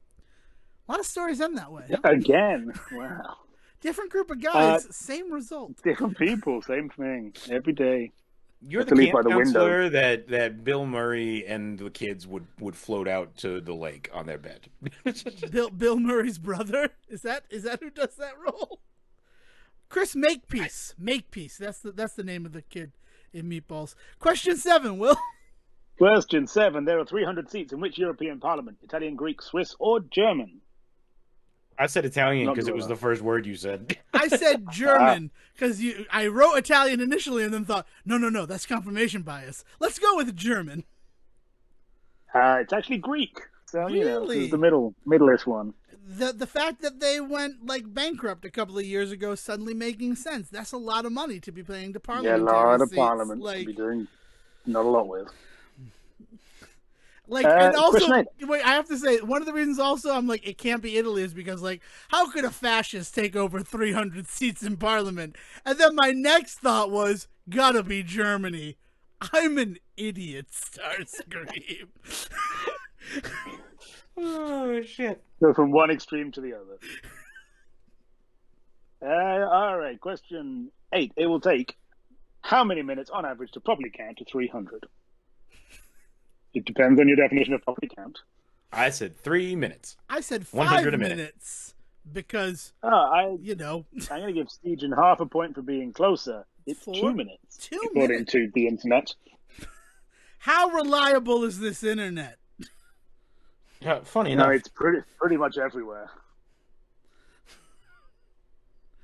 Oh, man. Fake news. No, I'm sure it's real. Fake counting news. I mean, it's an average. So when you have some people who are real slow and some people who are real fast. So let me get this straight. When I was sent to the wall during recess and told to count to 300 before I could leave, that was only a 2-minute punishment? Because it felt like forever. Depends if you counted properly or not. Ouch. That's a good point. Your question 9, your 50-50 one. Is 300 a composite number? I said yes. I said yes, because it's 30 and 0. Okay, not the definition of composite, but I will give you the point because it is a composite number. Composite basically means not a prime number, from what I could work out. Okay, I like it's 30 and 0 together. But the 0 isn't where you think. All right, but let's get to the question that really, where the points actually matter. The question. Yeah, the rest points don't matter. This is the one. 10 points available for the closest answer. Fuck. I've just decided in this moment. How many average adult hamsters do you need to make 300 pounds of hamster? So I assumed that 3 hamsters made a pound. So where did that get you, Dev? What was your logic? So the hamsters came up in our 200 quiz. And an adult hamster is about 200 grams. And then I couldn't do anything else, so I just wrote down 50 hamsters. Even knowing that, okay, I wrote 900. Devon is overweighing his hamsters because they average 90 to 110. So I took a low ball, and it actually rounds off at 1,234.5 hamsters. 1, 2, 3, 4, 5. Wow, nice, satisfying answer. Very nice. I was assuming 3 to a pound, but it sounds like it was more like 4 to a pound. Yeah, you're averaging around about 4 hamsters. It was like 0.25 pounds per hamster. Yeah.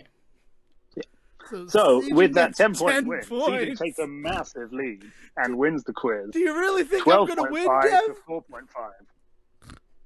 4.5. 12.5, baby. Woo! Oh, man, you did Will's way of winning. Oh, nice job, Stephen. Great win, Stephen. I'm proud of you. And if you add those 12.5 to your score, you're nearly in the lead across all the trivias we've done. Oh, look at that. Maybe. No, maybe near. I'm still not. No, you're not. But it's nice that you turned up. I I love that we do these written quizzes. It is one of my favorite things about the Say Report.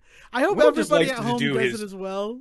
Yeah, but Will just likes to do his fucking Jimmy Carr cosplay every time he comes on here. Like, let's be honest. This is why we let him do I've had this. the hair transplant. You guys can't see, but I've had the hair transplant like he did.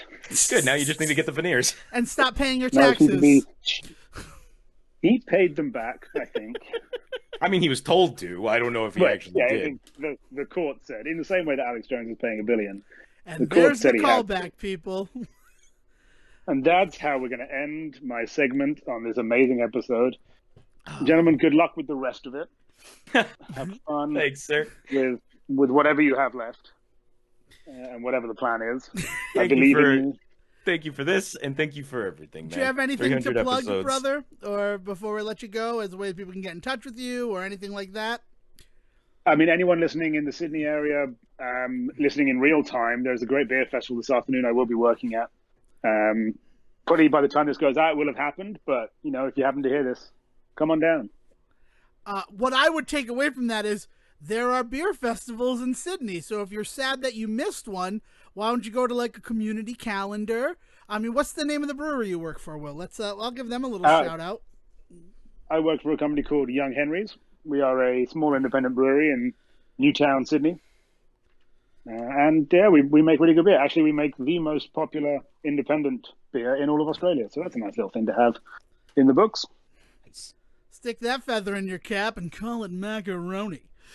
But yeah, so yeah, if beer You said that to festivals with Young Henry. Never mind. We're not.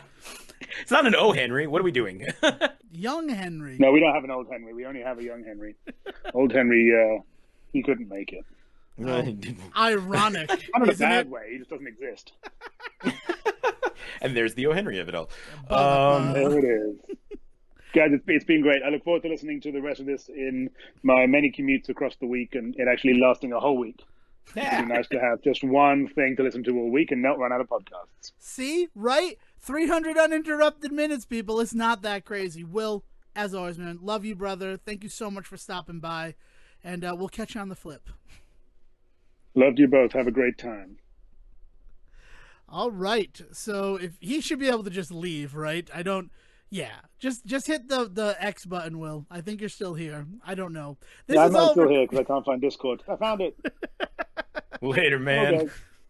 Have a good day, guys. Enjoy the rest. Peace. I'll catch you soon. Bye.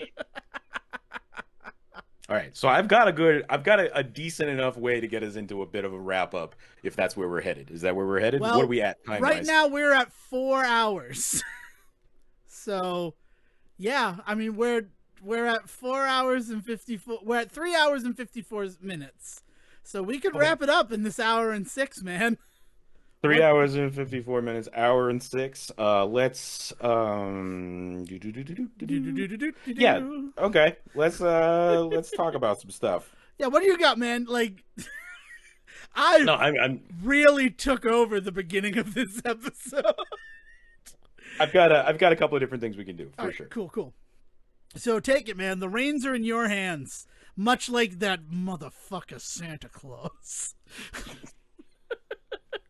You know when we're hot. We're hot right now. Oh, we never went cold. buddy, It's 300 uninterrupted seconds.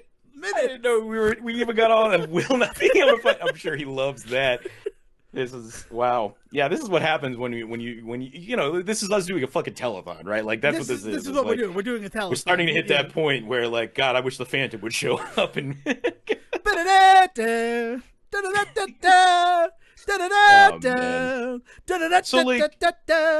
So we're on 300 and it's been a time since 200.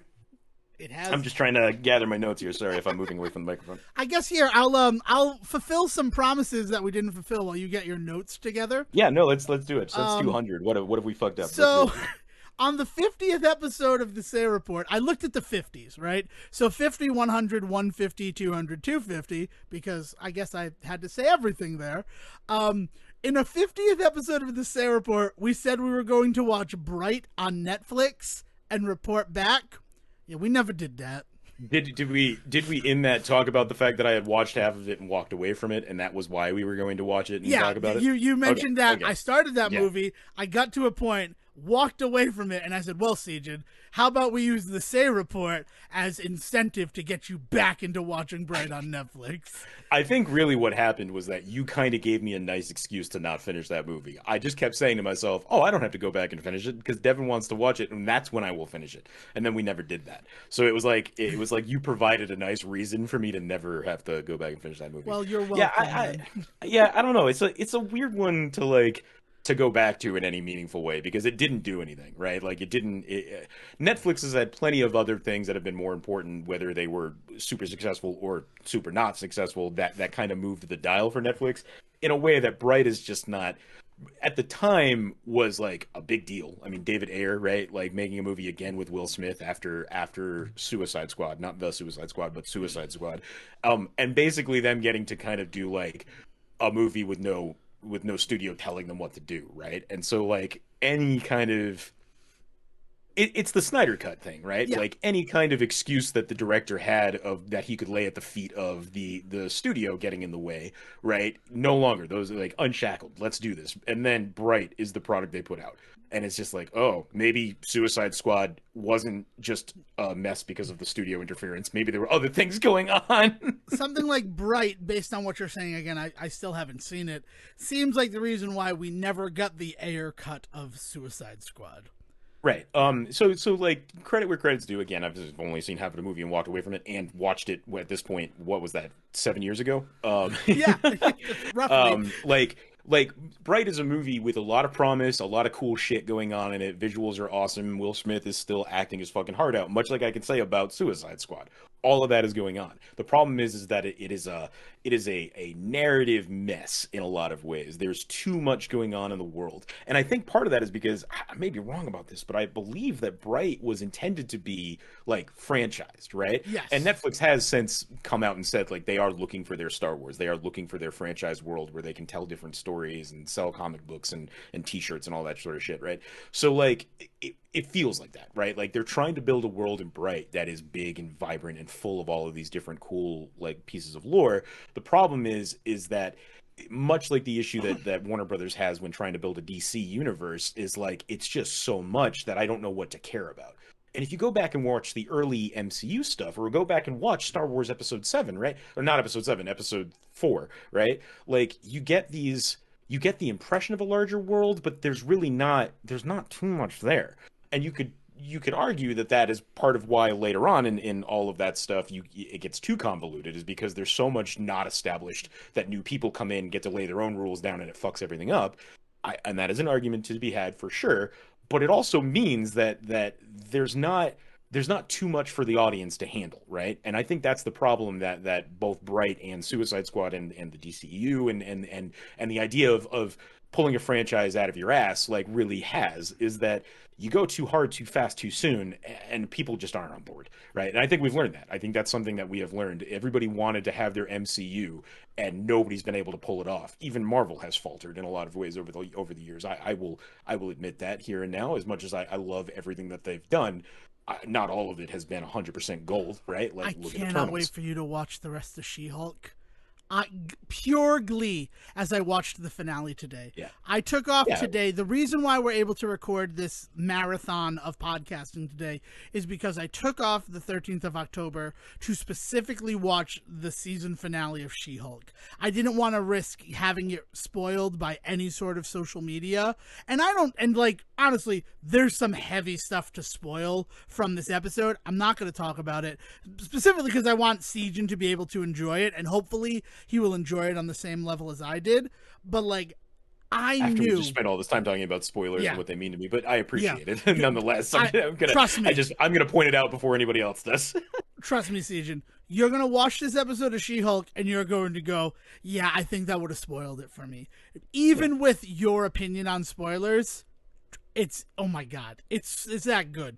And it lived up to everything that I, as a She-Hulk fan, going all the way back to specifically the Sensational She-Hulk stuff. I never read a lot of the Savage She-Hulk, but the run from 38 through to 70-ish, I was a big part of, like Sensational She-Hulk 50, which is the free She-Hulk comic, if you can find the QR code in this week's episode, which has also been a really neat little AR sort of gimmick for the She-Hulk show on Disney Plus that I've really enjoyed.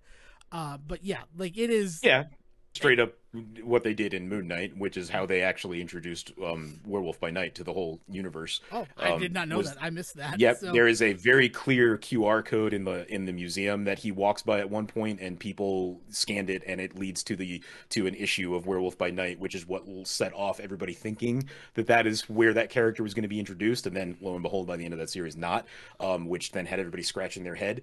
And then we got the amazing product that is. And I will say that is the thing that I did get to watch in the MCU, and something that I think does work really well, specifically because from tip to tail, there's not even like a tag in the credits that ties it to anything else in the MCU. It is so free from the trappings of needing to be connected to the larger story of the MCU that it is actually almost weird. Like, you're watching it the whole time, almost kind of waiting to figure out how it fits into the larger picture, and it just never does. And that is a spoiler that I'm going to give people as a boon, right? Like, this is a gift I am giving you, people. Do not go into Werewolf by Night looking for how it connects to anything else. Just enjoy it for what it is, and it's a fucking blast. And I think in no small part because of that, right? The fact that they introduce a world, all of this shit that I've just said about what David Ayer kind of fails at in 2 movies now for me, is like they succeed in a 55-minute special presentation. It builds out a lore and a world that I want to see more of, that I'm so on board for, that it just, I am so deep in, and that I have some sense of, right? Because I watch these other MCU properties, but I have no idea how it fits into the larger picture, and that's good. That's a good thing. I want to know more. Like, I'm walking away craving more rather than being overfed. I'm going to try to talk I don't want to spoil it because it is the spooky month, and we will talk at length about Werewolf by Night, probably like on All Saints Day episode of the Say Report, because I want to give people the chance to enjoy it and yep. sort of remove from everything. Yeah, I think that's fair.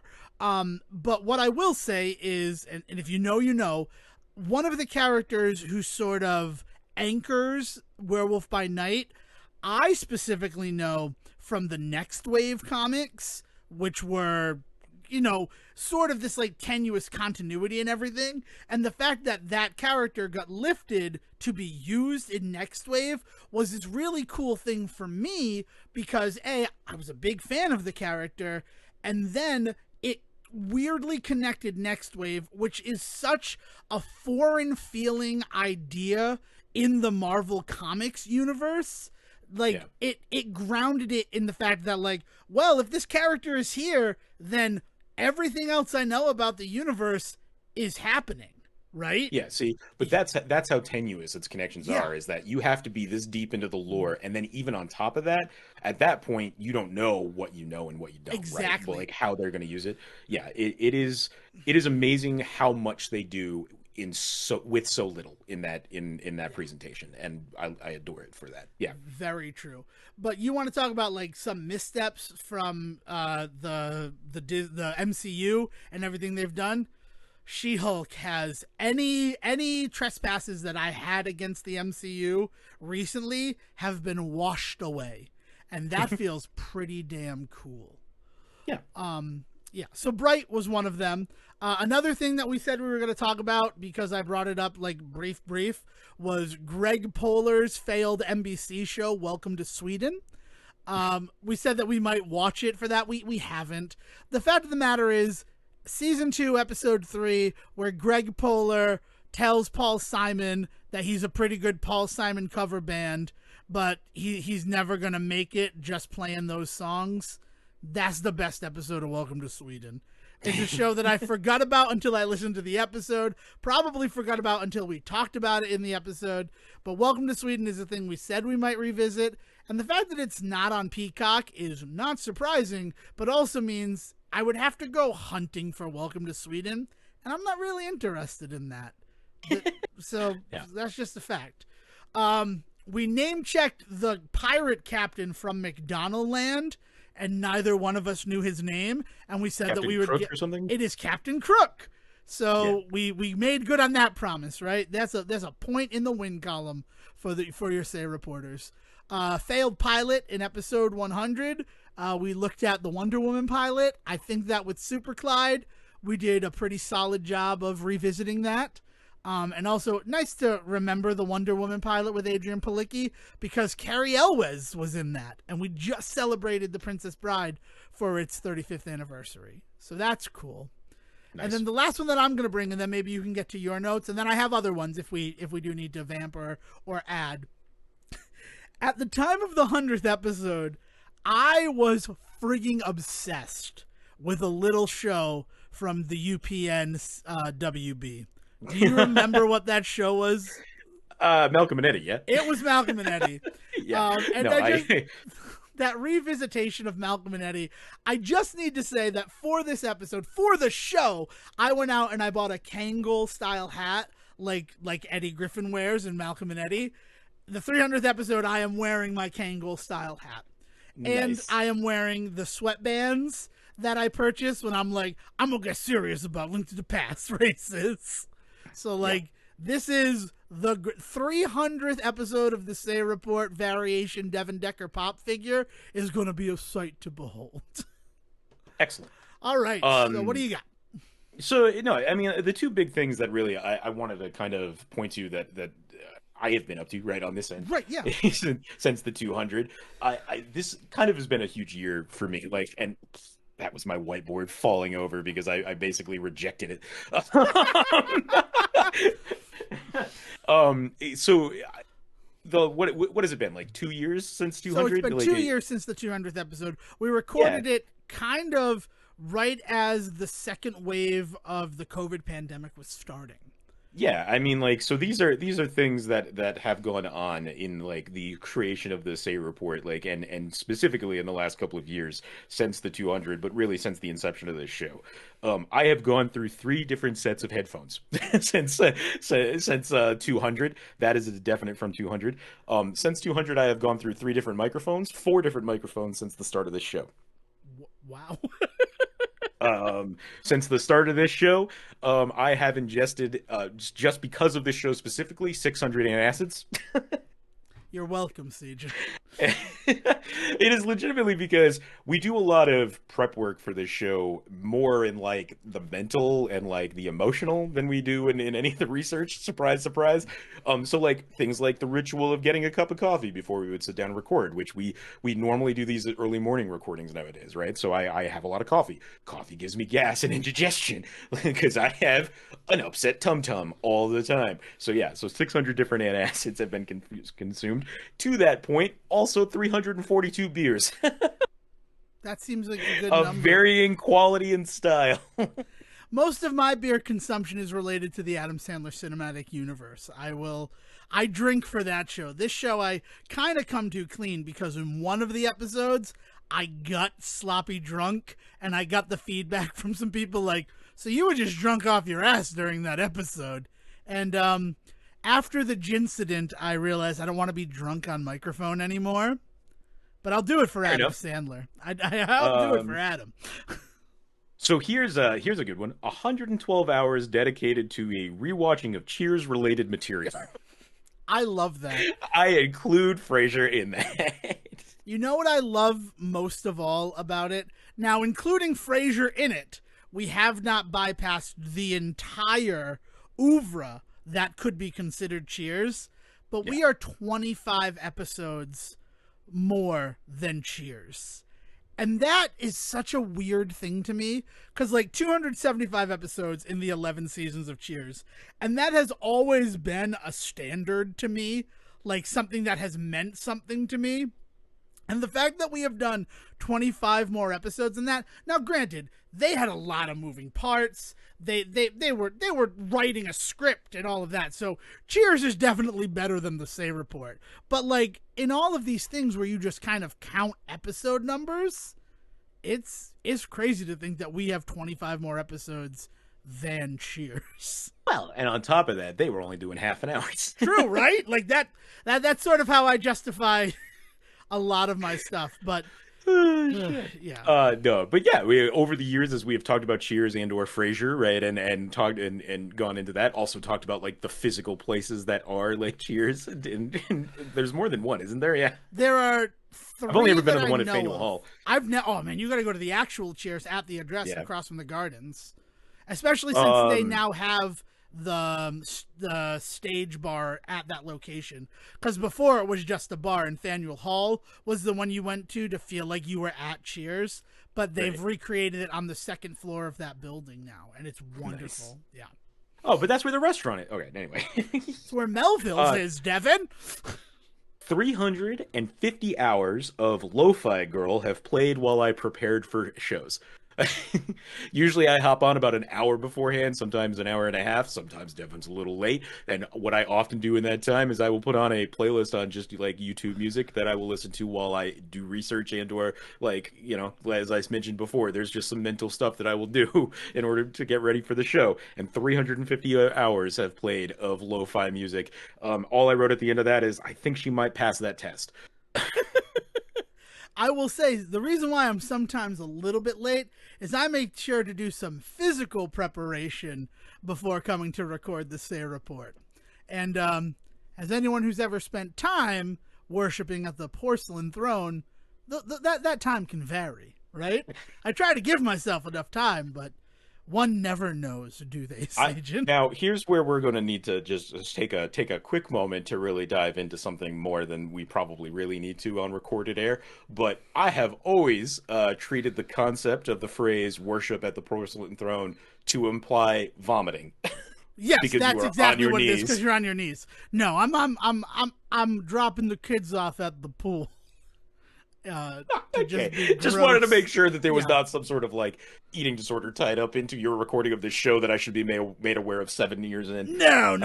I just want to make sure I go to the restroom because, you know, I'm sitting here and I know that I'm in it for the long haul. I would really hate for an intestinal like distress to like ruin the flow of something that we're talking about. Well, as talked about earlier, I have a terrible stomach. Like it is no fun. My stomach is the friend you don't really want to keep bringing with you to parties, but you feel obligated to after all these years of hanging out. I know a couple of people who might be that Terry Benedict. We're gonna go in. We're gonna go and see the Batman for the second time. I don't know. Last time we went, it took a long time to get to the end of that movie. And it's like, I get it, Tommy, but we liked that movie. And it's like, how about we watch it at home? That way we could kind of pause it as we want. Maybe wander away for a little bit. Maybe take 20 minutes to go drop the kids off at the pool, as Devin says. Sejohn's tummy voice is my new favorite character from the 300th episode. Though my Angela Lansbury, specifically Jessica Fletcher, I mean, close second. Was that you, Sejohn? Sejohn? Is that you? That's more Mickey. Which, can you believe we did a whole episode on bedtime stories and didn't talk about the fact that Russell Brand's character is named Mickey? Is he the mouse? And it was never like referenced in any way. Like didn't even put him in like big white, like two big white gloves, right? Oh man. Oh man. As far as like other things that have gone on over the year, like this was weirdly turned into like Sejohn revisiting Zelda lore, which was really big, which we didn't really talk much about on the show because I've been trying to figure out how to talk about it on the show. Like, you know, I think it's no surprise to anybody that between the two of us, like, you would probably get the label of the Zelda guy, right? Yeah. And I didn't intend to do this, like, weird deep dive into Zelda lore this year, but with, like, the release of Skyward Sword last year, towards the end of last year, and then me doing a replay of Breath of the Wild right now that I'm in, also add to that, like, our family game of Link's Awakening is still going on. Link to the Past has happened in our lives since episode 200, just because that just always happens in our lives, right? So like I've been kind of weirdly like not so much. I'm not gonna say that like I've been like perfecting my style and like I feel like I can take the best of the best when it comes to playing the games, but like weirdly getting into some of the history and the back and forth, mainly because I'm very curious to see what a Breath of the Wild 2 looks like, or what we now know as Tears of the Kingdom, right? Because the impression at the end of Breath of the Wild that you were left with, and I know this having just once again finished the game, is this idea that like this is the eternal story, and like this will go on forever. It has been going on forever. So here is the beginning, middle, and end. And it really was a question of that, of how do you play any other Zelda game again and not feel this, think of this as Breath of the Wild, right? So what more is there to say in that regard? And so I'm very curious to see where they go with it, right? It'd be like, I mean, honestly, it's like watching the Neverending Story 2 after watching the Neverending Story, where you're just like, I was kind of given the impression that like that was the thing, and now here's this thing. What are you going to do with it? And they get weird for anybody that's seen those two movies back to back before, or not even back to back, but has witnessed those two films in their lives, can tell you Neverending Story 2 has to pull some weird strings in order to justify its existence. You're an idiot, Sejohn, to think the never-ending story would end at any point.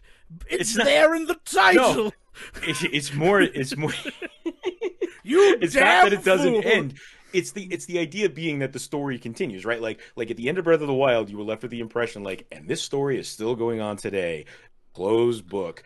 And so like knowing that, having somebody come along and be like, hey, you want to go check in on that story that you know is still going on? And it's like, I thought we did that. I mean, I went through 120 shrines like twice now. I don't really need to go to another 121. Oh, they introduced 40 more, and I also did those too. Okay, we're gonna keep going. Like, it's just like whatever you got to say, Nintendo. Like, don't get me wrong. I'm very excited. I love the idea of more Zelda, and I love me Breath of the Wild. So like more in that realm.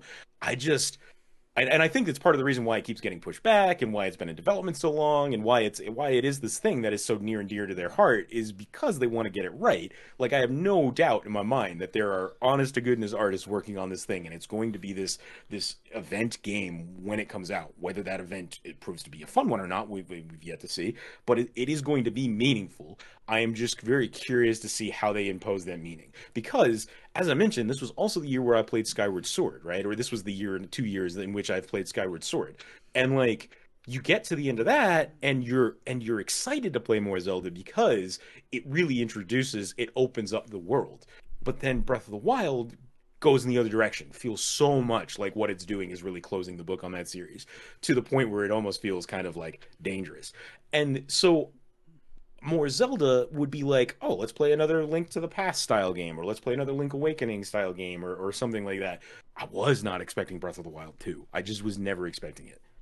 And I think that there's a reason for that. Like, the only true direct sequels that we've ever seen in Zelda is something like Majora's Mask, which again is really only a direct sequel to one of the timelines from Ocarina of Time. And then everybody has always said that Link's Awakening is meant to be the direct follow-up to Link to the Past, right? It's supposed to be the same character. Yeah, so, and I think the Link Between Worlds is the true sequel, right? Yeah. But yeah, I mean, like, it's not often. I think we've treaded down this road before. About Zelda, I mean, that year that I beat all of the 2D Zelda games is something I definitely talked about on the show. You know, when I finally weathered through and got through the Adventure of Link, Zelda 2. Yeah. God, I mean, if they really want to blow everybody's mind, they would do the third game finally in the Oracle series, right? I would love that. If those games got remastered for the Switch with the third game, that'd be the dream for me in terms of Zelda. And those games, I think, rely a lot on gimmicks and mini games because that was what was going on in gaming at the time. But I would gladly play through those gimmicks and mini games again to get that third game. And they take one Zelda game and split it into ostensibly 3, but definitely 2 games, right? Like, that's the other reason why it's so padded out with a bunch of, let's face it, bullshit, is because they need to make up the difference because they ripped half the story out and put it into a second game.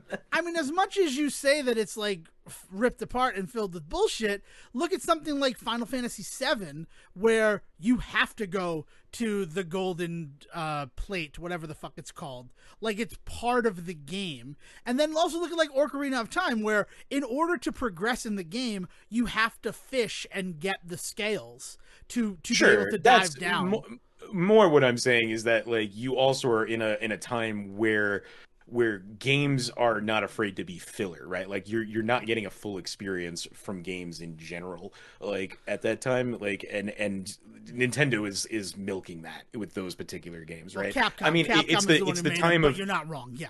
well, right, but Capcom's like the worst of the worst when it comes to it, then, right? Like their whole fucking oeuvre. We've talked about this before too, but Azura's Wrath, right? Like that's the one where like you had to You buy don't DLC have in the order to get the ending. end. Yeah. Yeah, right. Like the idea that we're not going to give you the whole game, you have to buy into a larger experience if you want like a full experience.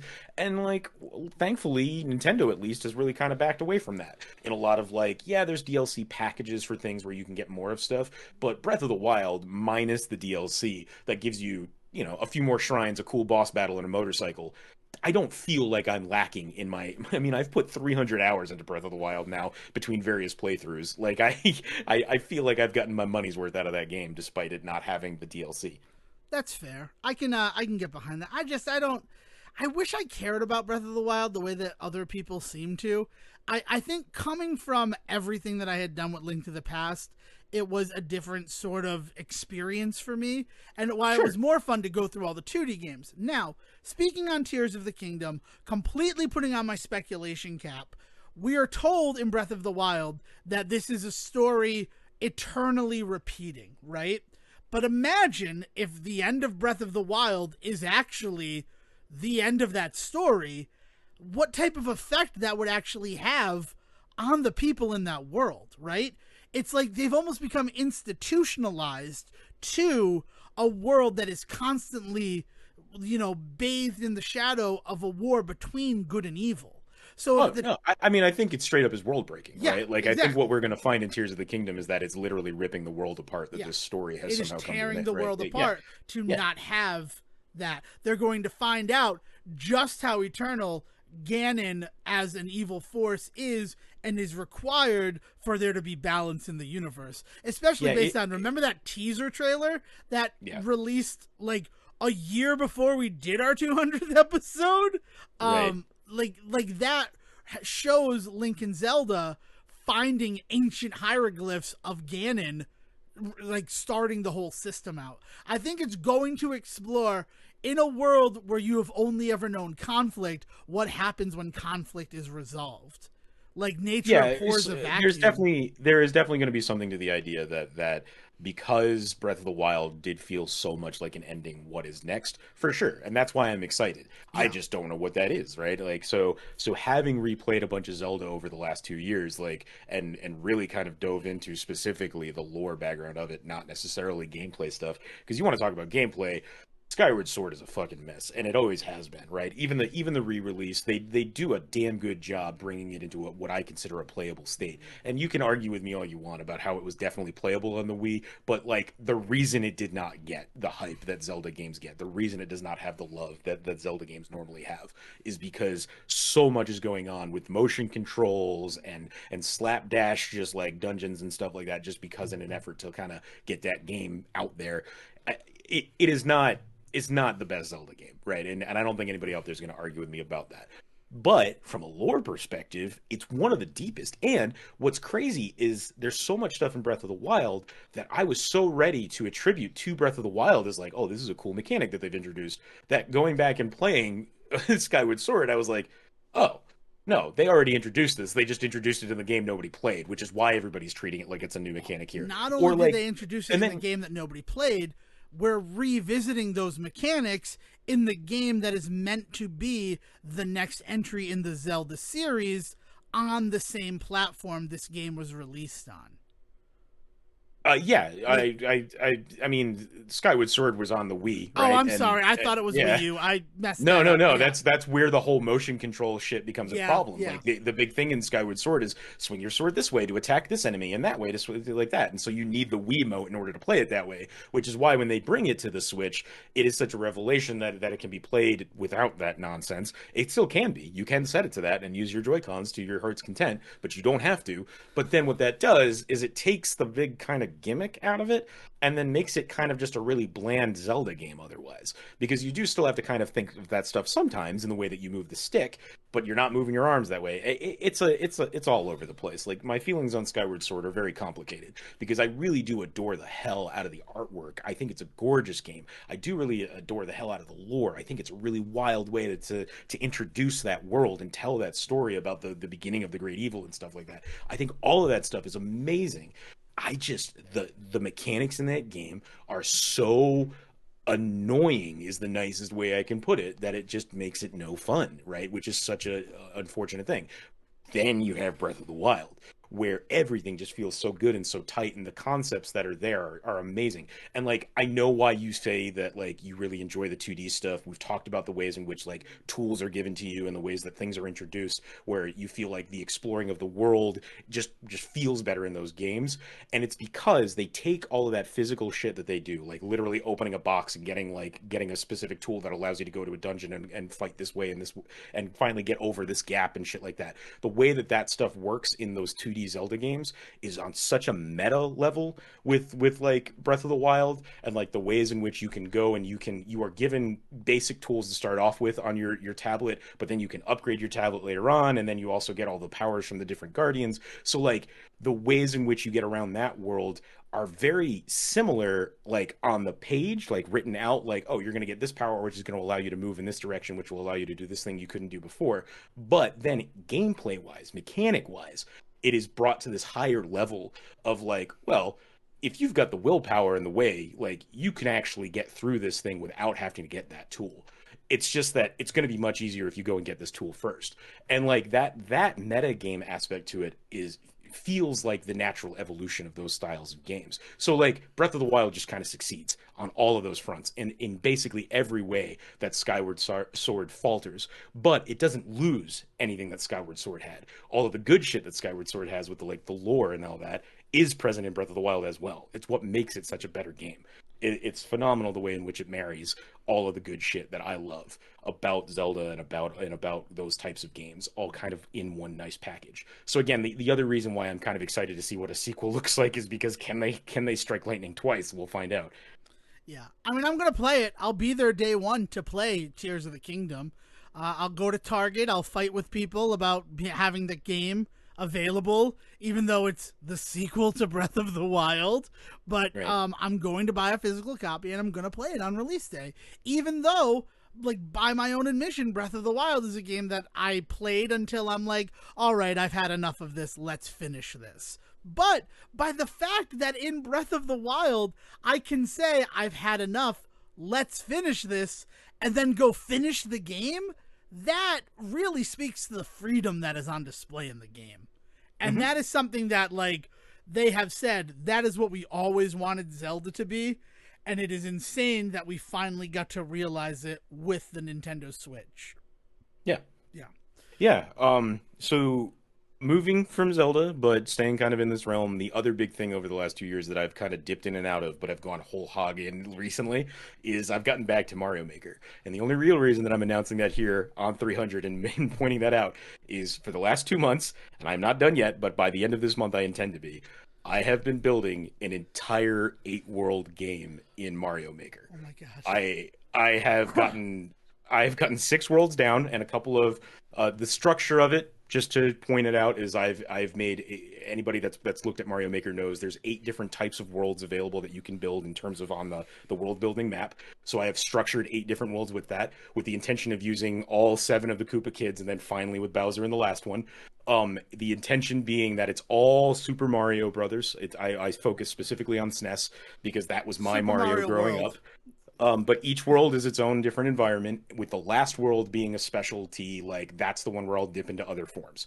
And it's not clean, it's not perfect, it's not done, but I am going to get it out. But I have been working my freaking ass off in making this game. 5 levels each. 4, you're allowed to make 4 worlds, and then you have to create a castle, whatever that may be for the creator. But I am trying to make sure that they are all castle and or ship levels as the ending. Like I have been going through and just tweaking and fixing. I just realized the other day after building 6 worlds that I have not put any type of sound effects in. And I don't mean like goofy sound effects. I mean like, when you get up to a boss level, I want there to be boss music playing. And in Mario Maker, there are ways to make that happen or not, depending on what you're trying to do. So I need to make sure that I tweak all that stuff as well. So I've got to go back to the beginning and start all over again, which is why I'm not here like saying, here's the code, go play it. But I have been going into doing this, and the other reason why I want to point this out is I feel so bad because Devon and Dale like kind of jumped on this with me as well, where they were like, oh yeah, Mario Maker, let's go back and play it. And they started doing a whole bunch of stuff in Mario Maker at just the right time when I was ramping up into this project. And I was like, fuck, I can't play other levels right now. I can't be trying to, I'm already like failing at clearing my own shit to get it up and posted, that I cannot start working on posting anything else. So it has just been super intense, like working through a level, trying to tweak stuff, make sure things matter, making sure that there's like, this part's not too easy, this part's not too hard. I want there to be progression to it, like an understandable progression to it. But on top of everything, like I also want things to be cool. Like I want people to be able to play 8 worlds with 5 levels each, where it doesn't feel like I'm just relying on the same thing like again, right? There's definitely stuff where I go back to mechanics I introduced earlier, like that's how Mario works. How Mario works. But I don't right, but I don't want it to just be like every boss battle is like you on one side of a teeter-totter and Lenny on the other, right? Like that, like I want to spruce that up. But also in moments I also kind of want to give you that like that moment of retrospective of like oh yeah, man, this particular, like I went down this pipe and suddenly popped up in the very first like pipe bonus level of Mario ever, where it's like it's the blocks, the pipe coming up this way, and a couple of and a couple of rows of coins, like that kind of stuff. So it's been a hell of a project, and the level of respect that I have garnered for the kinds of people that do this in Mario Maker, do this in Little Big Planet, in Dream, like all of these other places where people, Gary's Mod, the people that are out there doing this kind of shit with like tool sets that have been handed to them to make it easier, for sure. I'm not going to act like we're all out there like straight up building games like the big wigs do, right? Like somebody had to create Mario Maker for me to be able to do this, and I will be ever grateful in there, in like any favor they need from me at this point. I will kill a man for whoever made Mario Maker, because the amount of enjoyment and work that it has given me over the years has been glorious. And the respect that I now have for the guys that do this shit on the reg, like there are people that use like Gary's Mod and fucking, they use all of these different tool sets that are available to them to make games that I cannot believe the people that do this shit for a living. Like I'm sitting here doing it for fun, and there's moments where I want to rip my hair out, and I have the ability to walk away. I have the ability to say I don't need to do this right now. There are some people where this is their bread and butter. This is how they live, and the more power to them. Because man, like the creativity on display in some of the shit, because part of this project is like I need to go play other people's levels sometimes to see what's going on. I need to go back and play original Mario and Super Mario and even 3D World and stuff, just to kind of get some ideas of like what would be cool to recreate / what can I steal, what can I improve upon, what doesn't happen here that I wish did. Like all of this shit has just been a wild fucking ride. But once that is done, like I said, by the end of this month I will have a code available. And basically that has been the thing keeping me sane since I was like, this job sucks, I'm going to do this project. And then it was, hey, I'm going to quit this job because it sucks so much. Well, now this project is going to be even more of an anchor for me. So like for 2 or 3 months now, this is where my head has been at. All right. So when I call you at like 2:30 on a Wednesday and you don't pick up, I can only assume you're working on your Mario project that now I'm stupid excited to have birthed into the world. You son of a bitch. You're not riding a horse inside on a Tuesday. Yeah. Well, and like the world creation tools where they allow you to put in like shortcut areas if you want. They allow you to like create like I don't know what they would call them. Like I've been calling them guardian levels where like you go up against, just a couple of hammer bros. You don't run to the end. You're just going to defeat these guys and then get your prize and leave. Like figuring out where to place those and how that works with like level progression and flow and all that sort of stuff. It's been very cool like thinking about all this stuff as I do it, but also just like so heavy sometimes. Yeah, I think Dale will be happy to hear this because she is also in the throes of designing a world for herself. So to hear that someone else that she knows is going through and doing the same thing, I think that's going to validate what she's been doing with her time. Because she also stopped posting levels because I have an idea for a game. I have an idea for like worlds that I want to put together. So like I'm just left here playing whatever I can get on Super Mario Maker 2, and I'm loving it. But the fact that I'm gonna have like your game to look forward to now, that is stupid exciting. And I thank you, Sejohn. I truly, deeply thank you. And the only question that I have is, do you ever think you would evolve from Mario Maker to like actually working with the physics engine of Super Mario World in something like Lunar Magic? So like in terms of like creation you mean, or like playing like like Creation. creative tools you mean, Yeah, right? I don't know if Yeah, you'd play like I don't see you playing Kaizo Mario, but I could see you putting together a pretty solid standard Super Mario World hack and I looking through what's on Super Mario Central. I Like would love to kind of learn that stuff, right? Like part of this journey has also been getting some new tools, right? right. The way that Mario Maker gives you this tool set on a Switch, like, is nuts. Or the first one on the Wii U, right? Right? Like the idea that it was in my hands and available to me on a piece of software, I mean, on a piece of hardware that I just had sitting next to my TV, like that's part of the magic of the whole thing.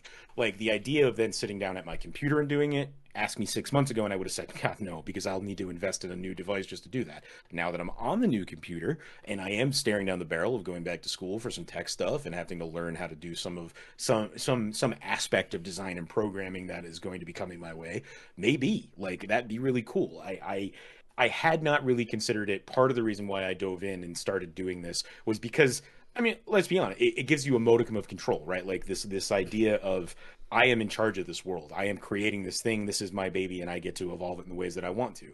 Like that, having that in your hands is so rare nowadays, and it's part of the reason why I love creation tools in games. I'll spend 1,000 hours putting together characters for Saints Row. I don't know if I'll ever play the new one, but I'll definitely download the character creator and go through it a few times. I get that. I feel that. I understand you there. I know that I'll get stuck in creation engines, so I end up just farting out something that feels pretty solid so I can get to the game. So I have mad respect for you. But the reason why I ask about something like Lunar Magic is because knowing you just got a new PC, like I think it's something I have only touched it briefly, and that was because there was a game that had all sorts of like chip tune versions of songs, and I'm like, I'm not going to be able to play this, but if I can put it into Lunar Magic and just make them strolls where I can listen to the music as I walk through the level, that'll be cool. And I taught myself how to do that, but there is just so many resources out there to teach yourself how to use Lunar Magic. I mean, it's a huge part of the Twitch and content creation right now, Kaizo Mario and the offshoot of like more standard Mario. So if you do feel fulfilled from this, I mean, so many people talk about I created my Mario game as my way to get through hard things that were going on in my life. And a coding boot camp, like something that's just for you, that might be nice. Yeah. No, for sure. And I'd be remiss if I didn't mention that like there's asset libraries and things available to you for all types of engines, right? Like there are people out there that have been going deep on Unreal stuff because the Epic Games Store has been giving away free asset packs since it started.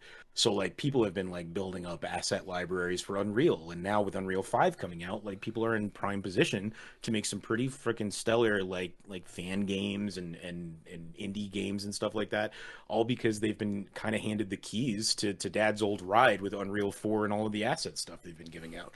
So there's there's a lot of really cool stuff going on in the game creation community to allow more people in. And that is always rad, right? And that's been the case for a while, but this is kind of my little glimpse through the window of that, right? Is Mario Maker. Very cool. Very, very cool. I don't have the patience for it. I know that. I want to experience the art. Creating it is something that's different. And It's easy for me to make a level. It's not easy for me to make an interesting level. Like I slap together levels and then I start kind of tweaking and working on what like the cool part will be. And so like for me, I can get a level together in 20 or 30 minutes now. It's not going to have anything really fun to do in it. There'll be a couple of baddies in a couple of places and maybe a big jump. But like then I need to go back in and be like, all right, if I pull this plate piece out or if I move this piece here, okay, let me track how far I can jump in this direction and let's see what I can get away with. How shitty I can be to the player here about how far away this thing is. Like little stuff like that is then what makes the level like fun, right? To work on and to do all of that. It's a really, in terms of what you're saying about willpower, like there is a definite moment where I need to start paying attention to what I'm doing. But what's great with Mario Maker specifically is I don't really have to turn that part of my brain on right now if I don't need to, right? Again, I'm not in this to make money. I'm in this because this is a game to play. So like I have the ability to say, yeah, I'm going to slap together 3 levels and then I'll come back and actually design them later. Yeah. And I'll slap together 3 levels and post them. There's the difference between you and me. And again, it stems from, I have other creative endeavors. You talk about a modicum of control. I mean, we've talked that like one of the reasons the Stay Report happened was because we felt like we had no control in our lives that night at Dave and Buster's when we decided, why don't we do a podcast together? And like, this has come together and this is something I feel so good, but also I feel so good with the Stay Report that like coming into this 300th episode, it's no longer my way to like feel buoyed and a sense of control in the world. It is just something that I legitimately enjoy doing. And that feels incredible. I mean, that's why we were able to just get away with 5 hours worth of content. Yeah. Well, we're almost there. We're at the Everybody Loves Raymond episode length moment in the 5 hours of content marathon. That is our 300th episode. So if we wanted to be just jerks, we could do a table read of an episode of Everybody Loves Raymond. But I don't like Everybody Loves Raymond. I don't.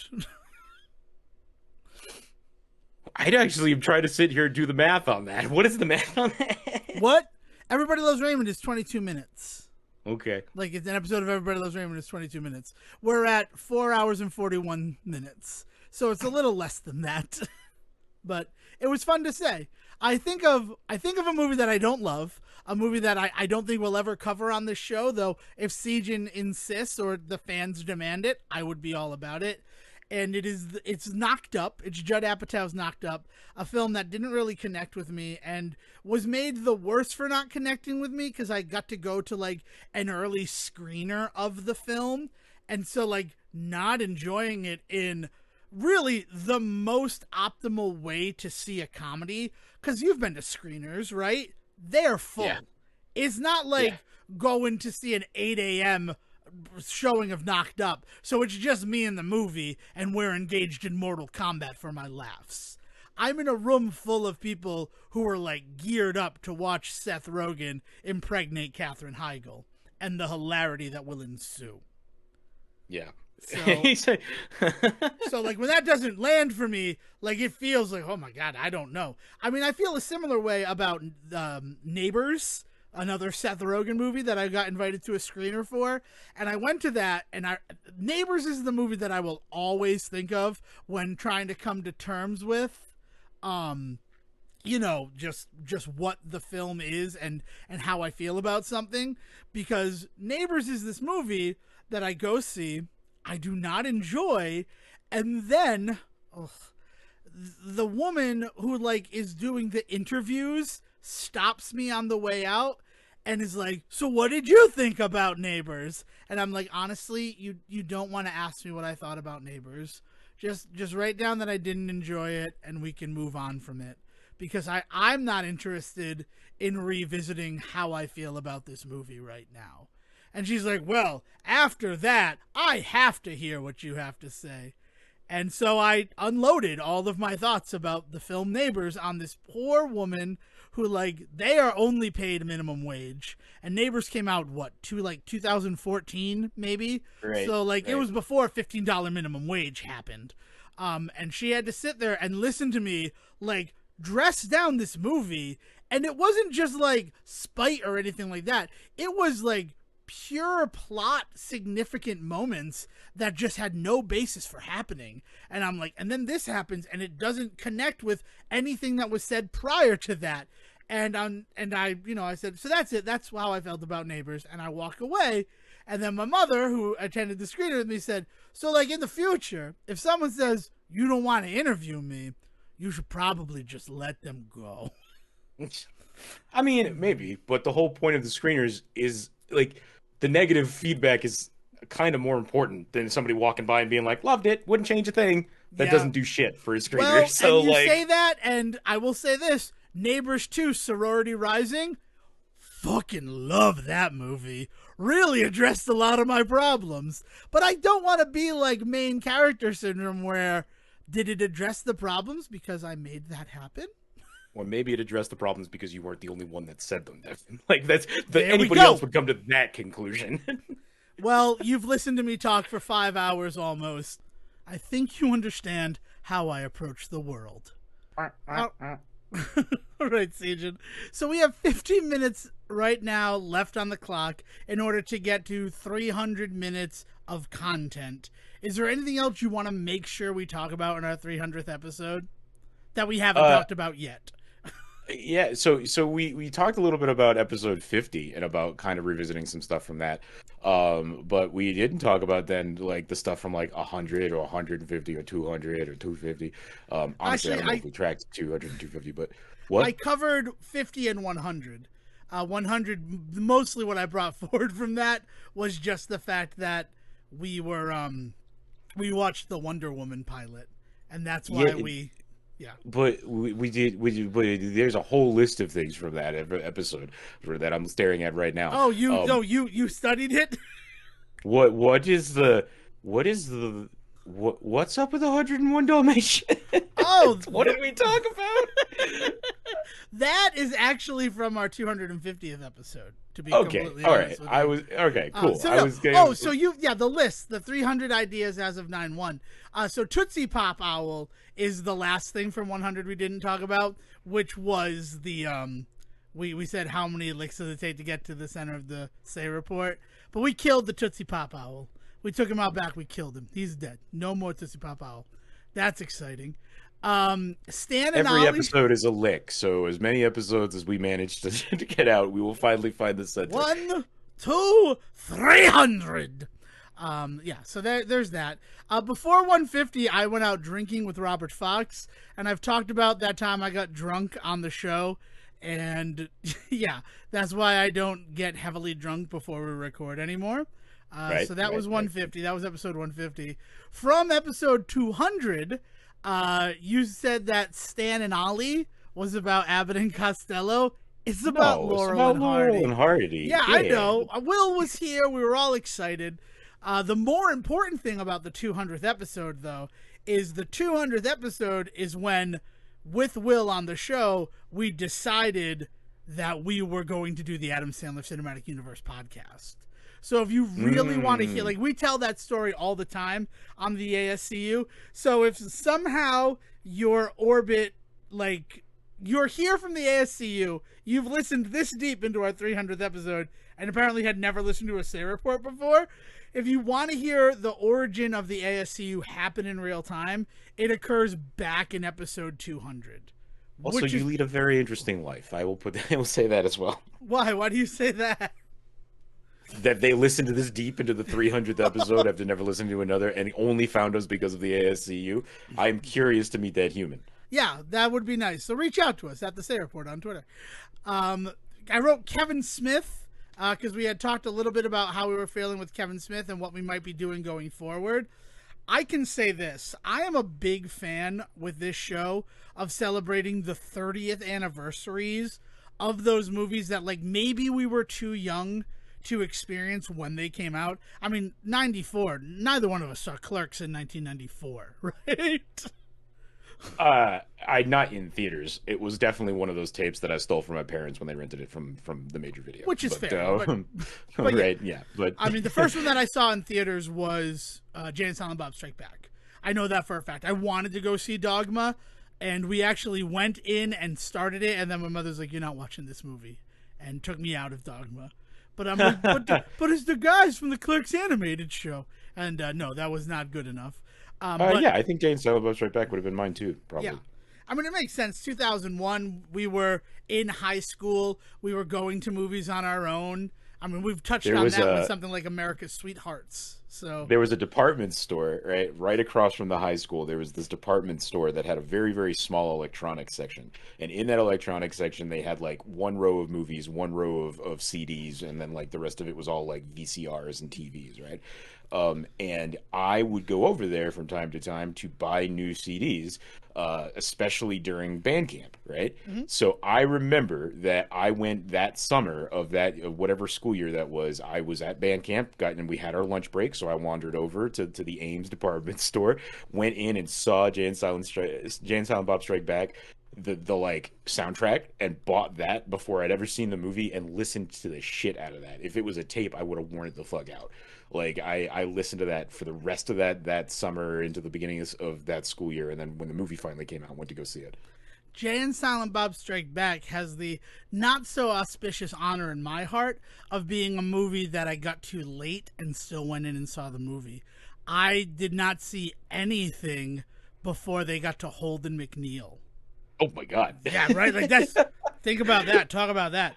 And that was because, like 2001, so I wasn't yet 17, so it was trying to allow us into the theater without like a parent with us.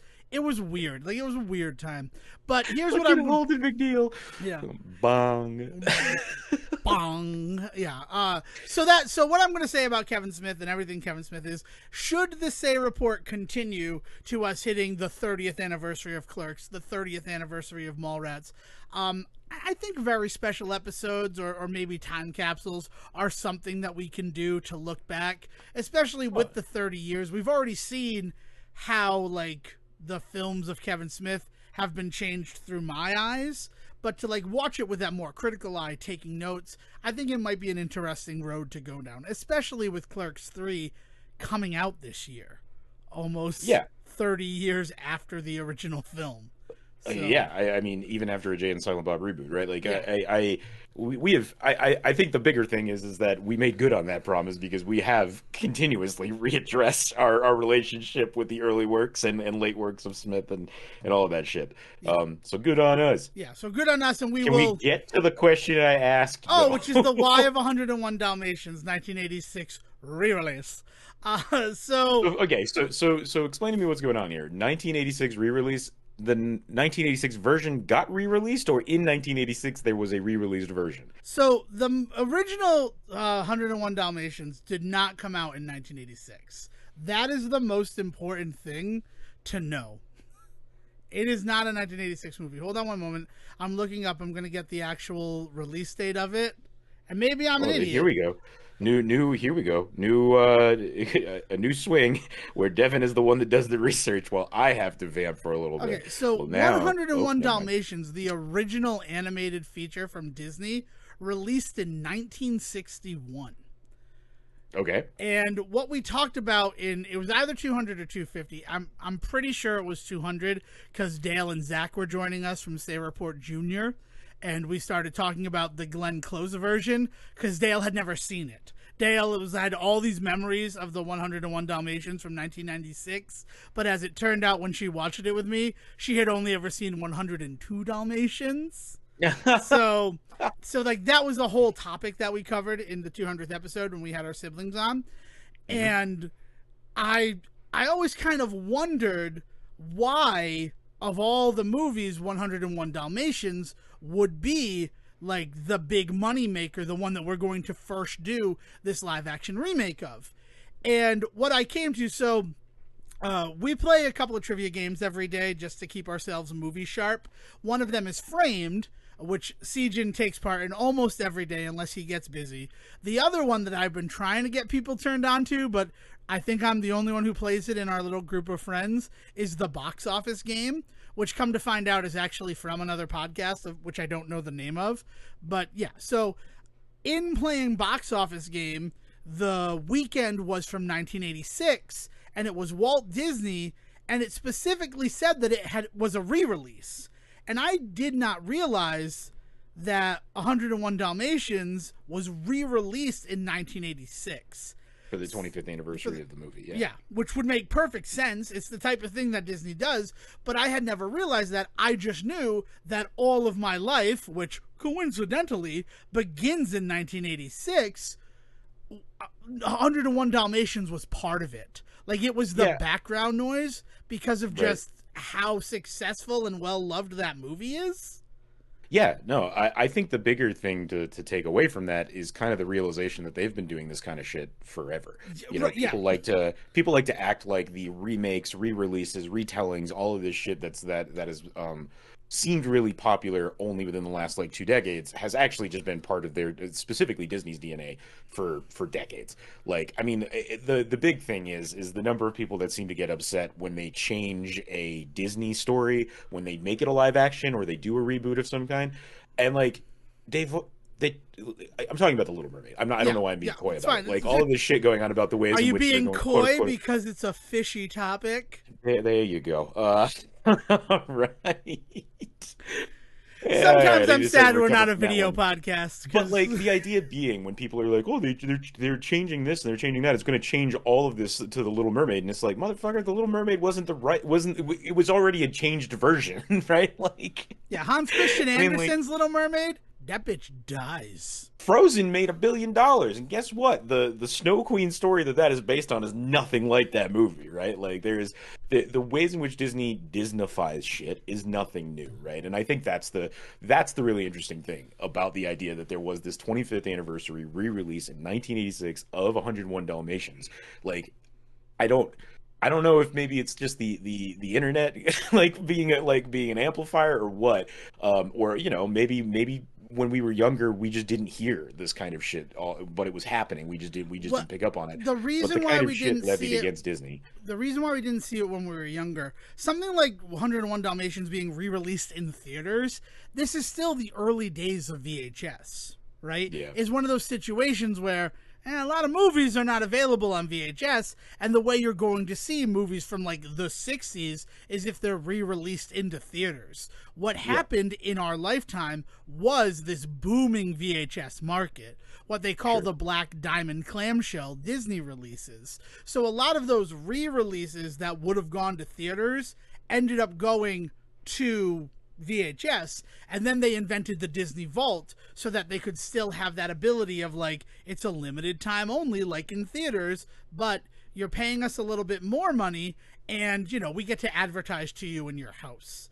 Also, VHSs were not cheap to produce. I mean, there was a reason why they cost $90, or you know what I mean, like original VHSs, right? Like they were expensive to produce. So the other reason why they used to use the Vault was also a way for them to re-release stuff, but not have to commit to it being consistently available for the rest of time. Then, right? Like it wasn't just a marketing tactic in terms of like, we can manipulate customers. That was just a nice little side benefit. What it really was a marketing tactic, and we can save some cash in having to have this movie out there. We don't have to catch shit from parents for the next 50 years about where is this, if we have this Disneyfied magical explanation for where it's okay, the Dalmatians are all alive and well, they're just sitting in the vault. They're just sitting in an airtight vault. Don't worry about it. I'm worried. Granted, we did put them in there with Cruella. We didn't think about that at the time.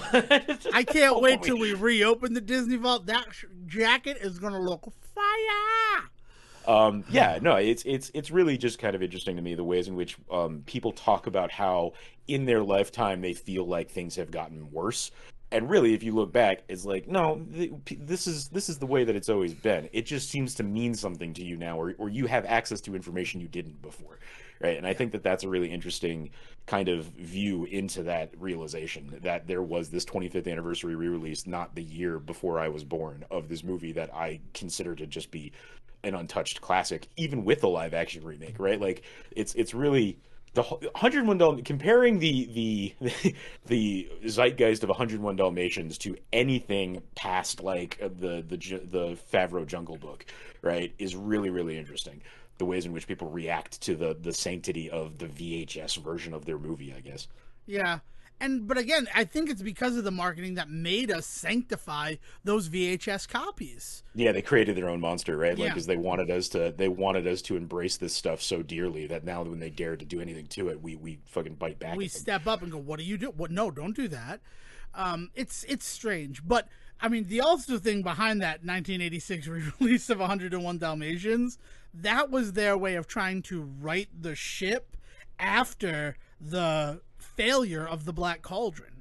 I mean, And it's the like, Great Mouse Detective. well, Great Mouse Detective was released later, 86. wasn't it? It was 86, but I think it was after the 101 Dalmatian release. Maybe, but they had it is often lumped in along with Black Cauldron, along with there's a couple of other ones in that time period where they're kind of seen as the darker days of Disney. Yeah. Right. I mean, specifically it is, Black Cauldron and Great Mouse Detective, I will agree with. People kind of look down their nose at them, which is sad because they're both pretty good movies. They're just not great. I don't even necessarily mean people look down their nose at them. Gotcha, but if you look at, like, as somebody that just watched The Great Mouse Detective not 2 days ago, right? Like, you see guns shot in that movie by the hero of the movie. There's an opening moment where he aims a gun at Dawson and like fires the gun, like right. He smokes a cigarette. Granted, he's in character as the sailor when it happens, but and then he's not. You know, the kind of shit you see on display in The Great Mouse Detective is kind of antithetical to anything else Disney, right? And the same goes for Black Cauldron. If you look at that and compare it to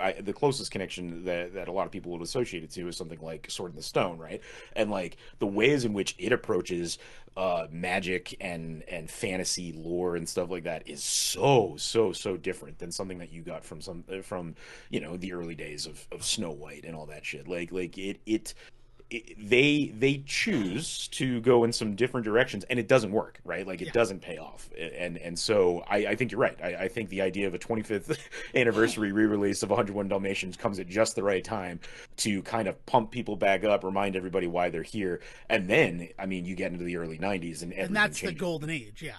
Because they take the guy from Little Shop of Horrors and they're like, why don't you write a bunch of songs for our Disney movies?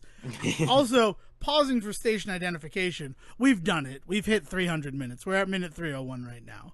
So just... No, I mean, we finished our list. We've gotten through our 300 minutes. Whew, Dev.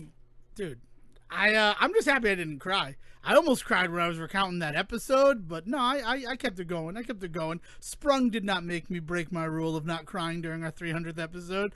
I didn't want to cry. I mean, like, it's a happy occasion. I love what we've done, but jeez, man. Jeez. I am. We were talking about this as we were like pausing between recordings, but I am tired, right? Yeah. And that is true across the board. I love doing this show. And I don't think it is the act of recording and doing the show or talking to you or any of that has tired me out over the years. It has been the realization that, you know, working on this show with you has caused me to look at everything more critically in my life, and I appreciate that. I'm not saying that I've always come out with the right answers, even after doing a critical reevaluation of anything, but just the act of doing it has really kind of opened my eyes to a lot of things out there. I mean, I know that I already mentioned it earlier, but really, what this show has unlocked for me is being able to take in any piece of media and consider when it was made, when it was released, who it was made for at that time. And I'm very thankful for that. We've been doing the 15 years ago stuff with our very special episodes, but one of the shows that I wanted to rewatch that was from 2007 was October Road, the like weird semi-sequel to Beautiful Girls. Semi-sequel because they both take place in the same fictitious Massachusetts town. Literally, that's where the similarities end. And looking back at that show 15 years ago, oh my God, do I just see so many of the people who are around us in those characters. And it's really interesting. Yeah, well, and I think blown out even further is not just when, but who, right? Like, and you mentioned who is it made for, but also who is watching it, right? Like what is the context in which people are consuming this stuff? And, you know, that has changed immensely in the time that we started recording this show. Yeah. When we first started, you didn't have 12 different streaming services to choose from. You had 3 or 4, and we definitely started talking about very early on how it was going to just get crazier and crazier. But like, how wild is that, right? I mean, we went through a pandemic recording this show together. Like, this show has been around for a pretty long time, and I am very proud of the work we've done, and am excited to see what we do next. I don't have any freaking clue what it's going to be, but I'm excited to see it. Well, that's not necessarily true, because bringing in Will... You're not really proud. No. You're proud, but we do have some idea of what's coming next immediately. We want to give you just a little bit of a teaser for the next episode because, well, here's some fun. Here's some behind the scenes, and it wouldn't be the Say Report if I didn't completely blow up our spot just a little bit. Having Will come in and take the reins for episode 299, that was something that was excellent. It was something that he completely proposed and worked up, and I love that we got to do that. The other fun little fact about that is because we have a time capsule episode currently bouncing around, 299 is officially our 300th episode. In a lot of ways, right? In that way that, like, the 150th episode of American Dad is called that because it was the 150th produced, even though it was the 147th to air. So we got to have Will, like, for the whole banana of our, like, technically 300th episode, which is something that I absolutely love. Especially since we wanted to have him on our 100th episode way back in, God, what was that, 2018? And he wasn't available, so he didn't get to come on until episode 101, where we did our whole 100 quiz, and it was a lot of fun getting to, like, stretch our legs and spend some real time with Will. So to keep that tradition alive of the episode following the big round number being sort of a special kind of throwback, exciting episode as well, for episode 301, we are going to revisit what we did in the third very special episode. It's something that I've always enjoyed doing. I mean, you were part of it. I used to do a podcast called 3 Friends on a Couch that was essentially a movie commentary podcast where you would start us with the movie and it'd be like you're watching a movie with friends who don't shut up when the movie is on, right? So I guess kind of your freshman year of college, right? Yeah. Yeah, I'm not going to sit here and act like we invented this format in the least. No, we didn't invent the format at all. It's Mystery Science Theater 3000 would like a word, Mr. Decker.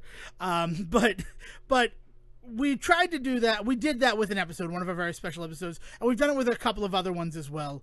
We did it with the DuckTales, the first episode. We did that in 2017, and that's the one that we're talking about. And then we got to revisit it with the pilot episode of Rise of the TMNT, the Teenage Mutant Ninja Turtles show that was like 15-minute episodes, and at the time we were heavily comparing to Teen Titans Go.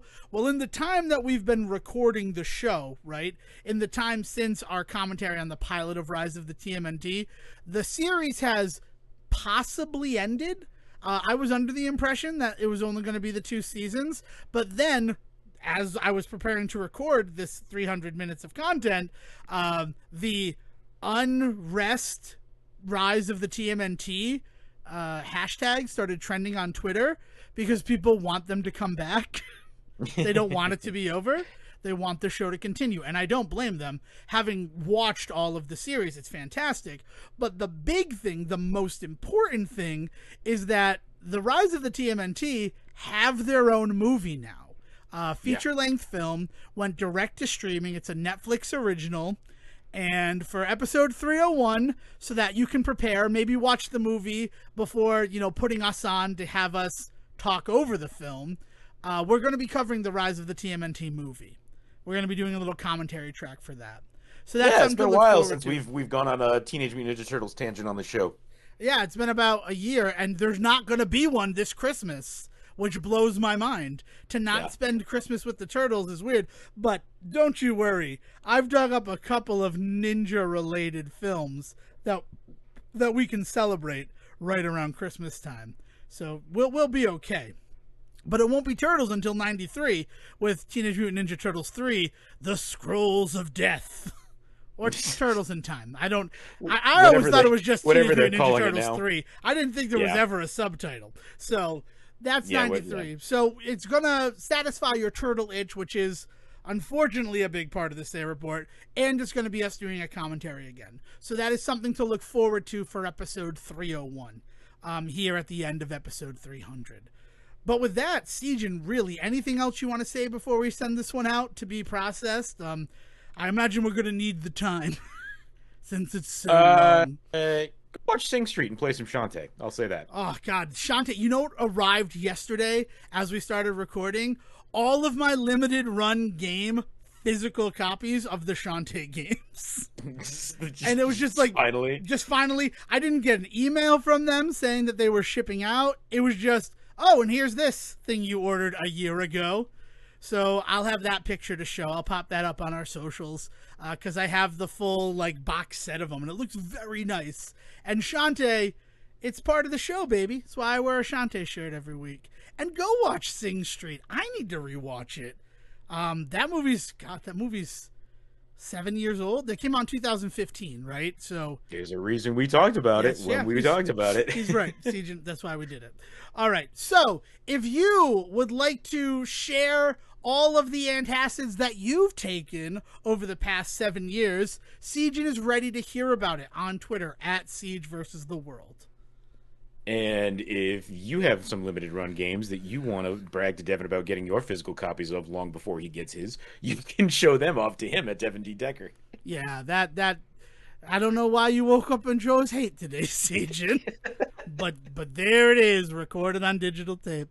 All right, so we're going to send this one off to Will to bring you home, but make sure you stick around after the ending. We might have Nick Fury up in here talking about the Avengers Initiative.